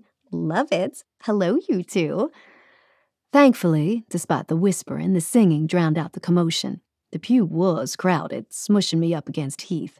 He turned and put his arm around my shoulder. I didn't dare look at him. I was sure I was blushing. And I was sure his family was giving us speculative looks and maybe even giving each other a high five. After last night, his arm around my shoulder almost seemed tame in comparison. I focused on the service and bowed my head in prayer. As the pastor read that day's missal, a different conversation ran through my head. I gazed at the painting of the Savior in the front and said a silent prayer. Dear Lord, thank you for helping me and Heath and the dogs get back in safely to town. Thank you for Mrs. Clausing. May she be able to drive a little bit longer safely, and may her doctor know how to break the news to her gently. May Rocco continue to train well so I could sell the house, and if it's your will... I stopped mid-prayer. I was about to ask for a blessing on me and Heath if it were God's will that we be together. But he wasn't even the praying kind, although after today, I saw a glimmer of hope. If it is your will, I continued, please bless Heath and me with a love that lasts. He and I are about as different from each other as a dog and cat, but I'm seeing the side of him that I think he's hiding from the world. I know he's hurting, Lord. Please heal him. Tears pricked the back of my eyes. And please heal me, Lord. I still love my family. I still love my mom. Help me come to terms with this new change with Dad's wife. Help us move on and stay close despite the many challenges we face. Heath jolted me out of my prayer with a tightening of his arm. He then reached over and brushed a tear off my cheek with his thumb. I smiled and leaned into his touch, grateful for this promising turn in our relationship. Chapter 35. Heath. I can no longer deny it. I was falling in love with this special woman. Like Dylan had said, Noel and I needed each other. We were stronger together. The fear that held me back from my bad experience with Jenna faded into the background. Here was my chance for a new beginning, and I couldn't think of a better woman to take a chance at love with than Noel. She leaned into my hand and closed her eyes, her expression sad. I wondered if she was thinking of home. Regardless of the reason, I was glad to be the strong one for her at the moment. It deflected attention from the discomfort I felt coming back to church. Coming back shouldn't have been such a big deal. I'd gone to church all my life. These were the songs I sang with my family. This was the pew my family occupied when Mom was alive. No more running away, Heath. No more testing faith in return for worldly things. After church, the family gathered together outside, no one the wiser over the adventure we'd had, until I had to tell Pops, of course, to help me pick up my truck. "How'd you guys get home?" he asked. "A lady named Minerva Clausing gave us a ride home," I said, and left it at that. Pop seemed satisfied, and Noel jabbed me in the ribs for my white lie. "When I get home," I told Noel, reaching for her hand, "would you like to take the dogs on a walk with me?" She looked down at our linked hands and back to my eyes, her face breaking out in a sweet smile. "Of course." With that promise in hand, I walked over to Pop's truck and got in the front passenger seat. Right before I slammed the door shut, I heard Tater asking Noel where we were the night before. I smiled to myself and wished Noel luck. Pop's truck bore us down the highway to go back to the trailhead. "It was good to see you at church today, son," Pop said. I looked out the window at the snow that was starting to turn dirty at the edge of the road. I was glad to come. "Whatever Noelle is in your life, I hope you'll keep her. I think she's a real blessing to you." I acknowledged the truth of his words with a nod. "Did you go out to dinner last night?" he asked. "We thought you'd both come back to the house to eat. When you didn't, we just went ahead. Tater saved cookies for you." "That's sweet of her." I paused. "I'm glad you just ate. We were actually stranded overnight up there." Pops about choked on his spit. "You what?" I rattled on. "That crazy dog of hers stole my keys and dropped it in the snow. We tried to find them, but the dogs had mucked up the tracks so bad, so I built me and her a snow cave and we slept in it." Astonishment was plainly written on Pop's face. "You slept in the same snow cave and all?" he asked casually. "Don't you be thinking bad of her, Pops. We did, but I swear we didn't do anything other than keep each other warm." "Well," Pops nodded, "that's a euphemism if I ever heard one. I'm serious. I respect her too much to do anything. Also, we're not exactly going out together anyway. She'd probably slap me if I tried to kiss her. Have you tried? No, sir. Maybe you ought to. That'll be a test of her interest. Really, Pops? I smirked. You're all concerned about us being cozy in a snow cave, and you encourage me to give her a kiss. Anyway, the point is, you gonna ask for her hand sometime soon? Aren't you jumping the gun some? I said. I'm just kidding. She's really a special woman. Was she the reason you came to church today? I swallowed. I didn't want her to go in alone and be uncomfortable. We would have welcomed her, and you know that. I know. I guess it was a good excuse for me to come while saving face. It's been a while, you know, like the prodigal son. You don't need to save face with God, Pop said, turning at the junction near the trail. He's seen all sorts of mayhem, I'm sure. I chewed on this for a minute, while Pops gave me a glance here and there, like he was trying to size me up. I've been meaning to ask you, son, if you're feeling better about Mom's passing. I know it hit you particularly hard. I glanced at him, at the signs of age on his face, the spots on his hands.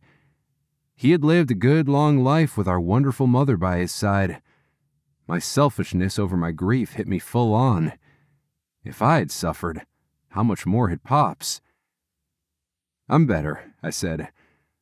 I was angry at God for a long time, but thanks to y'all, and Noel, I'm healing. That's mighty good to hear. When we got to the clearing where we'd parked the night before, we both got out. I'll look around too, Pop said. Save us having to pay for another spare key. I scraped my truck windows while he walked around. After a few minutes, he came back with a whoop, holding up my keys. What do you know? He said. Now, it was in a spot that was pretty obvious. Pops darted a glance at me. You sure you didn't? Really now, Pops, I countered. Do you see me putting Noelle's life at risk just so I could snuggle her in a snow cave? Well, no, Pop said, tossing me the keys. But maybe your subconscious mind wanted you to. Doesn't matter anyway. He grinned. It all worked out beautifully. Thanks for the ride, Pops, I said. Oh, and Pops? He stopped at his truck. Thanks for the conversation. His eyes twinkled. Anytime, son. I drove home, each mile building my anticipation of being with Noel. The dogs swarmed around the truck when I pulled up. I reminded Rocco not to jump, and he listened, the smart dog he was. When I let myself and the dogs into the house, I heard Noelle talking on the phone. That is fantastic, she said. I'll be there as soon as I can. I froze. Who was she talking to? Noelle turned at the kitchen and hung up. Her expression was cautiously optimistic. Someone wants to look at the house and meet Rocco, she explained. A family really wants to get into a house by Christmas, and this just might fit the bill. The news about bowled me over. I had planned to talk to Noelle about my change of heart and how I needed her patience even as I navigated my return back to the living waters. All that would have to wait. She was leaving anyway, like I'd expected. Ah, I said. That's great.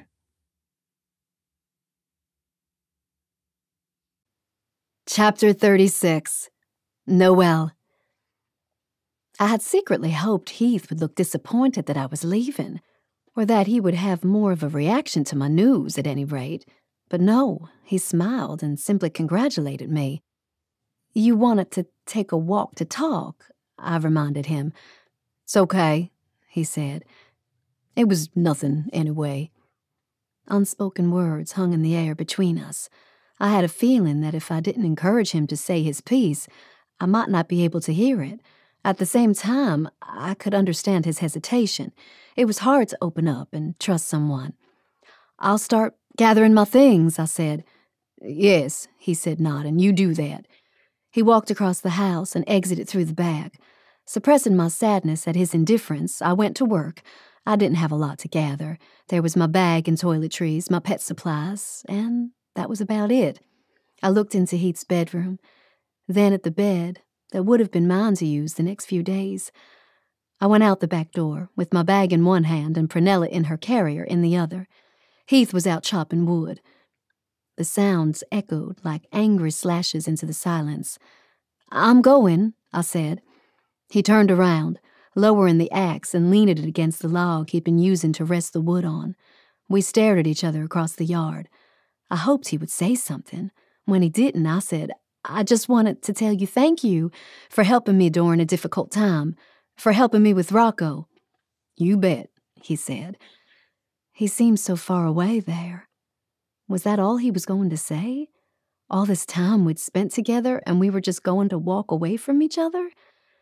Apparently, that was how it was going to be.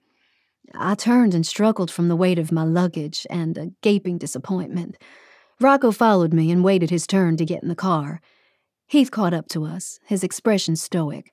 I thought maybe to tell me something, but he simply watched us. I opened my door and was about to slide in when I straightened up once again. "Can I ask you something?" I told him across the roof of the car. He regarded me steadily. "Shoot." "Did I just imagine that you and I had something?" My heart pounded painfully. He looked away, then back. "Depends what that something was." "A spark?" I struggled to find the word. "Attraction?" My voice lowered to a whisper. "Love?" He shoved his hands deeper in his pockets. "You tell me." Tears pricked my eyes. I thought he cared, but I guess I was wrong. I wheeled back to the car and got in before I blubbered like a fool. He didn't budge from where he was standing, and I didn't stick around long enough to tell what his expression was. I had gone down the road a ways when I stopped the car and let the tears flow. I was a fool for forcing my way into his life, and worse, for falling for such an unfeeling cowboy.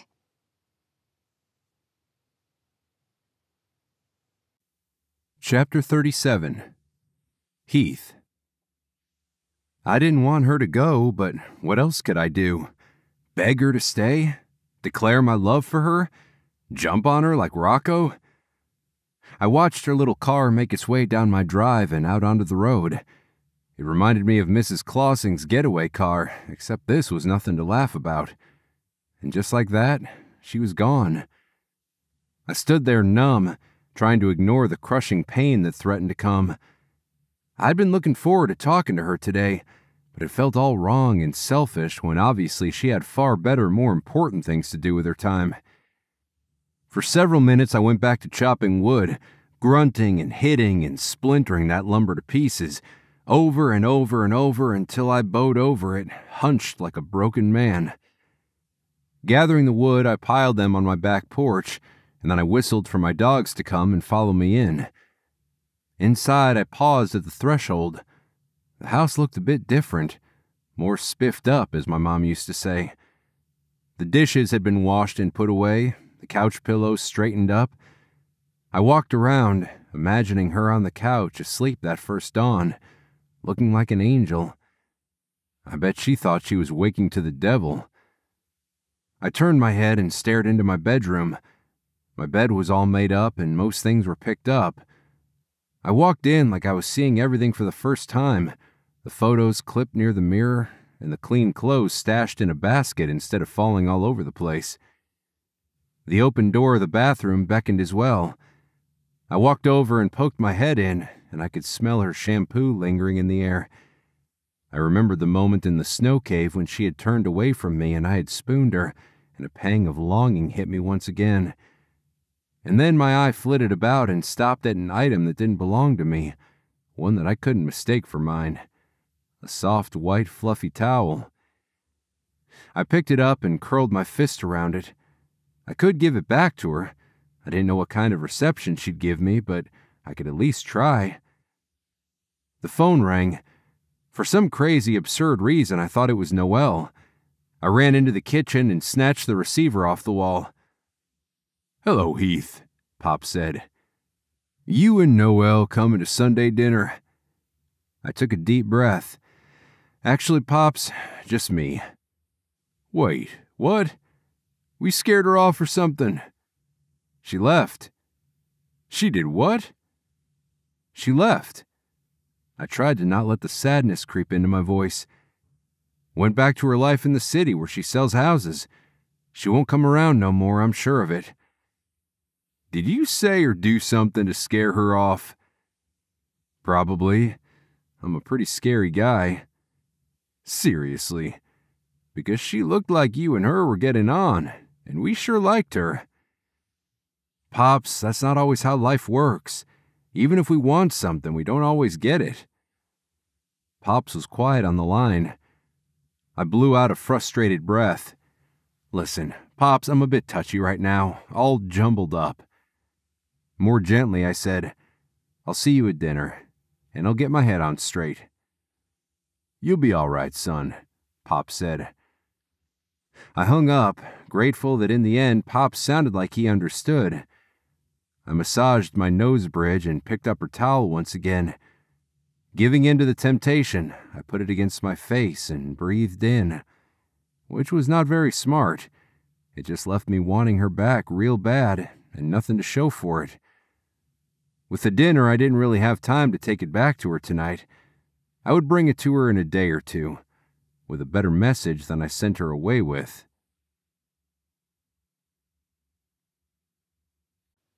Chapter 38. Noel. Coming back to my little city apartment felt both weird and comfortingly familiar. I got in, let Rocco check out the space, and let Prunella reign over her roost once again. The plants I had left in an inch of water in the sink somehow stayed alive. The view outside the window didn't change. Mrs. Gonigal still had her laundry out, including a Santa suit. The sight made me feel both sad and excited for Christmas. Speaking of which, in the hallway I had left my little Christmas tree, and I brought it in now. It had become worse for the wear from having been cut and left out without water for the night. I hoped it would bounce back, just like my broken heart. "It'll take more than water to fix me," I said out loud. Prunella gave me a disdainful look. "Cut me some slack," I told her. I should have known better than to fall for a crusty cowboy. But there we are. He was thoughtful, though. Prunella blinked and yawned. Rocco, meanwhile, looked perfectly supportive, even going on his back to get a belly rub.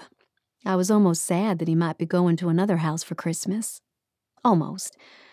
The next day, I got up to the alarm clock, the reality settling in that I was indeed back to being a realtor in a rat race. I groaned and had gotten up to use the bathroom when the phone rang. For some absurd reason, my heart leaped with hope. But of course, I said to myself, "Don't let it be Heath, don't let it be." "Hello," I said, trying to sound all casual. "Is this Noelle Collins?" a woman asked.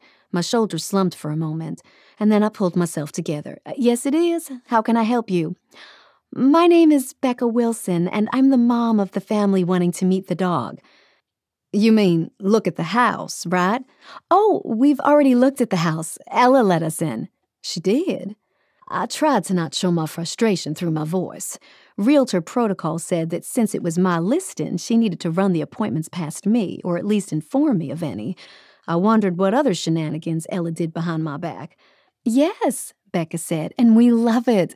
Then she told us about that odd condition to owning the house, but as it so happens, we have been looking to adopt a dog anyway. I understand Rocco is a white lab puppy. For one long moment, I pictured Rocco going with this family, and the idea didn't sit well with me. Not at all. He was all I had. Well, he and Prunella. "Yes, he is," I finally replied. "A very high-energy lab. Not a surprise for the breed. He jumps on people and is not well trained." There was silence, and then, "We still would love to meet him, I think." "If you insist, but please don't keep your hopes up, and think of what's best for your family." Of course. Anyway, we have half-day school today, so I wondered if my family and I could meet him." "Sure, but first I need to see if I can purchase a muzzle from the pet store." "Oh, dear," Becca said. A muscle? Why, yes, even labs have their rough moments. Oh, okay. Thank you. I hung up, feeling like I had at least done my duty to make this family rethink getting the dog with the house. Rocco stretched on my rug and licked his chops, going back to his nap. Rocco, it's up to you now, I told him, coming over to rub his belly. I don't really want to see you go. Please misbehave for me, okay? In his passed-out state, he seemed to assure me that, yes, he would cooperate. The phone rang again, and this time I didn't entertain any unrealistic notion that it was Heath. What did you know? It was Mom. Hi there, Noel, Mom said. Hi, Mom. You sound like you're in a tunnel. There's static on the line or something.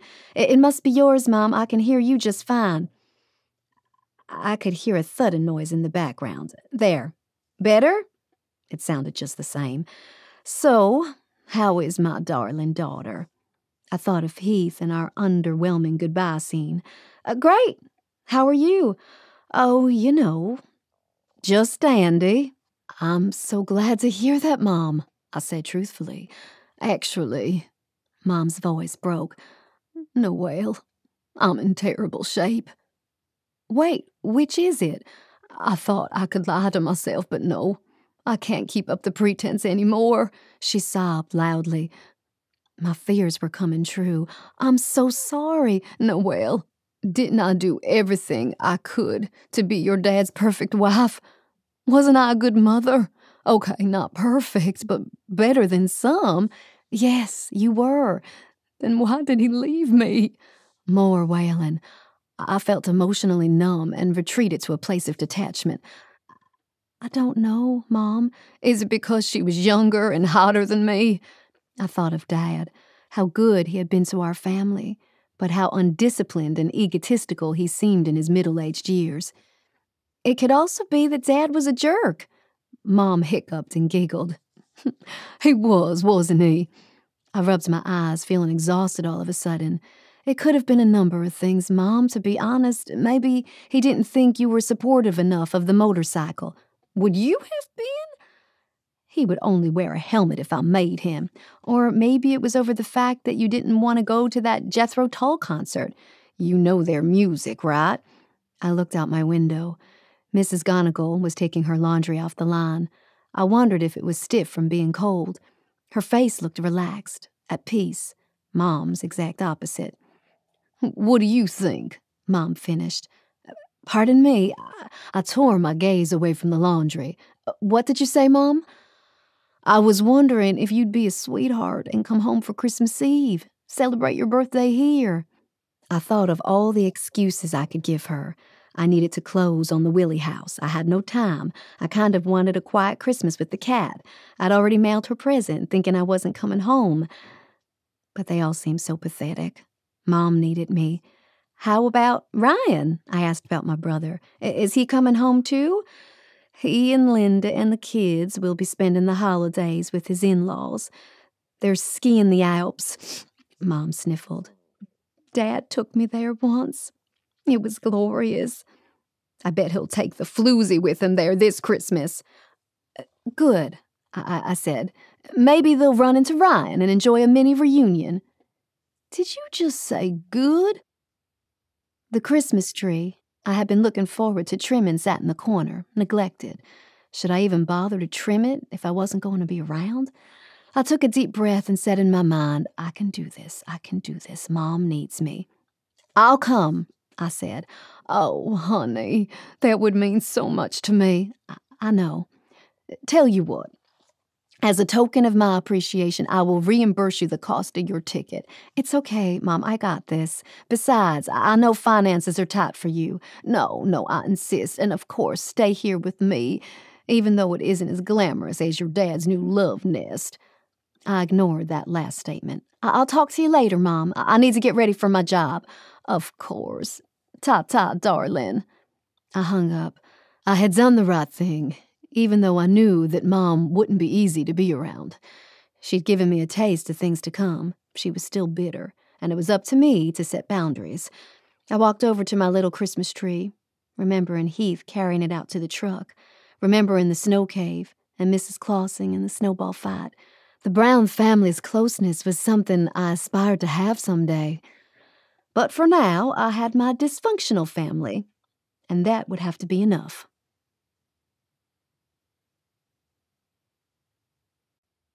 Chapter 39. Heath. As soon as I got into Pops's house, the family fired off a barrage of questions. Winnie looked past me. "Where's Noelle?" "She went back to the city," I said. Dylan raised an eyebrow. "Why'd she leave?" "She needed to show a house, the one Rocco belongs to." "Does she not like me?" Tater asked tearfully. "She does, I'm sure." Dylan put an arm around her shoulder. "Then why didn't she even say goodbye?" Tater looked confused. "She had to go in a hurry," I said. Dylan stared at me, then spoke to Tater.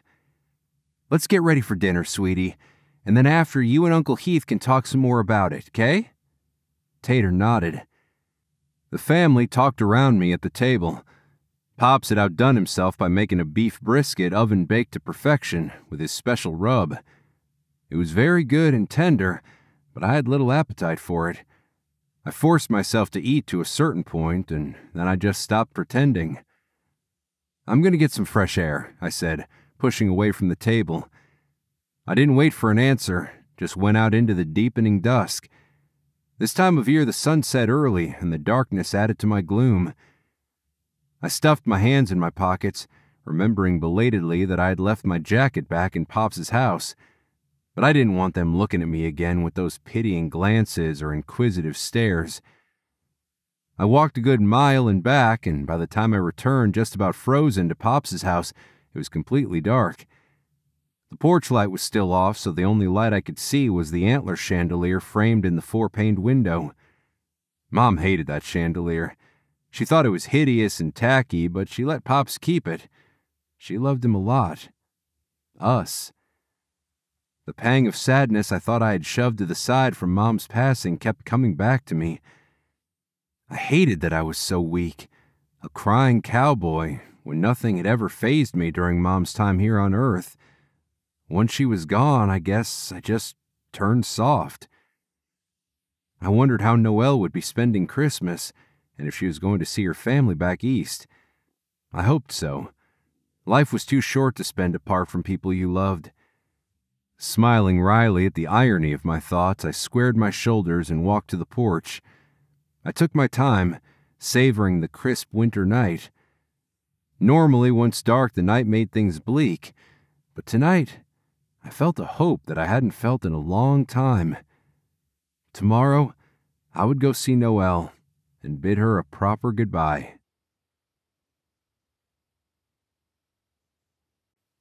Chapter 40. Noel.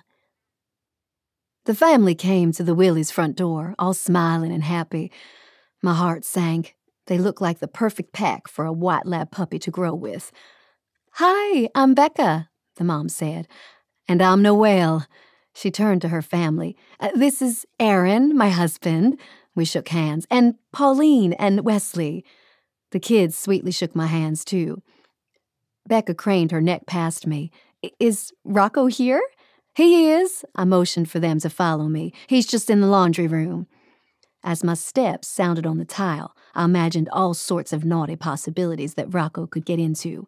I had left the laundry basket down and a box of dryer sheets. There had been a pile of blankets in the corner. I reached the door. "Ready?" I asked. "If he jumps on you, be sure to tell him no. He knows not to." Bracing myself, I opened the door. Rocco, the terror, was lying on a blanket. It looked like he had pulled it off. The dryer sheets remained untouched. The laundry basket was unchewed. "Oh," Pauline said, "Mommy, he's so cute." "Yes," I said, "but don't let that innocent face fool you. He can be wild and crazy." Rocco got up, stretched, and came over, his tail wagging. He sat for the kids, and Pauline even got to give him a hug. As I looked on, my spirits plummeted. Rocco was being such a good dog. This wasn't the plan. This was not what I'd hoped for. I finally admitted to myself why I didn't want to lose him. He was the only thing I had left from that time with Heath. "Wow," Becca said after she hugged the dog too, and as her husband and kids continued to fuss over him. "He's so sweet." I bit my lip. I know. I expected him to be horrid. Becca's face glowed. "I didn't expect this at all. Me neither." I watched the family with a lump in my throat. Aaron patted Rocco's head. "He acts like he's well trained." "Crazy, huh?" I gulped and choked back the tears. Becca looked at me strangely. "Are you okay?" I nodded. I just need to use the powder room. I'll leave you to get to know Rocco. Remember, if he bites..." Rocco was licking first the girl, then the boy, who were both giggling. I got in the kitchen half bath and splashed water on my face. What was wrong with me? I hadn't wanted a dog, right? Then why was I being such a baby about Rocco? Could it be because I dreamed a fantasy that Rocco could be mine and Heath's? I looked at my reflection in the mirror. My mascara was slightly smeared, but otherwise I still looked presentable. I opened the door and walked to the laundry. It was empty. That was it. Rocco had chased the family out, nipping at their heels. Laughter came from the backyard. I approached the back window of the laundry. Outside on the snowy lawn, the kids were running around goofy. Miracle of miracles, Rocco was running alongside them, not jumping. Heath was right. All Rocco needed was love and a safe place, and he would flourish. The parents looked on, happy as could be.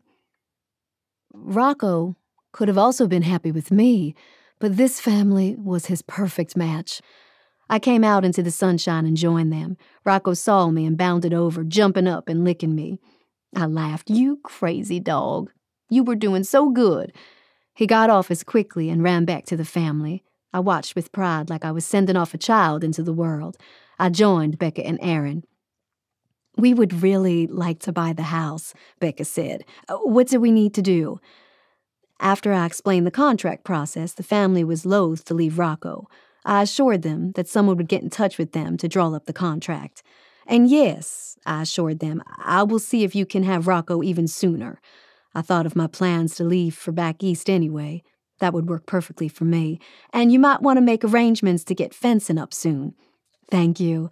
Becca's eyes shone with happiness. The kids waved at Rocco, who stood beside me, until their van disappeared down the bend. I got down to Rocco's level and pressed my face against his. "Good dog, Rocco," I said. He kissed, the tears trailing down my cheeks. After making all the arrangements for this sale, I delivered Rocco to his new family and came home. My steps were slow coming up the stairs at my apartment. The emptiness in my heart seemed too big to fill. I wanted to hide out, crawl under the covers, and cry myself to sleep. But I knew I couldn't. I needed to pack for a trip. On my landing, a shiny object caught my eye. On the floor was Rocco's name tag. It must have come off while he was here. I picked it up and felt it between my fingers, letting the ridges cut into my skin. Anything to distract me from an even deeper pain. From losing the dog. From losing the cowboy. I heaved a sob, and then a tear trickled down my eye onto my nose, plopping on my lips. I brushed it off with my hand and got ready to straighten up. I needed to get into the apartment to mourn in private.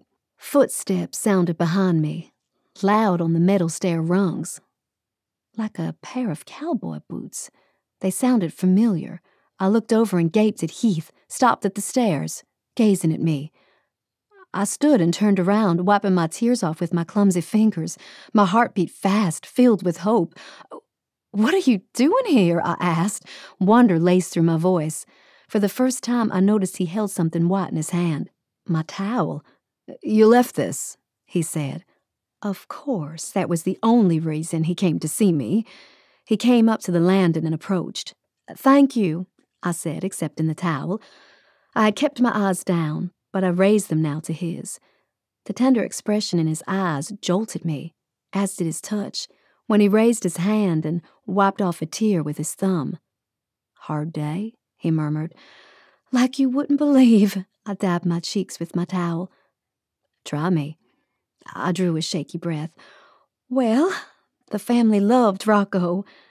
Then the words rushed out of me. He was well behaved and didn't jump. Okay, he jumped on me once, outside, the rascal, but he was gentle and kissed the kids. He was perfect. He smiled. "Isn't That what you wanted? My mouth trembled. I guess not. Oh, Heath, I didn't really want to get rid of him after all. He opened his arms and I launched myself into them, sobbing into his shoulder. I rambled on. Everyone I ever care about leaves me eventually. My dad, the dog, you. I sobbed, soaking his shirt. What did you say? He raised my chin with his finger. You heard what I said. I sniffled. I just wasn't sure I heard right. His eyes shone. Don't worry. I felt the same way. My heart thudded as he glanced at me meaningfully. You do? He nodded. I was cut up when you left. He gave me a half-hitched smile. You were to me like Rocco was to you. A problem. I didn't want you around at first, but you grew on me.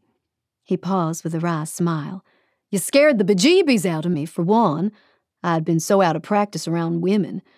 But there you were in my house. He looked at the towel I clutched in my hand. In that. I smiled. I don't usually parade myself like that in front of cowboys in sexy Henley shirts, I'll have you know. Good. He growled, his arms tightening around me. His expression turned serious. I've been doing a lot of thinking since you left. I was finding it difficult to breathe. And I missed the chance to tell you how coming back to church made me feel. I wasn't sure you wanted to hear. I touched his stubbly cheek. Of course I do. He leaned into my touch. The short of it is, I used my mom's passing as an excuse to not go to church, to not allow myself to be happy. But you reminded me of everything good about my mom, and how I needed to make sure that I live my life fully, while I'm still on this earth, with people I love. That's so sweet. I cocked my head. You're a tough cowboy, but you really have a soft side, don't you?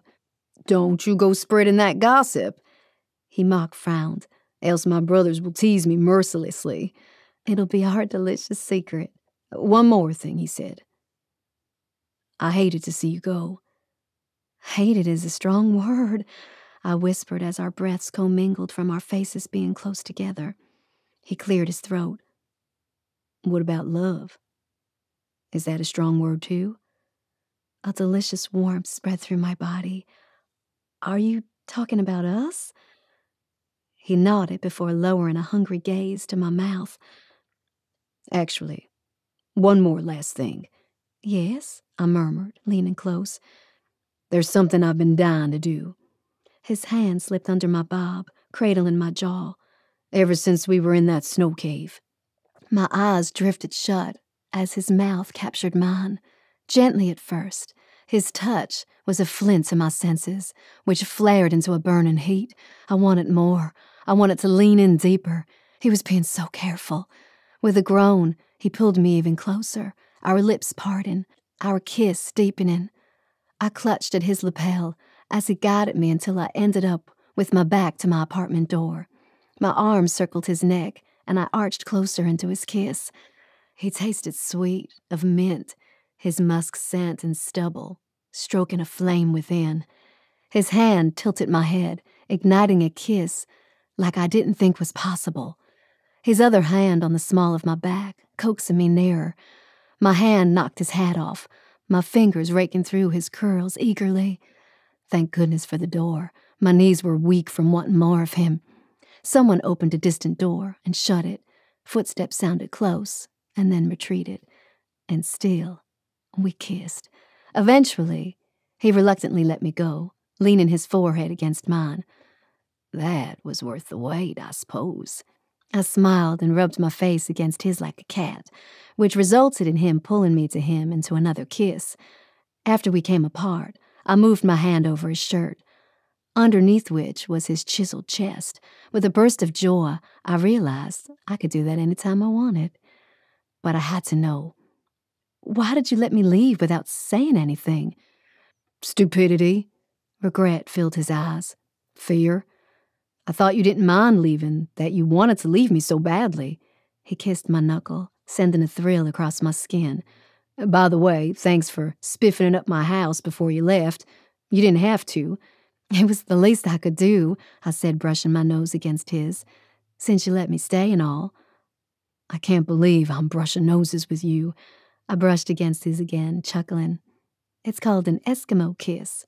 Lucky Eskimos. I'm sorry I didn't say goodbye to your family, I said. I would have, but I thought maybe you wouldn't want me to. Of course, I would have been okay with that. Tater was devastated, and my whole family was. They are sweethearts. Heath brushed back my hair from my face. They told me to bring you back. I would love that. And then I remembered, no, I can't. But I can come on Christmas Day. Why only then? He frowned. Because I'm staying at my mom's until Christmas Eve. Oh, sure, I understand. He sounded disappointed. Christmas Day it is then. An idea seized me. Actually, I was wondering, would you like to go with me? To visit your mom? He swallowed visibly. Why? I teased. Are you scared? He bit his lip. That brings us to a whole new level. I've met your family, I pointed out. I know. So tit for tat. Also, my mom's paying for my ticket so we can split the cost of yours. I don't even care about that. He shook his head and smiled. Okay, I'll come. Really? I squealed.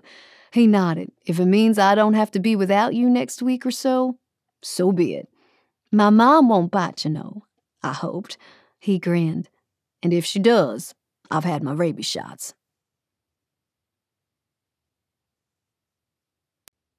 Chapter 41. Heath.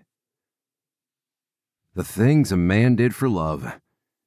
2 days later, I clicked the airplane seatbelt in place and leaned back, trying to breathe in and out, in and out. What are you scared of? Noel said, leaning close. My mother or flying? Flying? I winced. I'll take one thing at a time, okay? Don't worry, she said into my ear, almost distracting me from all my worries.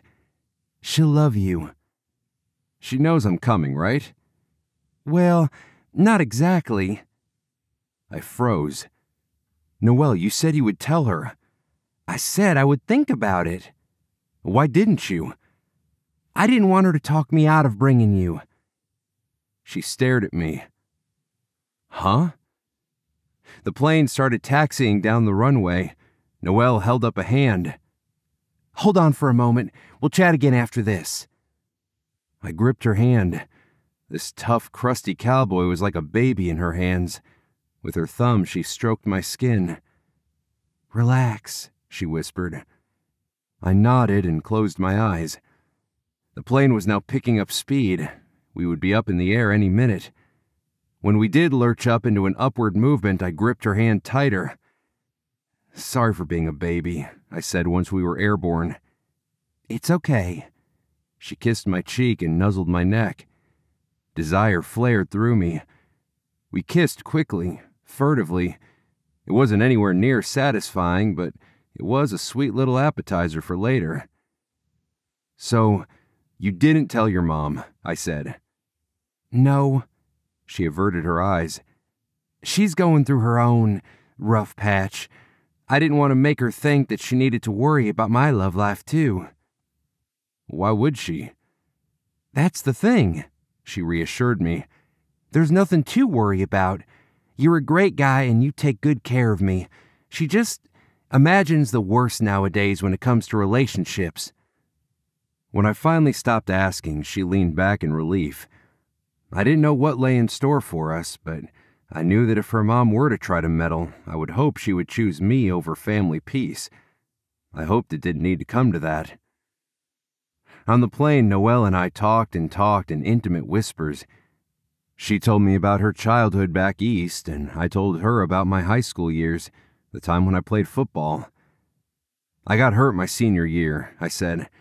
It was real bad timing. We were facing off our school rival, so I didn't tell anyone about my injury.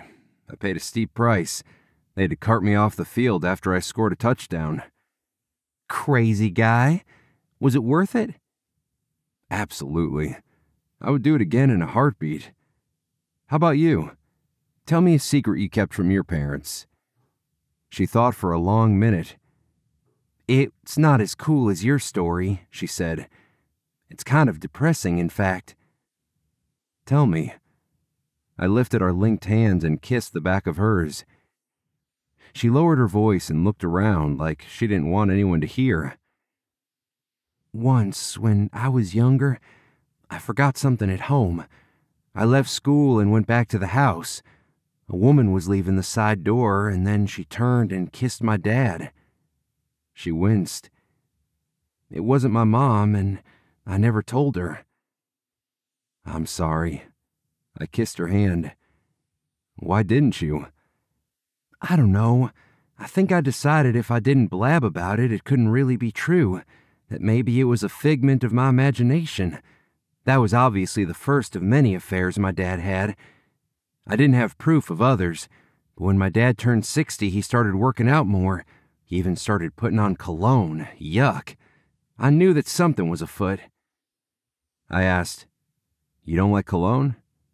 "Nope." "What about aftershave?" She nuzzled my neck. "Yours I like." When she couldn't quite hug me, she lifted the plane armrest and let me pull her close. She rested her cheek on my chest. "So now you know my deep secret."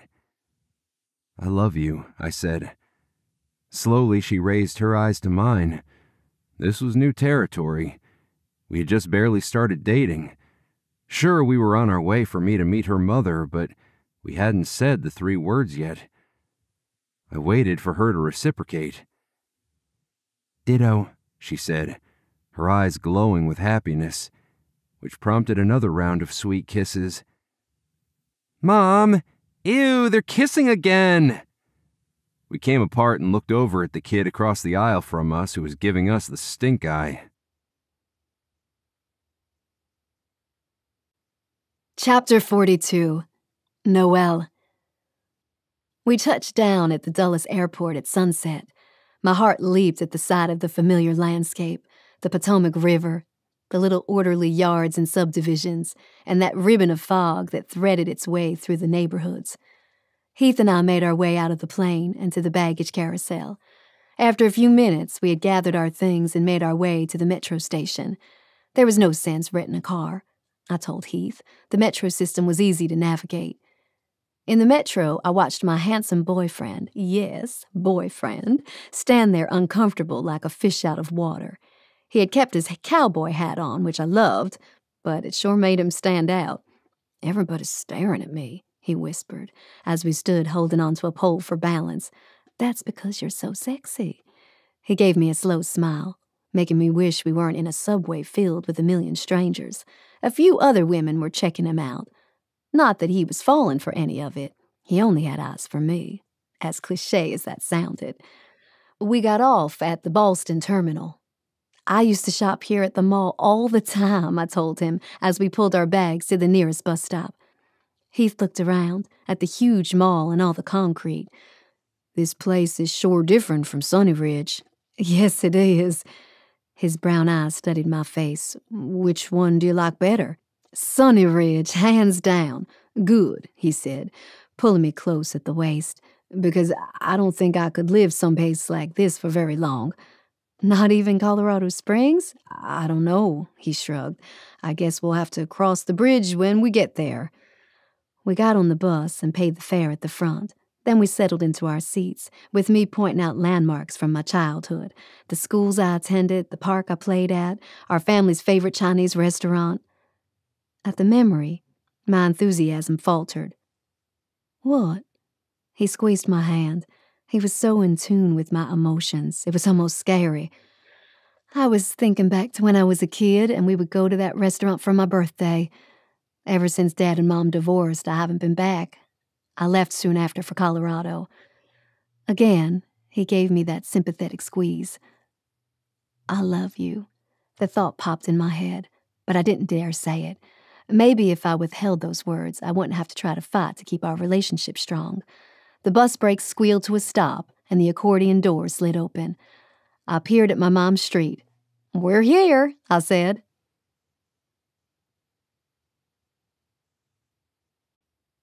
Chapter 43. Heath. Noel was nervous, I could tell. Her hand was cold and her grip had a hint of desperation. Some of her anxiety fed off to me, but for her sake, I tried to not let on that I was on the edge myself. She had plenty enough to worry about. From the bus stop, we walked down the sidewalk to a 4-story apartment building. It was a bit run down, but there were no signs around that this neighborhood was unsafe, like some parts of downtown Denver.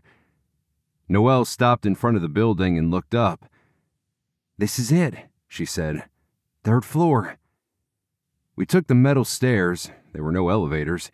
Our shoes clanged on the steps as we climbed higher and higher until we reached the 3rd floor in Unit 312.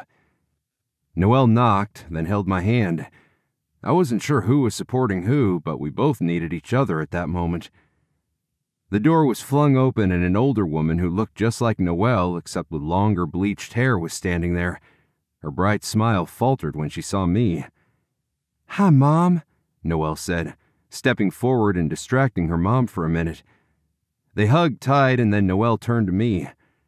"This is my boyfriend, Heath Brown." "Oh." A brittle smile replaced the original one. "What a surprise." "Nice to meet you." I offered my hand and she shook it. She looked from me to Noelle. "My daughter could have given me a heads up," she said. "Let me add a place setting. Come on in." Noelle and I exchanged glances. "I told you she doesn't bite," Noelle said. I followed her inside. The floor was hardwood and very clean, like it had just been polished. I took my boots off by the door and continued to walk in. "Thank you for having me, Mrs. Collins." "It's Rachel, by the way. There's a different Mrs. Collins now." Noelle averted her glance and walked around. "You fixed up your place nice, Mom," she said. "I've gotten a few things since the last time," Rachel said. "Did I already have the rug back then?" She pointed at a beige rug with a pattern of blue herons. "I don't think so." "Thrift store find," Rachel smiled. "And those paintings." The paintings also had blue herons. "So cool," Noelle said. There were touches of Christmas, too. Nothing overbearing or over the top. In fact, they just looked festive, not the typical green-red decor like Althea and her family put up in the bed and breakfast. The colors were a mix of white, silver, and a blue-gray. More winter than Christmas. "So," Rachel said, looking at me, "what do you do?" Noelle gave me an apologetic glance. "I train dogs." "Really?" She glanced at Noelle. "That's funny. I didn't think Noelle was into dogs." "He didn't say he's a dog," Noelle joked. "Just that he trains them." I laughed with her, but her mom didn't.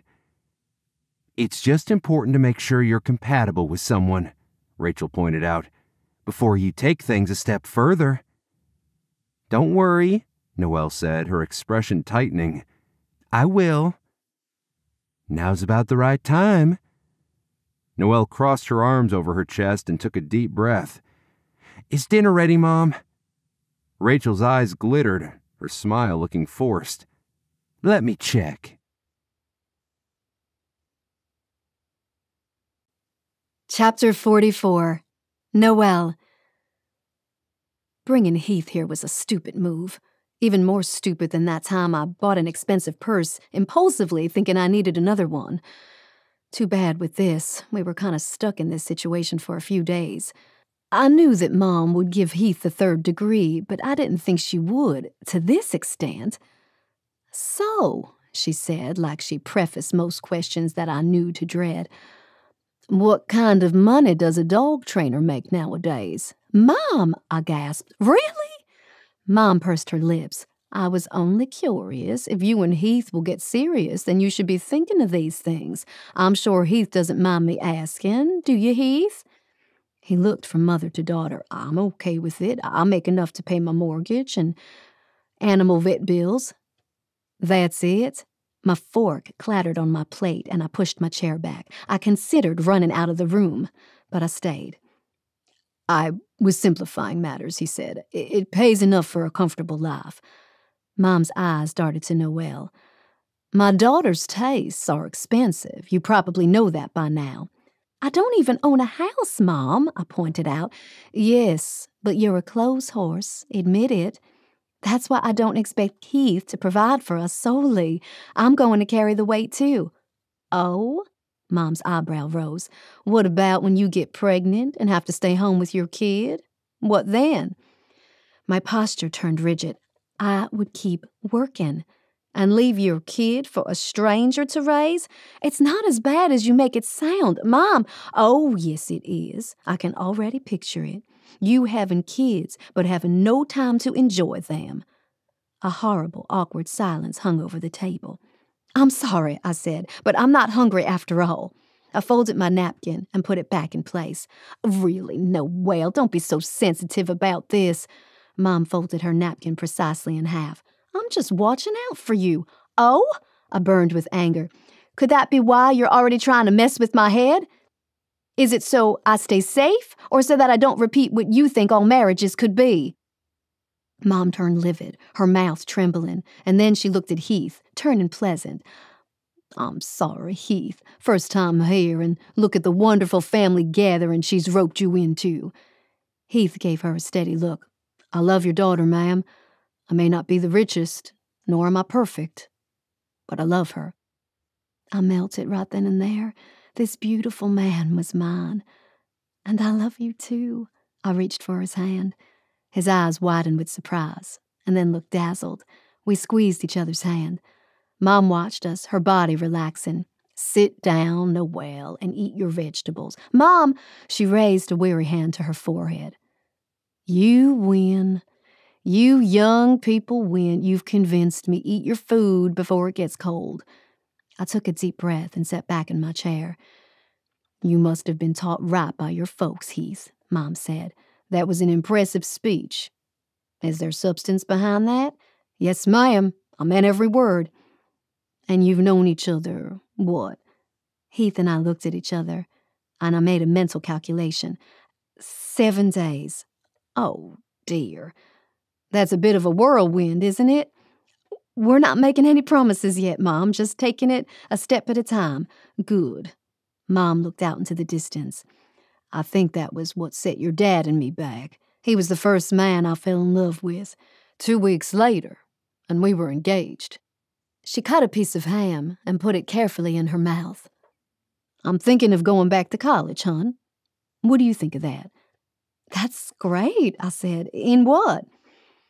I'll start with my associates, but I think business would be good. If I don't start a business right away, I can always work in an office. She smirked.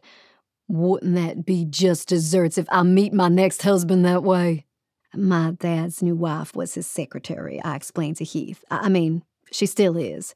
Was, my mother interjected. She's expecting. I guess he didn't want her working pregnant.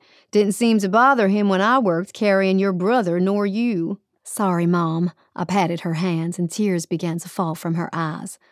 Sorry to Heath, Mom said, blowing her nose on a tissue. This is quite the introduction to our family. It's okay, Heath assured her. I certainly don't mind. I think y'all are great. I smiled at him and stood to walk around to Mom. I bent at the waist and hugged her from behind. Mom held to me tight. Can I just say, Mom said through her tears, how much I appreciate you being with me. And you too, young man. I kissed her cheek. You're wonderful, Mom.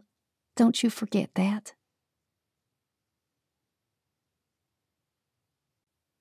Chapter 45. Noel. I was all wrung out from the meal. After we helped Mom clear and wash up, she shooed us out of the apartment and told me to take Heath around to see the sights. Are you sure? I asked her.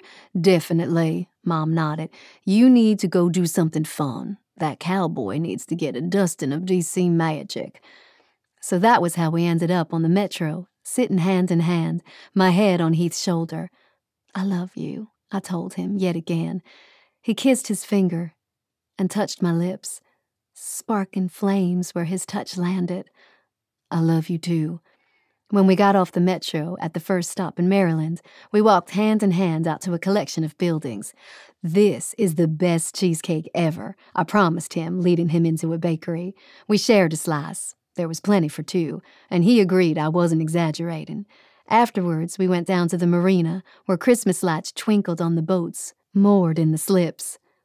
I stood at the rail, and Heath wrapped his arms around me. I'd never felt as loved. I glanced over my shoulder, and he looked back at me with a hungry expression. Slowly, I turned so that we faced each other. In the cover of the semi-darkness, we kissed. It had been so long since he kissed me most thoroughly. Clear back in Colorado. I said, nuzzling him. "You taste like cheesecake. Yum." "What a coincidence. You do too. On second thought.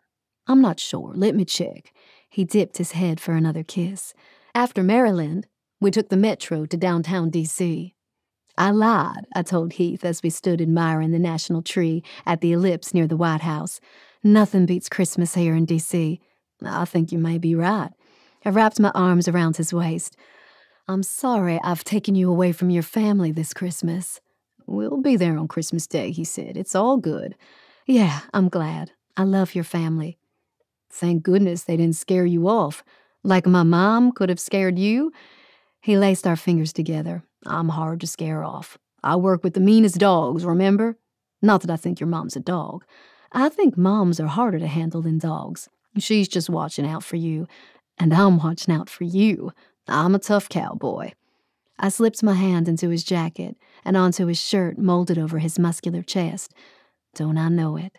For our last outing for the night, I told him it was a surprise. We took the metro to the airport and got out into a desolated park. "What?" he said. "You going to kidnap me to the Caribbean? Don't you wish? I should have taken you up on it the first time you offered." I'll admit my mother would have said that was kind of forward of me. Heath put an arm around my neck and stole a kiss. "You can be forward with me any time." And of course, with that invitation, how could I not pause for a long kiss, or two, or three? Reluctantly, I pulled away and tugged on his hand. "Come on." "Where are you taking me? You'll see." We stumbled in the dark, with me giggling until we reached a park bench, just outside the airport, the plane lights blinding us if we looked at them head on. Heath sat on the table, and I sat between his legs, his arms wrapped around me. He pushed back my hair, his cold nose tickling my cheek, and then he was trailing kisses along the ridge of my jaw. "Heath," I breathed, and the old plane flew over us. The noise was deafening. I whooped, and Heath did too, but the sound overhead drowned it all out.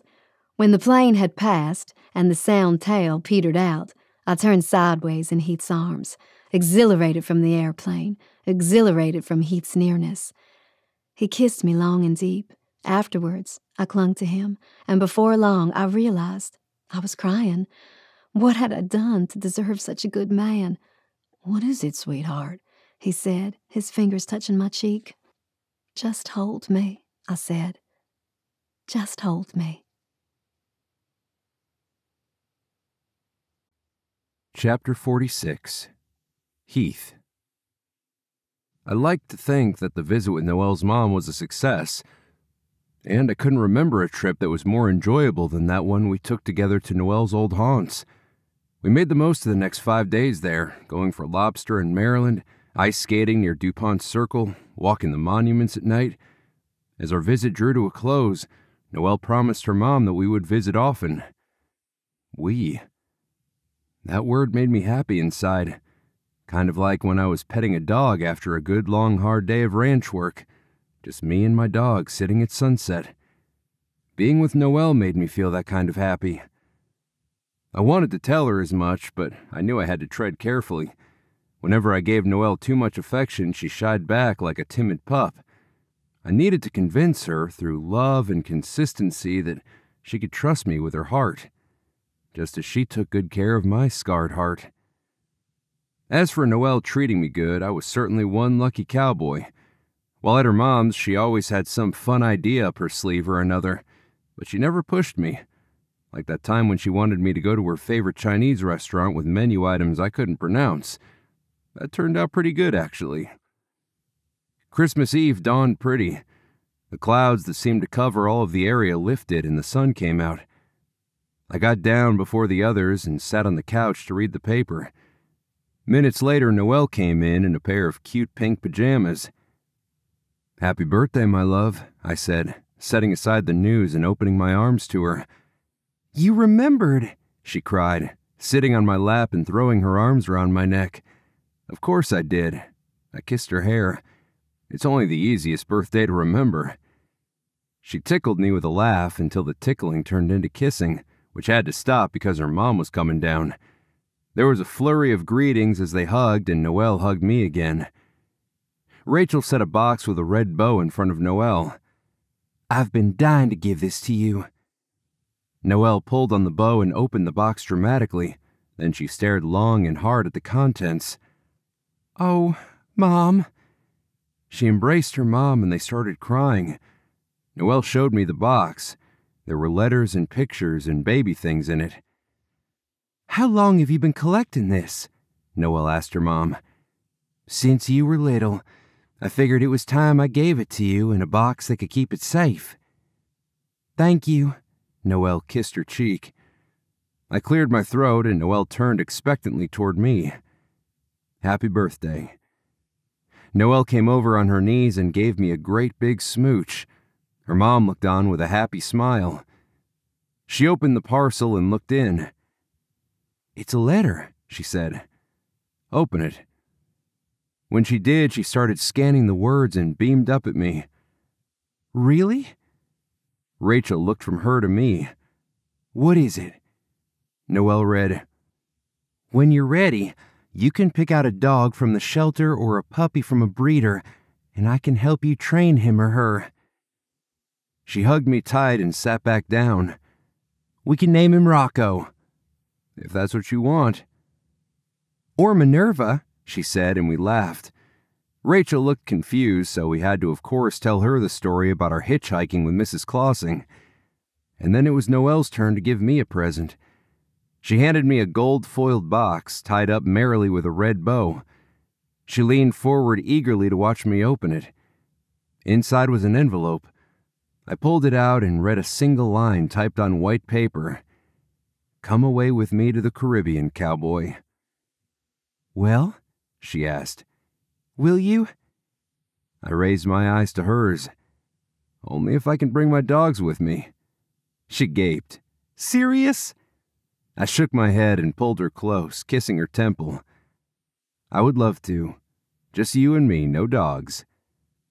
"Oh, you too," Rachel said, her face glowing, in approval, I hoped.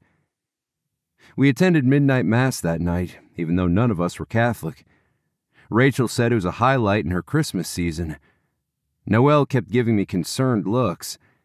Afterwards, when it was just her and me sitting by the tree cuddling, she admitted she had been worried the whole thing was too religious for me. "I loved being there with you," I assured her. "It was a nice way to celebrate the night." I paused. "I think I'm beginning to feel good again about everything." She ran her fingers through my hair and rained kisses down the side of my face. "Do you feel better about God?" she asked me. I nodded. I still don't understand why he took away Mom so soon, and why I had to fall by the wayside like the prodigal son. I trained dogs for a living, and yet I wasn't any better than my misbehaving clients when it came to obeying God. I smiled. But there I was tonight, back to church and feeling good again, kind of like a kid at the edge of an icy pond, testing my weight against the surface. Except God said he would be there to catch me. "I'm here to catch you too," Noel said, caressing my stubbled jaw. "Thanks, Noel. I really don't think I could have done it without you." "Hush," she said, placing a finger across my lips. "I just happened to be there, but you could have done it one way or another." I kissed her palm. "And you? Do you feel good about how things are with your family?" She nodded. "I'm optimistic. Tomorrow I might even call Dad. Mom says it's okay. She's feeling better about how things are." I held her close. I'm happy for you. For her. Merry Christmas, Heath, she said into the crook of my neck. I tightened my arms around her. Merry Christmas, my love. We sealed our wishes with an Eskimo kiss. Epilogue. Patrick watched the Christmas Day festivities with lazy amusement. He was still hurting from his last Bronco ride down south, where rodeo kept going through the winter. It felt good to be home for Christmas. He glanced at his beautiful girlfriend. It felt good to be with Winnie. He had been on the road far too many Christmases in the past. The house was all chaos as all the brothers and a few of their wives descended upon Pop's house. Even Heath and his obviously now girlfriend had made it from back east visiting her mom. They were inseparable, kind of like how he and Winnie were in those early years. In the back of Patrick's mind, something niggled and bothered him. He wished he could put a finger on what had changed between him and Winnie. He still courted her like before, taking her out for dates, but nothing ever seemed enough for her. Pops had cooked a roast in the smoker, and he took it out to the dinner table now with Chandler and McCoy jockeying to 𝗀cie𝗄𝗏 like old times. Except McCoy had Tori now as a steadying influence. He let Chandler go for it, which was just as well. Chandler got the brunt of Winnie's scolding. He couldn't wait for the gift exchange. He had seen Winnie's present at the store and knew right then and there what he would be getting her. He imagined her eyes widening in her squeal of excitement as all the other women crowded around it to admire. After dinner, they played a round of spoons. Patrick won a few hands as best as his beat-up body would let him. He was in general the most ruthless as well as the most athletic, and didn't hesitate to knock someone down in the process of claiming a spoon, except if it were Tater. He was always gentle with Tater. Even Winnie got competitive, their little tussle turning into Patrick stealing a sound kiss. Patrick let the others go ahead in the gift exchange. McCoy and Tori got decorations for their chicken house. Chandler got a new set of tools, as if he needed more. Dylan and Tater got a new Scrabble set now that Tater had gotten into reading longer books. Pops got a new barbecue tool set and one of those shiny space-age kind of mitts so he wouldn't keep burning himself. And Heath got, what else? A painting of a white lab that Noel said he would have to share. Sheldon and 𝗵𝗵𝗴𝘀 gave each other the same thing, green sweaters, and they put them on like matching elves. Tater got something else extra, of course, as did the other kids. Tater got a pretty dress that she twirled in happily for everyone to admire. Bram and Gabe got their first rifles. Tammy was jealous at first until she got handed a volume of her favorite storybooks. It was time for Patrick to give his present to Winnie. He told her to close her eyes, and she did, bouncing on her seat like a child. He set the little box in her hands and kissed her. "Okay," he said. "Go ahead." The women squealed like he predicted, and she gazed at him with a trembling smile. "I'm almost afraid to open it," she said. "Okay," he said, reaching for it. "Don't." "Stop," she said, pulling her hand back. "Could it be?" McCoy said. "Well, it's not boots," Tori joked, and everyone cracked up. Winnie pulled on the bow and it slid to the floor in one smooth, silky movement. Patrick watched her reaction as she opened it. Her smile seemed frozen. She was looking at the contents of the box for a long time, and then she opened it fully. Everyone was silent for 1 second, and then there were admiring gasps, especially from the women. Wear it, they cheered. Winnie ran her finger lightly on the turquoise necklace. He knew she liked that stone. But something was wrong. She merely smiled, saying, "Thank you, Patrick," vaguely his way. Patrick could sense the discomfort from the others, and then Pop saved the day by bringing out one more present, a belated one for Noel's birthday. He put an arm around her, saying, "And this is for Noel, for being such a sweetheart to our resident knucklehead Heath."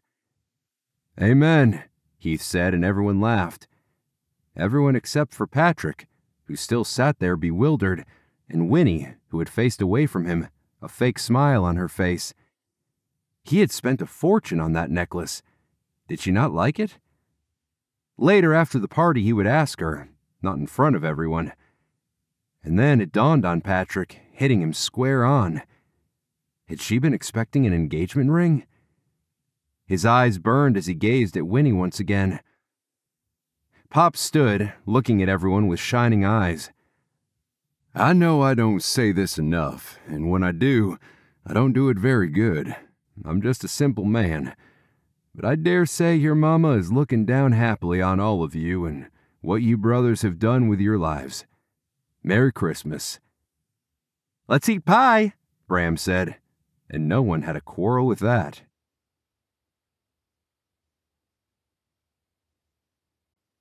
This has been A Cowboy for Noel, Riverdale Ranch Romance Book Number 6, written by Jewel Allen, narrated by Melissa Connell and Scott Rose. Copyright 2021 by Jewel Allen. Production copyright 2023.